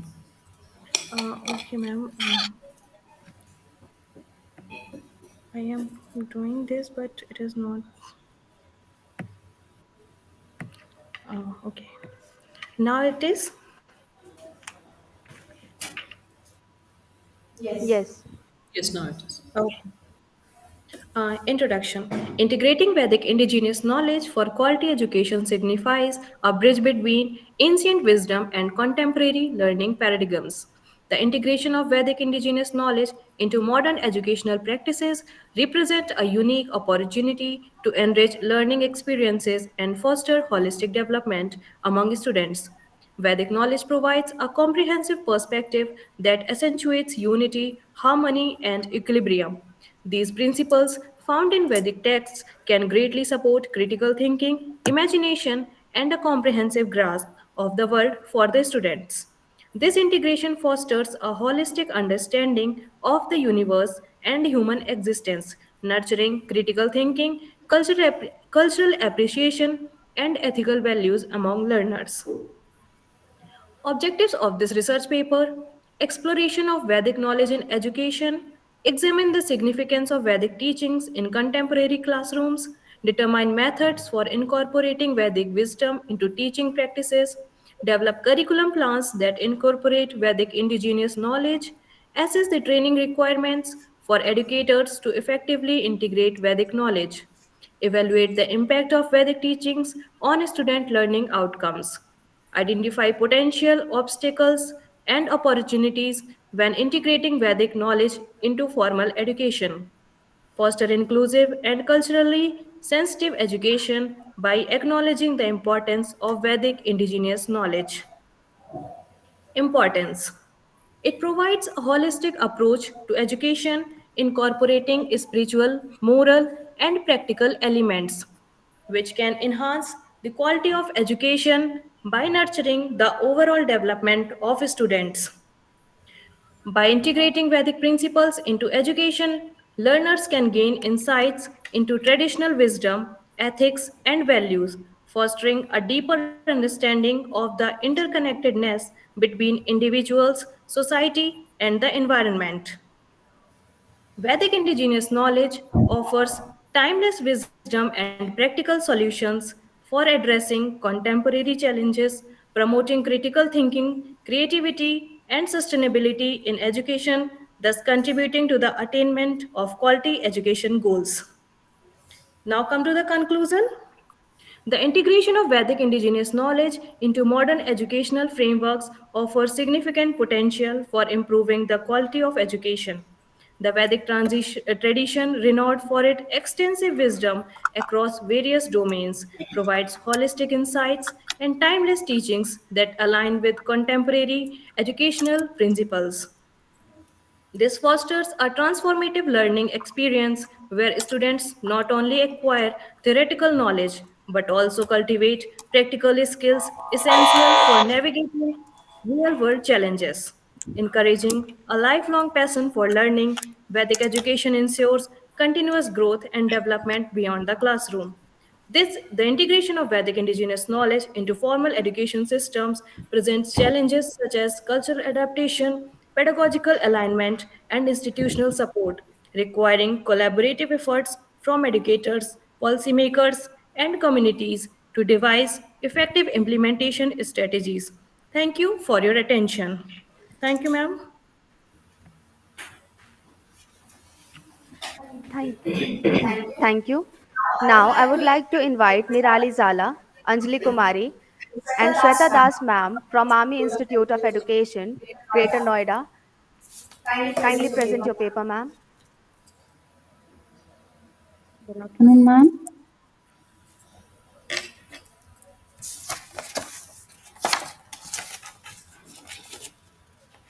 Is my screen visible, ma'am?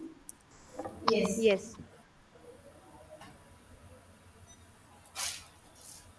Good afternoon, one and all present over here today. I, Nirali, and co-author Anjali Kumari, student of Army Institute of Education presenting a paper on the topic Collective Strategies Integrating Indigenous Knowledge with Global Sustainability Goals under the guidance of Ms. Shweta Das Ma'am, Assistant Professor AIE. Now I present my presentation with the introduction.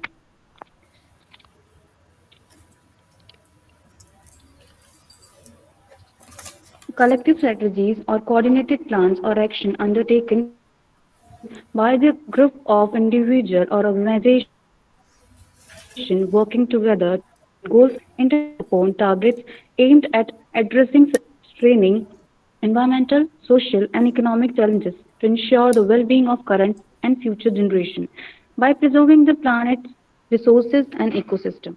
For this contribution to long-term global growth, this indigenous communities also offers unique perspective on environmental harmony and community flexibility. Indigenous knowledge interconnects the ecosystem, nature's balance, and harmonious environment. These are the 17 sustainability goals from 8 Millennium Development Goals. This wedding cake having three layers which represent SDG wedding cake.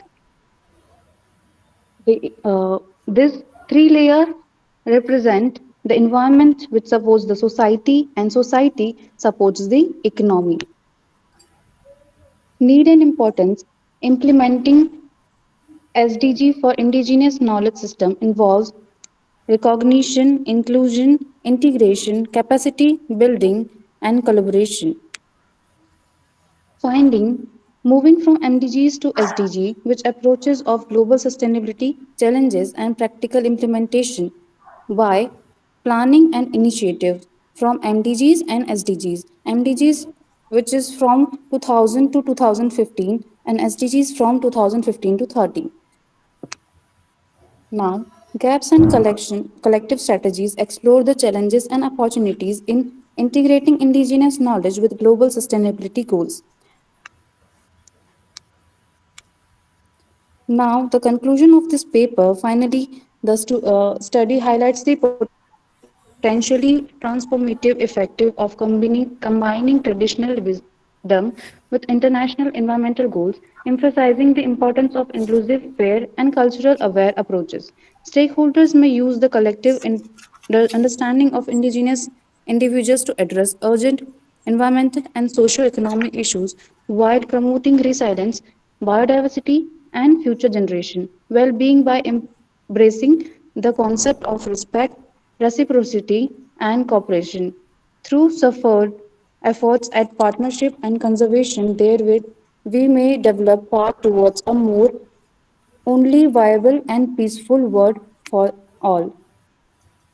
Thank you so much, ma'am. Thank you. Now, I would like to invite Kashika and Shaista Rasool from Army Institute of Education, Greater Noida. Kindly present your paper, ma'am. कचरा मैंने last side पढ़ी ही नहीं थी Nirali, kindly mute your mic.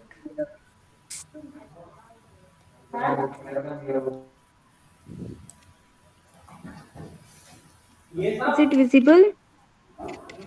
Yes. Okay.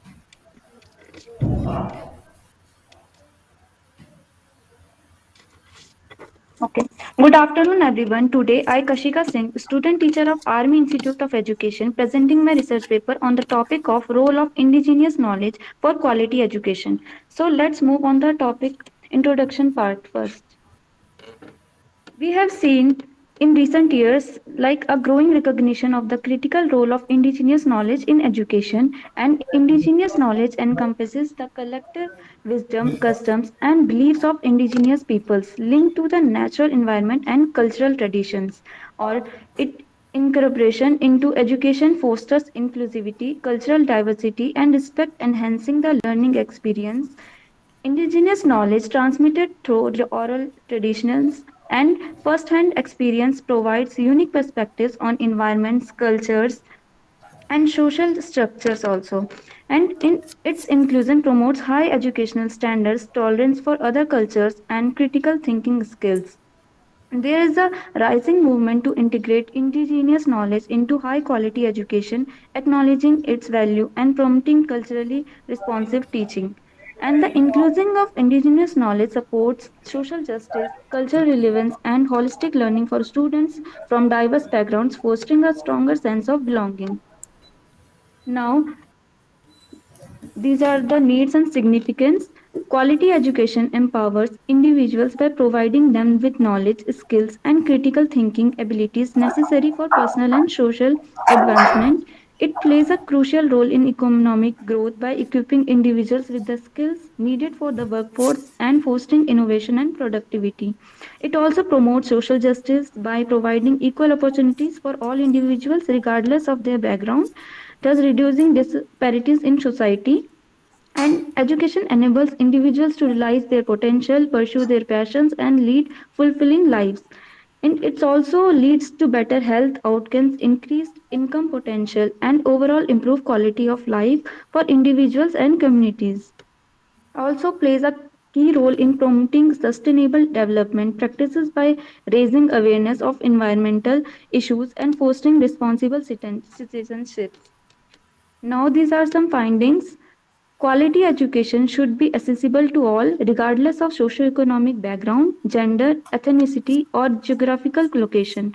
Disparities in access and outcomes need to be addressed to ensure equitable opportunities for all learners. Also, a well designed curriculum that is relevant, up to date, and aligned with the needs of learners and society is essential for quality education. Teachers plays a crucial role in delivering quality education. In teacher training, professional development, and supportive system can improve teaching effectiveness and student learning outcomes. Also, adequate infrastructure, including classrooms, libraries, laboratories, and technological tools, is necessary to support quality education. Effective assessment practices, including formative and summative assessments, help monitor student progress and provide feedback for improvement. Assessment should focus not only on academic achievement but also on the development of critical thinking, creativity, and problem solving skills. Now, these are some gaps and recommendations. So, gaps are many children, especially in low income or rural areas, still lack access to quality education due to factors such as Time poverty, did. inadequate infrastructure, and cultural barriers. This contributes to widening disparities in educational outcomes. Second, educational opportunities are often unequally disturbed based on socioeconomic status, gender, ethnicity, disability, or geographical location. Third, shortage of qualified teachers also, particularly in remote or disadvantaged areas, affect the quality of education delivery. Recommendations are provide ongoing professional development opportunities for teachers to improve their pedagogical skills, subject knowledge, and classroom management techniques, and develop policies and practice that support the inclusion of all learners, including those with disabilities, special educational needs, or from marginalized backgrounds. So, these are ROL review of literature. First, You can integrating skip it, indigenous Rajat. knowledge. You can skip your RL, you So conclude it. now come to the conclusion. This study underscores the vital role of indigenous knowledge in fostering quality education and cultural diversity within educational settings. Integrating indigenous perspective into the curriculum promotes inclusivity, engagement, and academic success by acknowledging indigenous knowledge as a valuable resource. We cultivate cultural awareness, respect, and empathy among students, leading to a more equitable society. These are some references. Thank you. Thank you. Our next paper presenters are Muskan, Anjali Kumari, Akansha Singh, and Kriti Guleria ma'am from Army Institute of Education, Greater Noida. Kindly present your paper, ma'am.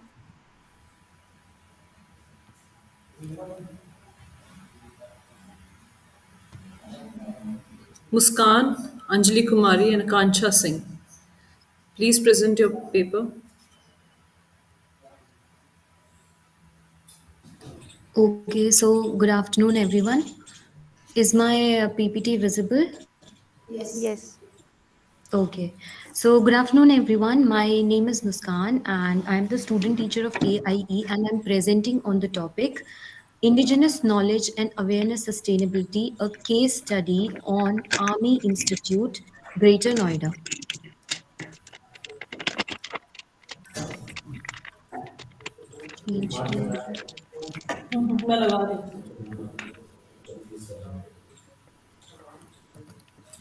Okay, so we'll get into my research paper.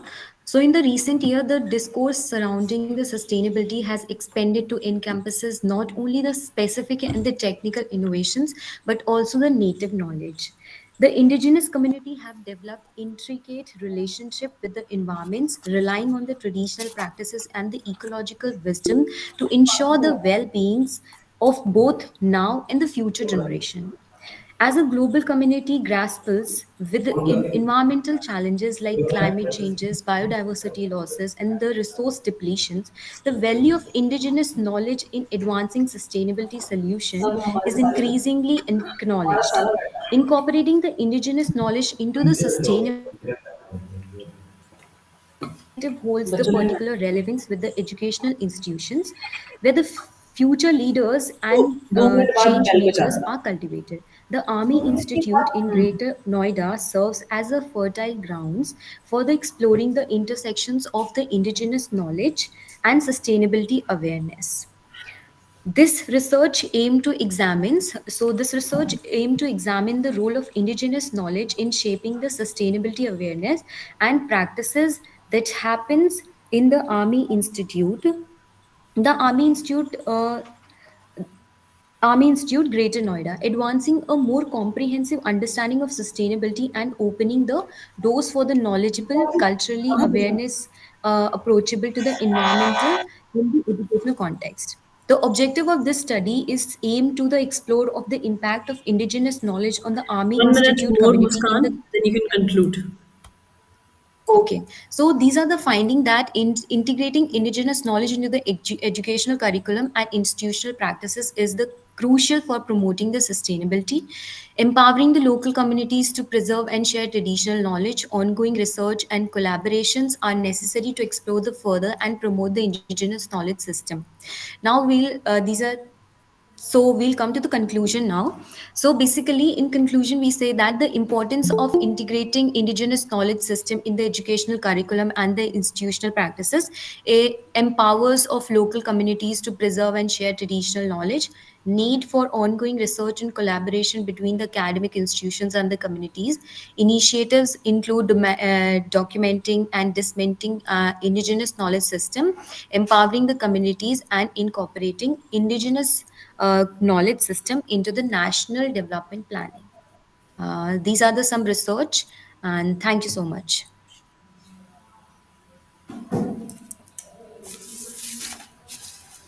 Thank you, Muskan. Next, I would like to invite Sarita Kumari from Army Institute of Education. Kindly present your paper, ma'am.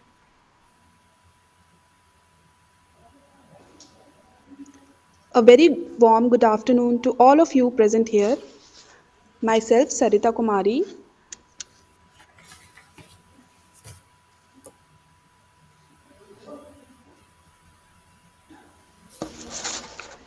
The theme of my research paper is Unveiling Educators' Perspective, NEP 2020's Indigenous Language Initiatives. So, as we all have discussed in our previous presentation, that indigenous knowledge is a knowledge which is passed down through generations, deeply rooted in cultural, social, and environmental contexts. For the transmission and preservation of indigenous languages plays a very important role, but we have seen in the recent years that many indigenous languages are extinct or endangered. So it's very important to preserve them. Our government, through National Education Policy 2020, recommends integrating indigenous languages into formal education. And how this will be implemented? The key stakeholders will be the teachers. So it's very important to know about their perspective and what they feel about integrating indigenous languages in the curriculum. So what are the objectives of my studies? These are explore teachers' attitude towards the inclusion of indigenous languages in NEP 2020. Explore the constraint teacher face in terms of resources such as textbook, teaching materials, and language learning tools. identify if there is a need of specific training programs of professional development opportunities to enhance teacher skills in instructing using indigenous languages as per as NEP 2020 guidelines. Coming to the methodology, I have used a survey method in which I used Google Forms. For analyzing, I have used Jomovi software. I have taken a survey from 109 educators. Coming to the discussion part and the key findings, it is being found that overall, the teachers have positivity towards inclusion of indigenous languages in NEP 2020. My key findings are teachers overall have a positive attitudes, significant level of positivity among educators towards NEP 2020 Indigenous Languages Initiative is being seen. Recognition of importance of preserving and advancing indigenous languages within the educational framework. You can conclude your paper, Majority ma'am. feel neutral or unprepared for teaching using indigenous languages. So there is a potential for growth through targeted training programs with high interest among respondents. There are many educational benefits. Majority of respondents believe inclusion of indigenous languages improve educational experiences. These are some of the references. Thank you so much for listening to my research paper.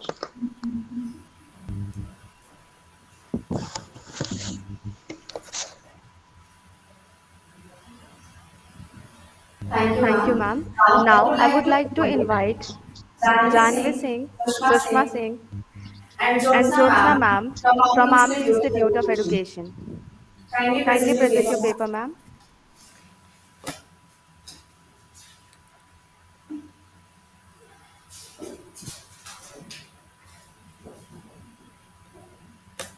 Janvi Singh and Sushma, please present your paper.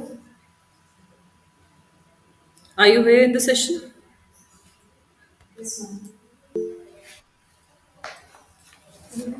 Hello. Good afternoon, ma'am. Ma'am, my screen is visible? Yes, it is visible. Okay, ma'am. Good afternoon, esteemed colleagues, distinguished guests, and fellow participants. Myself, Janvi Singh, student of Army Institute of Education, presenting my presentation on the topic Exploring the Role of Indigenous Knowledge System in Achieving the Sustainable Development Goals.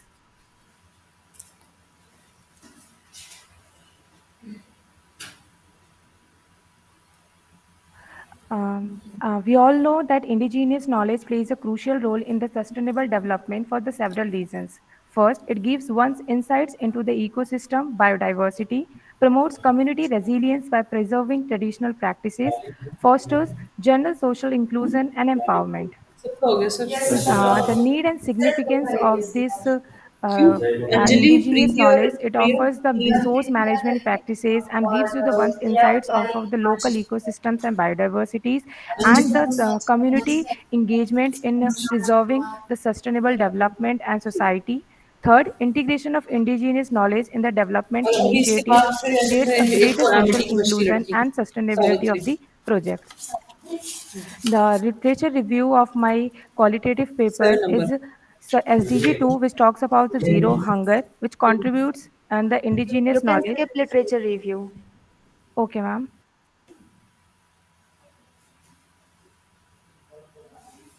The findings which I found after doing this research paper is the technology which contributes in documenting, safeguarding, and revitalization of traditional wisdom, initiatives taken by the Maya committees in the Mexico, Next, and Savitri accepting or the Arun? indigenous farming practices to promote Savitri, sustainable agricultural goal.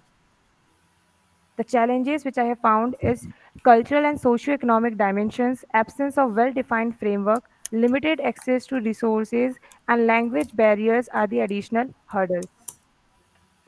The recommendation addressing these challenges necessitates a comprehensive and inclusive approach that recognizes the indigenous rights, values, and knowledge in the collaborative organizations for a more fair and effective integration of indigenous knowledge system.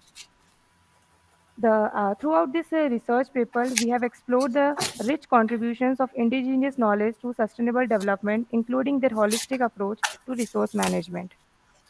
Thank you for listening. Thank you, Thank Janvi. you, Janvi. Now, I would like Now, to I would invite like to invite Ms. Savitri Malhotra and Dr. Sampurna Guha from Army Institute of Rehabilitation Sciences, MET University, Uttar Pradesh. Kindly present your paper, ma'am.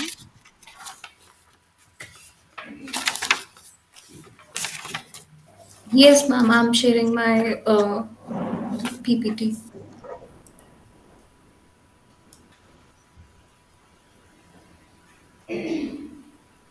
इनको कितना minute देना है?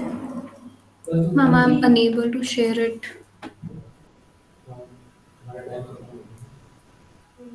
She's saying she's unable to share. Start your Ma'am, PPT I'm like this only. speaking. Yeah. Ma'am, is Start. it visible now? Yes, it is visible, but your mail ID is open. Please start. Okay, okay. So my topic is exploring indigenous technology information, digitalization for students with specific learning disability. In that, I have researched about the technology related and how it will be indigenously help the students with learning disability. Its main focus is using of computers and special learning tools that are based on digital technology. Because of that, the students will get support and they will learn the new techniques and the new things related to AI also. The research emphasizes on incorporating indigenous technology, which is our topic, and it highlights the smart technology in the education. And its main goal is to close the gap between the digital tools and the information we are getting from the theoretical things, so that it will be a practical form of the things. Its main focus is to create an accessible and empowering educational environment for the students with learning specific learning disability also. So it emphasizes the accessibility, deep understanding of ecosystems, and holistic approach to the students. After that, it is the rooted in natural surroundings. The knowledge is deeply rooted in it, so that it will be influenced. Their surroundings and communities will make harmonious relationship with the environment, also with the updated version in artificial intelligence, and will be related to the indigenous technologies also.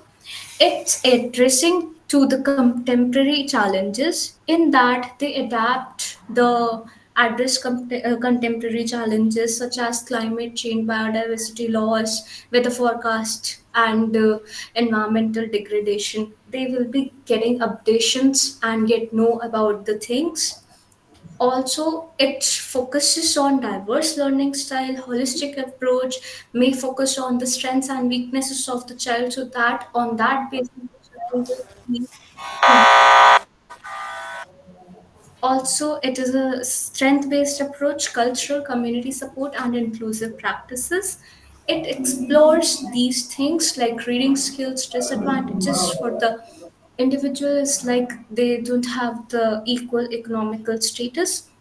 It investigates the impact of digitalization on human development, and it develops the customization of tools so that you can get the it focuses on your strengths, and on that basis you can customize your digital things, adaptive technology, tailored your learning styles, also boost motivation and ensure your resources are available on internet also. There is some needs which is targeted support facilities, educators, parents in बजाओ real बजाओ. time, so that they can support their students if they are facing any difficulties. Here are some Now major. you can conclude your Now you paper, can ma'am. conclude. Okay, ma'am. Okay, ma'am.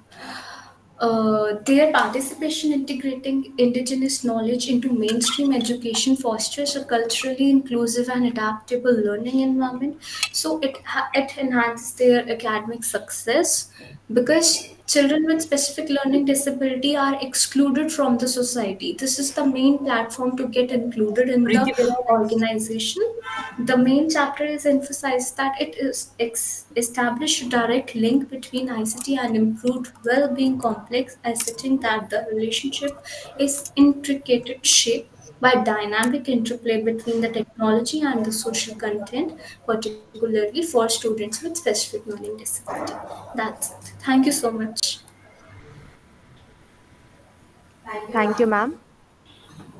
Next, Next, I would I like would to like to invite invite Priti Bera and Dr. and Dr. Sedel Sedalvi sir from Army Institute of Education, Greater Noida. Kindly present your papers.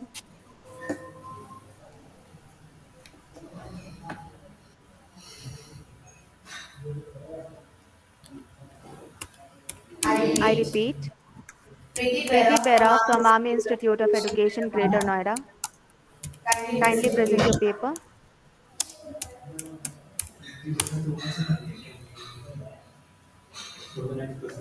Next roll. Next, I Next, would I like would to like to invite invite Priya Kumari, Kumari, Himanshi, Himanshi, and and Kriti Guleria Guleria ma'am ma'am from from our Army Institute of Institute of Education. Education. Kindly present Kindly your present paper. your paper. Yes, ma'am.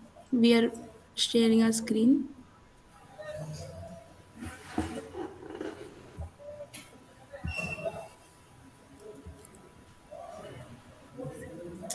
Am I visible?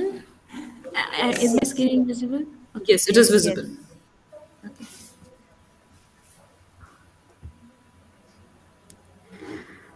Good afternoon, ladies and gentlemen. Today, I will be shedding light on the profound significance of traditional healing practices in India in light of our quickly changing healthcare environment.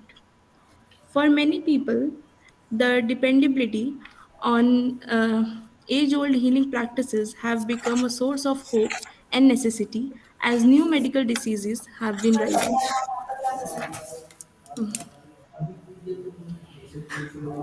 Last. These are some of the best home remedies that are constantly present in our homes, but most people are unaware of their benefits. For example, using ginger to treat a sore throat or cough is recommended. I occasionally use it and it works wonders. Moving forward, the study was conducted to highlight the need for the preservation of these small cultures who practice these healing methods and are vanishing with the passage of time. The traditional methods also offer a holistic approach to health, taking care of the body and mind. These healing practices have their roots in the wisdom of our ancestors who lived during the Vedic period and the Indus Valley civilization. They recognize the interdependence of mental, bodily, and spiritual health. We have used a case study on this slide. We have used a case study on the red ant chutney, commonly known as sky chutney in Odisha. It is used for the treatment of depression, anxiety, fatigue, and memory loss. It is a powerful source of iron, magnesium, potassium, calcium, and many more.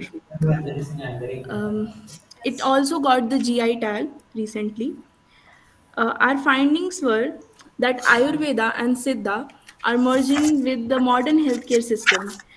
The Mishings of Odisha use traditional healing methods, but their knowledge couldn't be transferred due to the language barrier and skepticism from the Western countries. The case study showed the effectiveness of traditional healing methods. The gaps are the lack of documentation about the traditional therapeutic methods make it difficult to preserve and use them into modern healthcare. The recommendation would be that we should make a thorough documentation of conventional medical practices.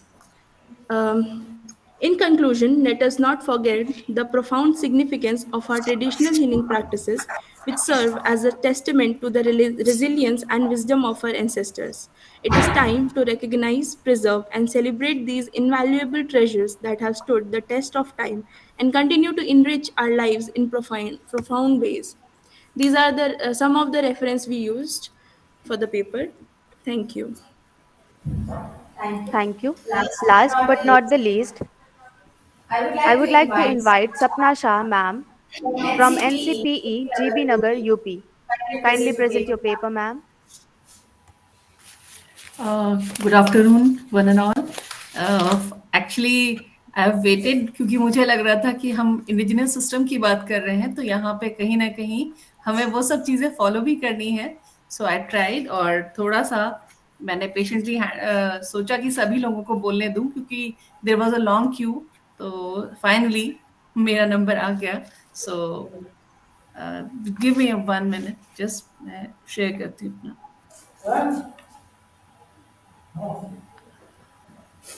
अपना screen of कर दो। पहला number था, खुद एक number पे आई। Yes ma'am. इतना वेट कौन करता है?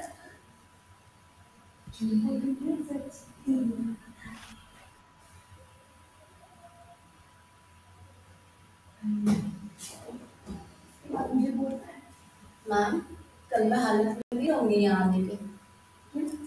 ऐसा क्या हो गया? मैं घर जाके खाना भी बनाऊंगी, बर्तन भी पैक धोऊंगी। करके ले जाऊँ रास्ता अच्छा है। मैं ऑर्डर कर दूंगी, एड्रेस दे दो। आज रेस्ट करना है। फ्राइडे छुट्टी है ना? फ्राइडे है ना, फर्स्ट नहीं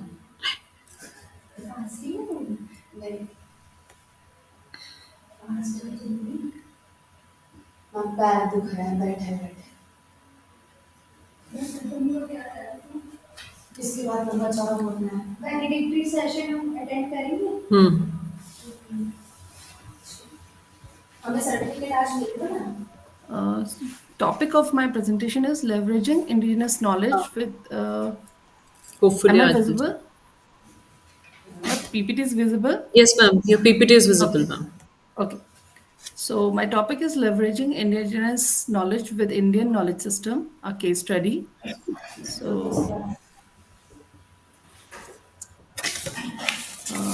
as my research overview, this research paper delves into the dynamic intersection of indigenous knowledge and the traditional Indian knowledge system to explore their synergetic potential in addressing contemporary challenges. Utilizing a case study approach, we investigate the integration of indigenous knowledge within the broader framework of the Indian knowledge system, aiming to harness their combined wisdom for sustainable development. The study unfolds with an exploration of historical roots and fundamental principles that underpin both indigenous knowledge and the Indian knowledge system. The paper discusses the implication of this integration for diverse sectors, including agriculture, healthcare, and environmental conservation. This research paper contributes to the ongoing discourse on knowledge integration, urging policymakers, researchers, and practitioners to recognize the value of combining indigenous wisdom with formal knowledge system for holistic and inclusive development. As we all know, so many things about indigenous knowledge system now. So I come to the main components of indigenous knowledge system. So here the main components, that is oral traditions, traditional ecological knowledges, spirituality and beliefs, cultural practices and rituals, ethical guidelines, local technologies, community governance, and medicines and healing practices. These are the main components of our indigenous knowledge system. So I'll come to the next slide. Main components of Indian knowledge systems are Vedas and Upanishads, Ayurveda, yoga and meditation, dharma and ethics, Jyotisha or astrology, darshanas, there are Shad Darshan in our philosophical system, art and literature. So there are some challenges and there are some solutions for that. This exploration unfolds as a journey into the dynamic interface between traditional wisdom and contemporary initiatives, unveiling the complexities, obstacles, and innovative solutions encountered in the process of integrating indigenous knowledge. The case study sheds light on the delicate dance between the heritage and progress, examining how challenges become opportunities for transformative changes.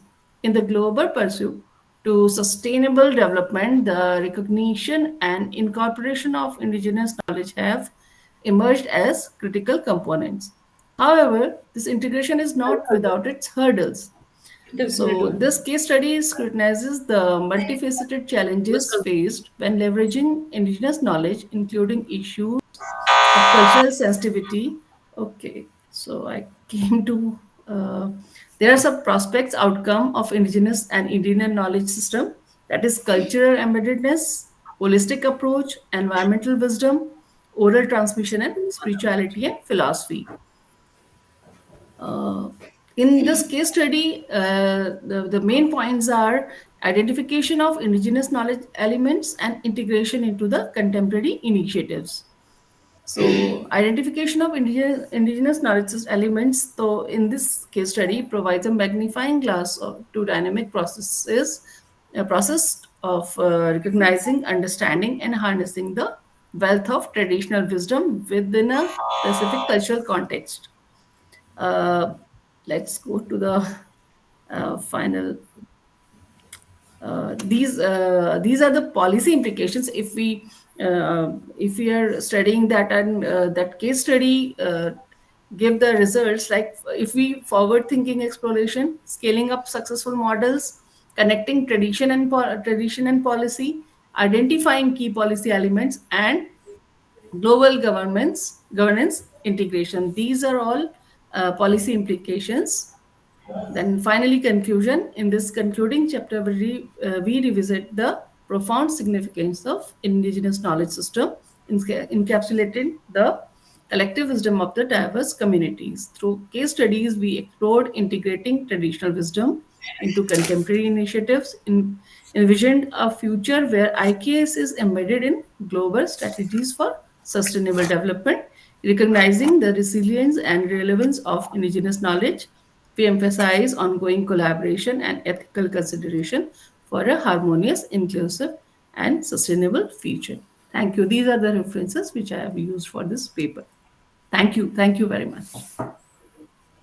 Thank you so much, ma'am. As we bring this enlightening session to a close, our sincere appreciation goes to each presenter. Your thoughtful contribution have woven a tapestry of diverse perspectives, unveiling the depth and the richness of indigenous knowledge systems. Through your insights, you have not only broadened our understanding but have also sparked a collective journey towards a more sustainable future. We express our deepest gratitude for the passion and dedication you have exhibited in sharing your research and experiences. Each presentation has been a beacon guiding us towards a world that embraces the wisdom of our ancestors. Thank you for being the architect of knowledge and change.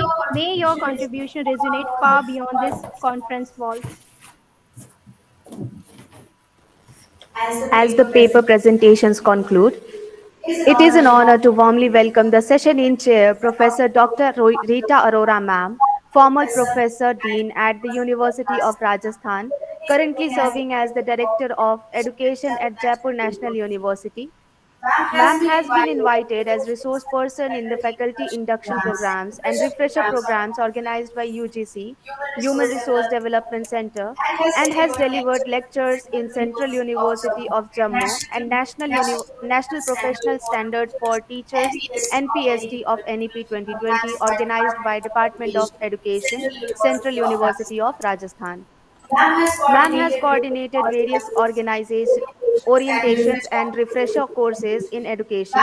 Ma'am was the external member of Board of Studies Kota University, HLB Garhwal University, Rajasthan University, Maharaja Ganga Singh University, Bikaner. Ma'am had edited and developed the reading material of B.Ed and M.Ed programs of VMOU Kota, completed projects on life skills under the aegis of UNDP and on women teachers by MacArthur Foundation. Ma'am has been assigned confidential assignments by various organizations. BAM is a member of various statutory and non-statutory bodies. MAM has 46 years teaching experience to her credit. Ma'am, over to you, ma'am.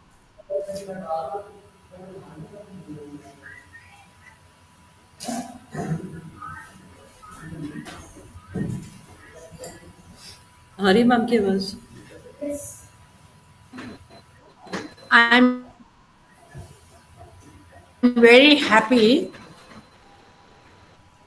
appreciate that Army Institute such a wonderful topic where the whole working on it, and no doubt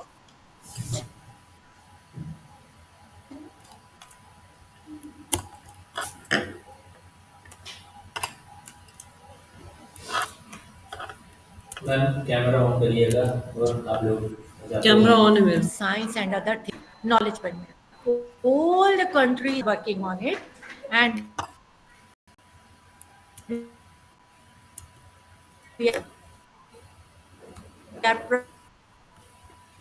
we have a treasure communities, ages have worked on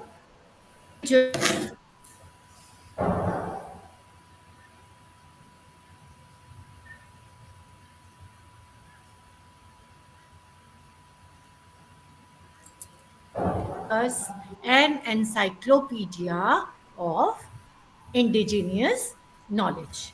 And we people across disciplines, across reputed institutions are working on it, how to make use of this indigenous knowledge in the sector of education, in technology, and pharmacy, etc., to make the living more comfortable, peaceful, and we are working on the well-being of the society.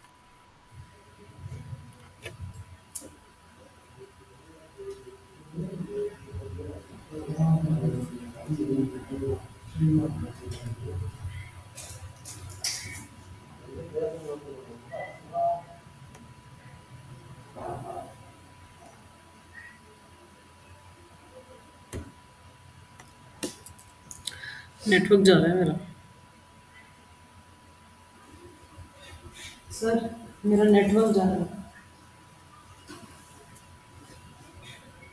Network जा रहा है मेरा यहाँ पे बोलिएगा यहाँ पे मेरे में बोल सकता है किस में टेक्नो का 116 नहीं ओप्पो दिखा रहा है तो मेरे में आके बोलिएगा मेरे में तुम्हें ऐसे ही तो रियलमी 3i होगा कॉन्फ्रेंस आईडी से ज्वाइन किया जो कि इसके बाद मिला नहीं है देखिए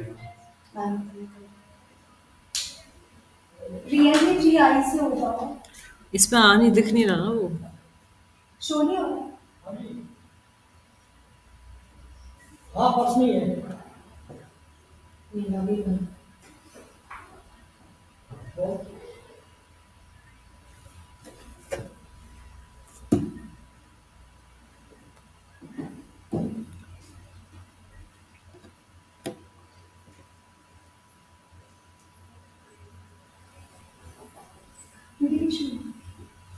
वैलिडिटी सेशन में जाना फीडबैक फॉर्म है मैं फीडबैक फॉर्म सेंड कर रही हूँ तुम सबको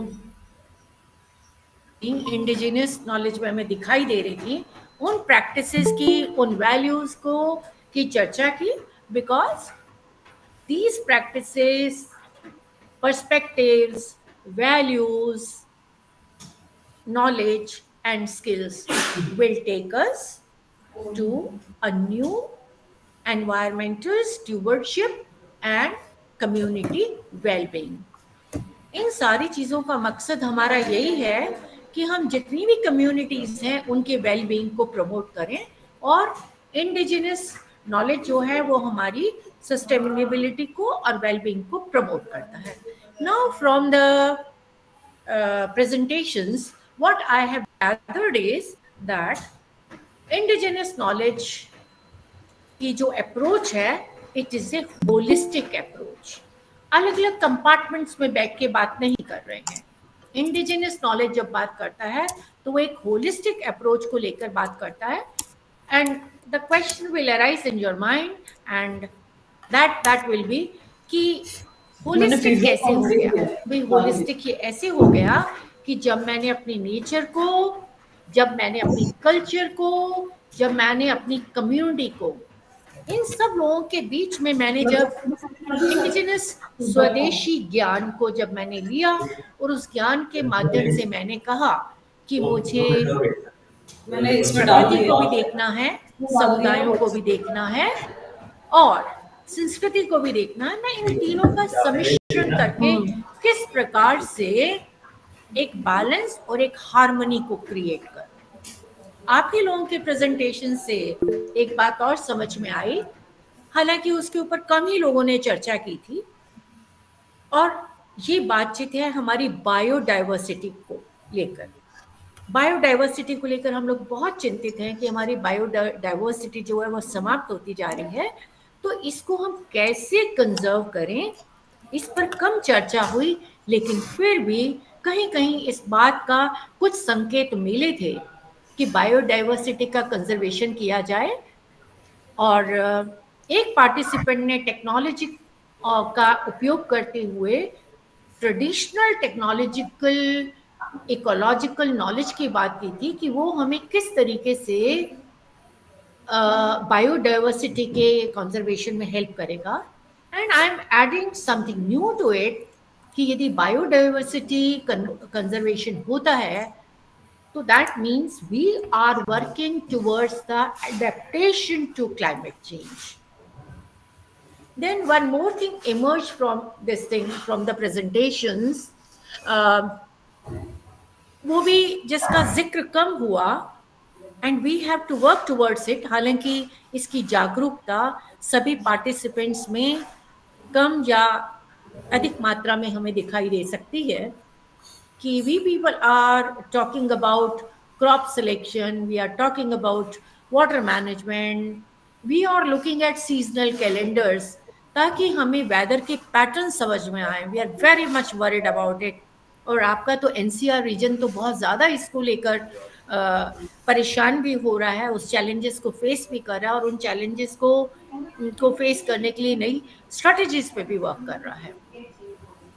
एंड ये जो मिलेट्स की बात हुई उसमें हमने कहा कि सस्टेनेबल एग्रीकल्चर को लेके आए, नए फूड सिस्टम्स की बात करें, एम्फसाइज करें इंडिजिनियस फार्मिंग को हम लोग देखें, जहाँ पर हमारी सॉइल की हेल्थ बहुत ख़राब होती जा रही है, हमारी जो भूमि की उर्वरा शक्ति है वो ख़त्म होती जा रही है।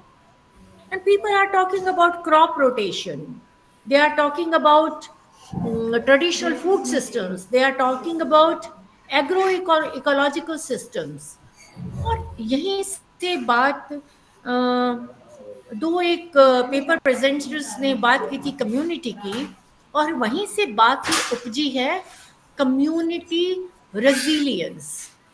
जब तक कम्युनिटीज की प्रतिरोधक क्षमता को हम नहीं विकसित करेंगे तो हम इस बात का शिकार होंगे कि क्लाइमेट, बायोडाइवर्सिटी ये हमें नेगेटिवली इम्पैक्ट कर रहे हैं। सो थ्रू एजुकेशन को वाइडर सेंस में लेते हुए, formal, informal, teacher education and other जो हमारे डिसिप्लिन्स हैं, उन सब में हमको इंडिजिनस नॉलेज के माध्यम से समुदायों की प्रतिरोधक क्षमता या कम्युनिटी रेजिलियंस को डेवलप करने हैं, लोगों के सर्वाइवल स्किल्स डेवलप करने हैं, उनके कोपिंग मैकेनिज्म्स को हमें देखना होगा ताकि जो हमारे डिजास्टर्स हो रहे हैं उन डिजास्टर्स की प्रिपेयर्डनेस हमारी तैयार हो सके।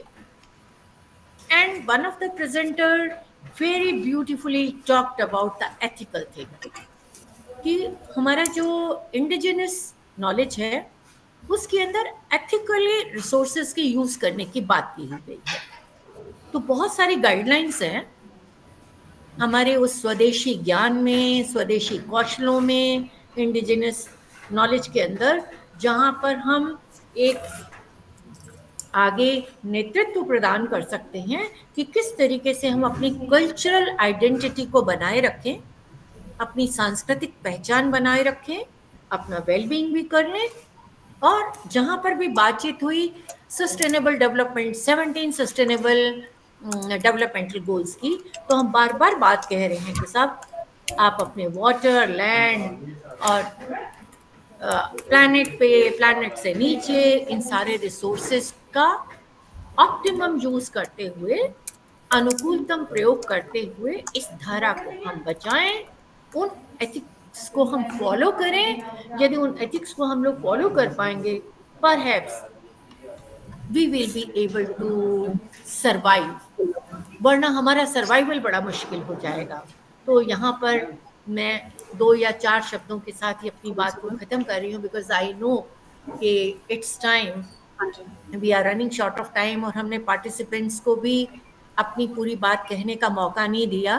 तो some of the participant must be feeling कि थोड़ा और समय मिल जाता तो अपनी बात को मैं ऑडियंस तक पहुंचा सकता। इसीलिए keeping that thing in my mind, I will say that preserving indigenous knowledge is essential for maintaining cultural identity as well as well-being.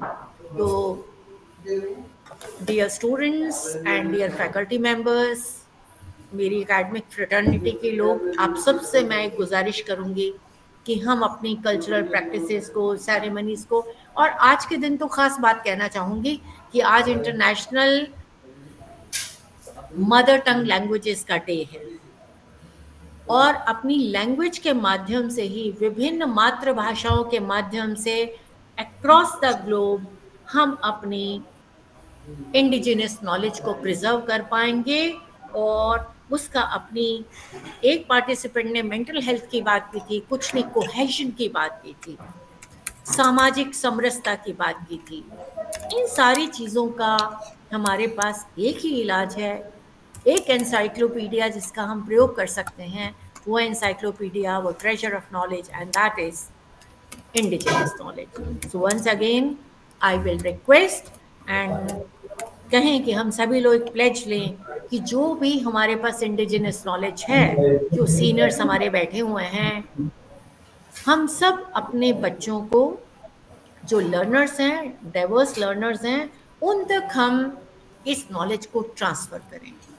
यदि ये इंटरजेनरेशनल ट्रांसफ़र नहीं होगा तो हम कितना ही एनईपी कह लें, कितनी ही बात कह लें, हम अपने मकसद में कामयाब नहीं हो पाएंगे। So once again I will say कि भाई एल्डर्स का बड़ा क्रूशियल रोल है इसको ट्रांसफ़र करने में, तो जो यंगर जनरेशन है उसका भी क्रूशियल रोल है कि वो इस नॉलेज को एक्वायर करके, उन स्किल्स को समझ के, उन प्रैक्टिसेस को समझ कर अपने जीवन में उनका उपयोग करें। तो ये जो ग्लोब है हमारा, ये हार्मनी में, वेलबींग में, मेंटल हेल्थ को प्रिजर्व कर पाएगा, and we will be a better and the best globe, और अपने इस प्लैनेट को हम बचा पाएंगे। And at the end I would like to like to show gratitude to the Army Institute of Education and the principal and the management for giving me the opportunity to listen to you all, क्योंकि आपके presentation से ही मुझे बहुत सारे perspectives जानने को मिले हैं, और थोड़ी सी बात आपको कहने का मुझे मौका भी मिला है। Thanks. So I extend a very thanks to you, all of you, and I hope we all will work towards it, क्योंकि collectively communities ने काम किया था तभी वो indigenous knowledge बन पाए। Again we will work collectively कि इस indigenous knowledge का हम लोग उपयोग करें। नमस्कार, thank you. Thank you, ma'am. Gratitude to our esteemed session in chair, Professor Dr. Rita Arora, ma'am, for lending your wisdom, insights, and inspiration to the concluding session. Ma'am, your presence has enriched our discussions and illuminated the path towards a brighter, more inclusive future. Thank you, ma'am, for your invaluable contribution. Now, for the valedictory session, I would like to call upon Dr. Beatriz Lucia Salvador for sharing thoughts through the online video. We are grateful to have you, ma'am.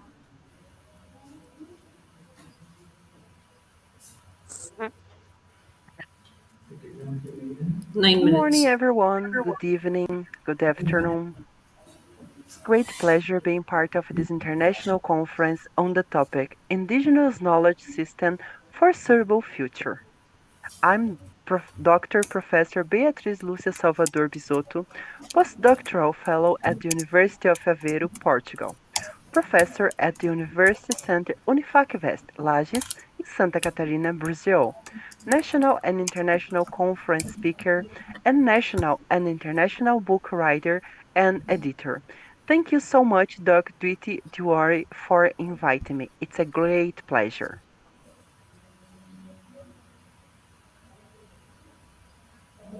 Indigenous Knowledge System of Brazil and its relevance for sustainable future. Traditional knowledge of indigenous peoples is considered an intangible cultural heritage. Indigenous peoples, also known as original peoples, were the pioneering inhabitants of Brazil, possess a vast body of knowledge developed historically and anthropologically, including techniques such as medicinal practices, natural resources management, rituals, and customs. Their knowledge is diverse and complex, reflecting the diversity of their societies. This affirms the potential of these communities. Aboriginal sciences are significant because they prioritize environmental preservation, unlike some technological and industrial practices that can disrupt the natural balance. Additionally, this knowledge is recognized as intangible cultural heritage, based it is compass biological, natural, and cultural diversity.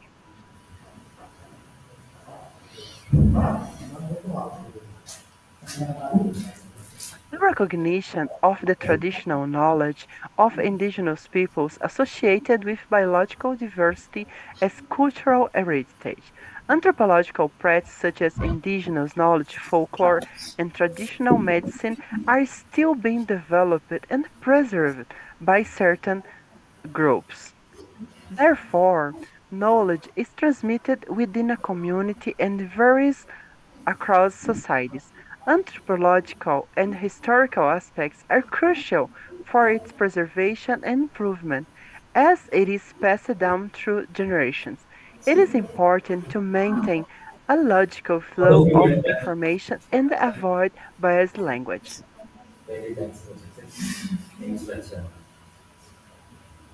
Indigenous peoples' relationship with nature. Even today, these communities are still considered non-dominant social sectors. The main aim of these efforts is to preserve, develop, and transmit the ethnic identity of the group. Even today, these communities are considered non-dominant. Their main goal is to preserve, develop, and pass their ethnic identity, cultural, and ancestral territories to future generations. Given that these peoples integrate and interact with multiple ecosystems, biodiversity, and its maintenance are crucial issues that require mutual cooperation between indigenous communities and nature for the viability of sustainable development. It is important to ensure an ecologically sound environment.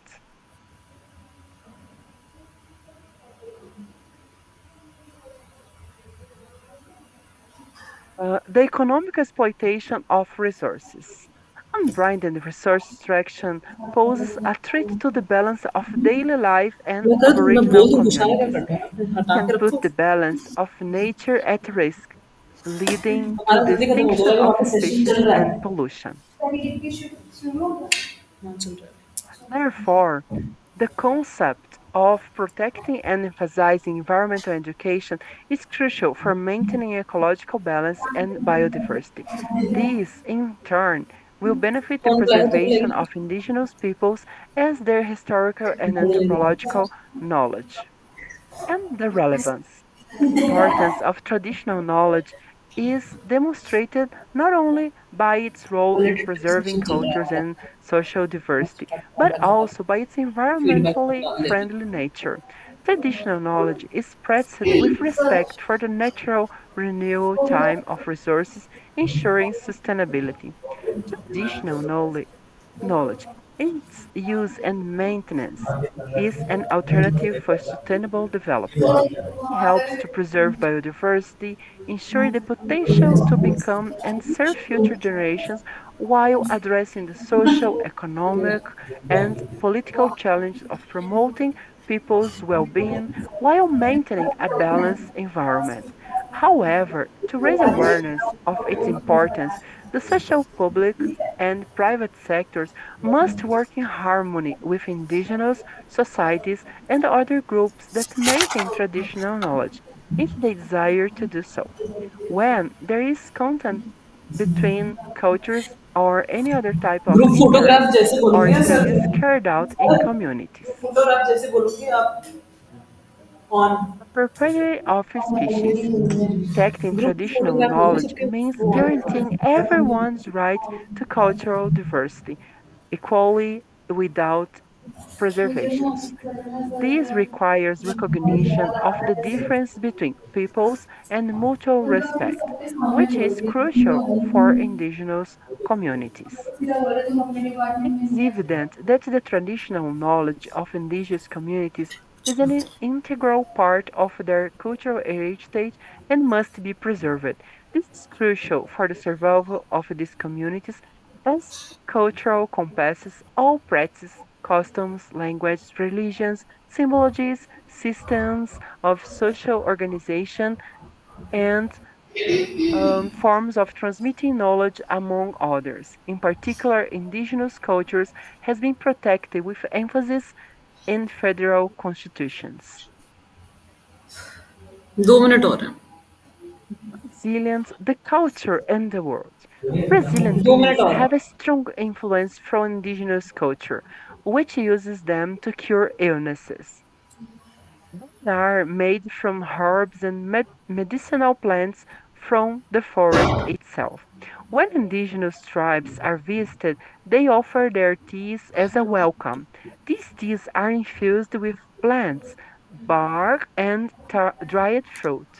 It is important to note that this information is presented without any subject evaluations.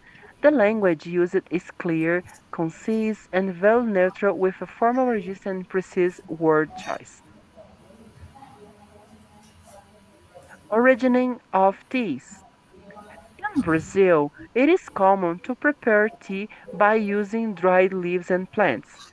The teas we offer are derived from plants that have been traditionally used for medicinal purpose by indigenous peoples. Some of the plants that are commonly used to prepare tea include rosemary, bodo, मैंने मना rue, कर दिया था ना नहीं fennel, जाना lemon balm, and parsley. Other आ रहे हैं plants that are used include carcasia herb, basil, pennyroyal, chamomile, guaco, and मेरा है बस babota. होटल का Peculiarities of tea in Brazil. New drinks and teas have emerged in Brazil from these elements, along with the new ways of consuming them over time. हाँ तो हमारा खत्म हो गया Yerba already mate, which is also widely consumed, can be considered a type of tea because valid it 3 contains presenter के बाद infused validity herbs. Start Other types of sir tea आप चले जाओ that are आपका तो हो part of गया Brazilian culture include black tea and green tea. आपको रिकॉर्डिंग भी हो गया Thank you so much for inviting me. I'm so happy, and you are invited to come to Brazil to drink our chimarrão, as it's called the चलो herba tea. Thank you so much. Thank you so much, ma'am. As we near the end of this enlightening session, let us express our gratitude. I invite Ms. Devika Nathani, ma'am, to deliver the vote of thanks. Over to you, ma'am.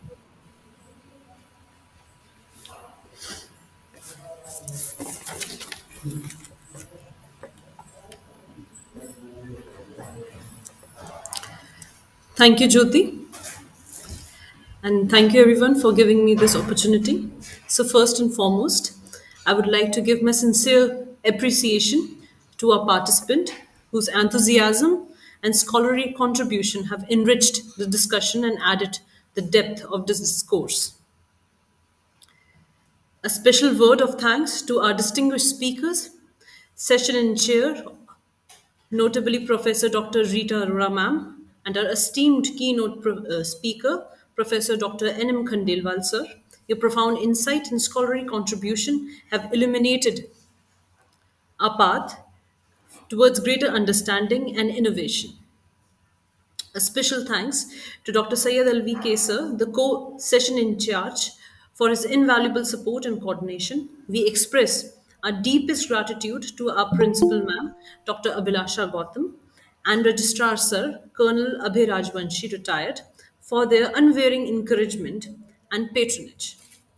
We extend our warm regards to our distinguished guests, dignitaries, and participant for gracing us with their presence and enriching our discussion with their insight. A heartfelt thank you to Mr. Karthikeyan P. Sir, Assistant Professor of Army Institute of Education, Greater Noida, and Dr. Jyoti Tiwari Ma'am, Professor, Army Institute of Education, Greater Noida, the co-convener and convener of this international conference, for their dedication and meticulous planning. We cannot overlook the contribution of our technical team and relentless effort of our dear students, whose support has been invaluable throughout this session. In conclusion, we are deeply appreciative of everyone's effort in making this conference a memorable one and giving an enriching experience. Thank you all for your unwavering support and participation. Before wrapping up for the day, it is my humble request to all the participants to kindly fill the feedback form, which is in the chat box. And it is again my humble request to all the participants to have patience, for international conference proceeding will be reached to you within 10 to 15 days at your stated postal address. And now I request all of you to please switch on your cameras for group photograph. Thank you.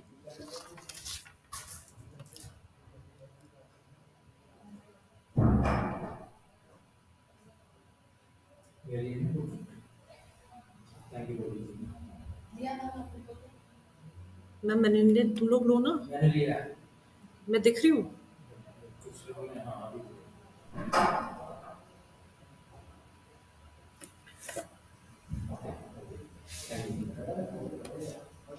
Sir रुक जाओ एक minute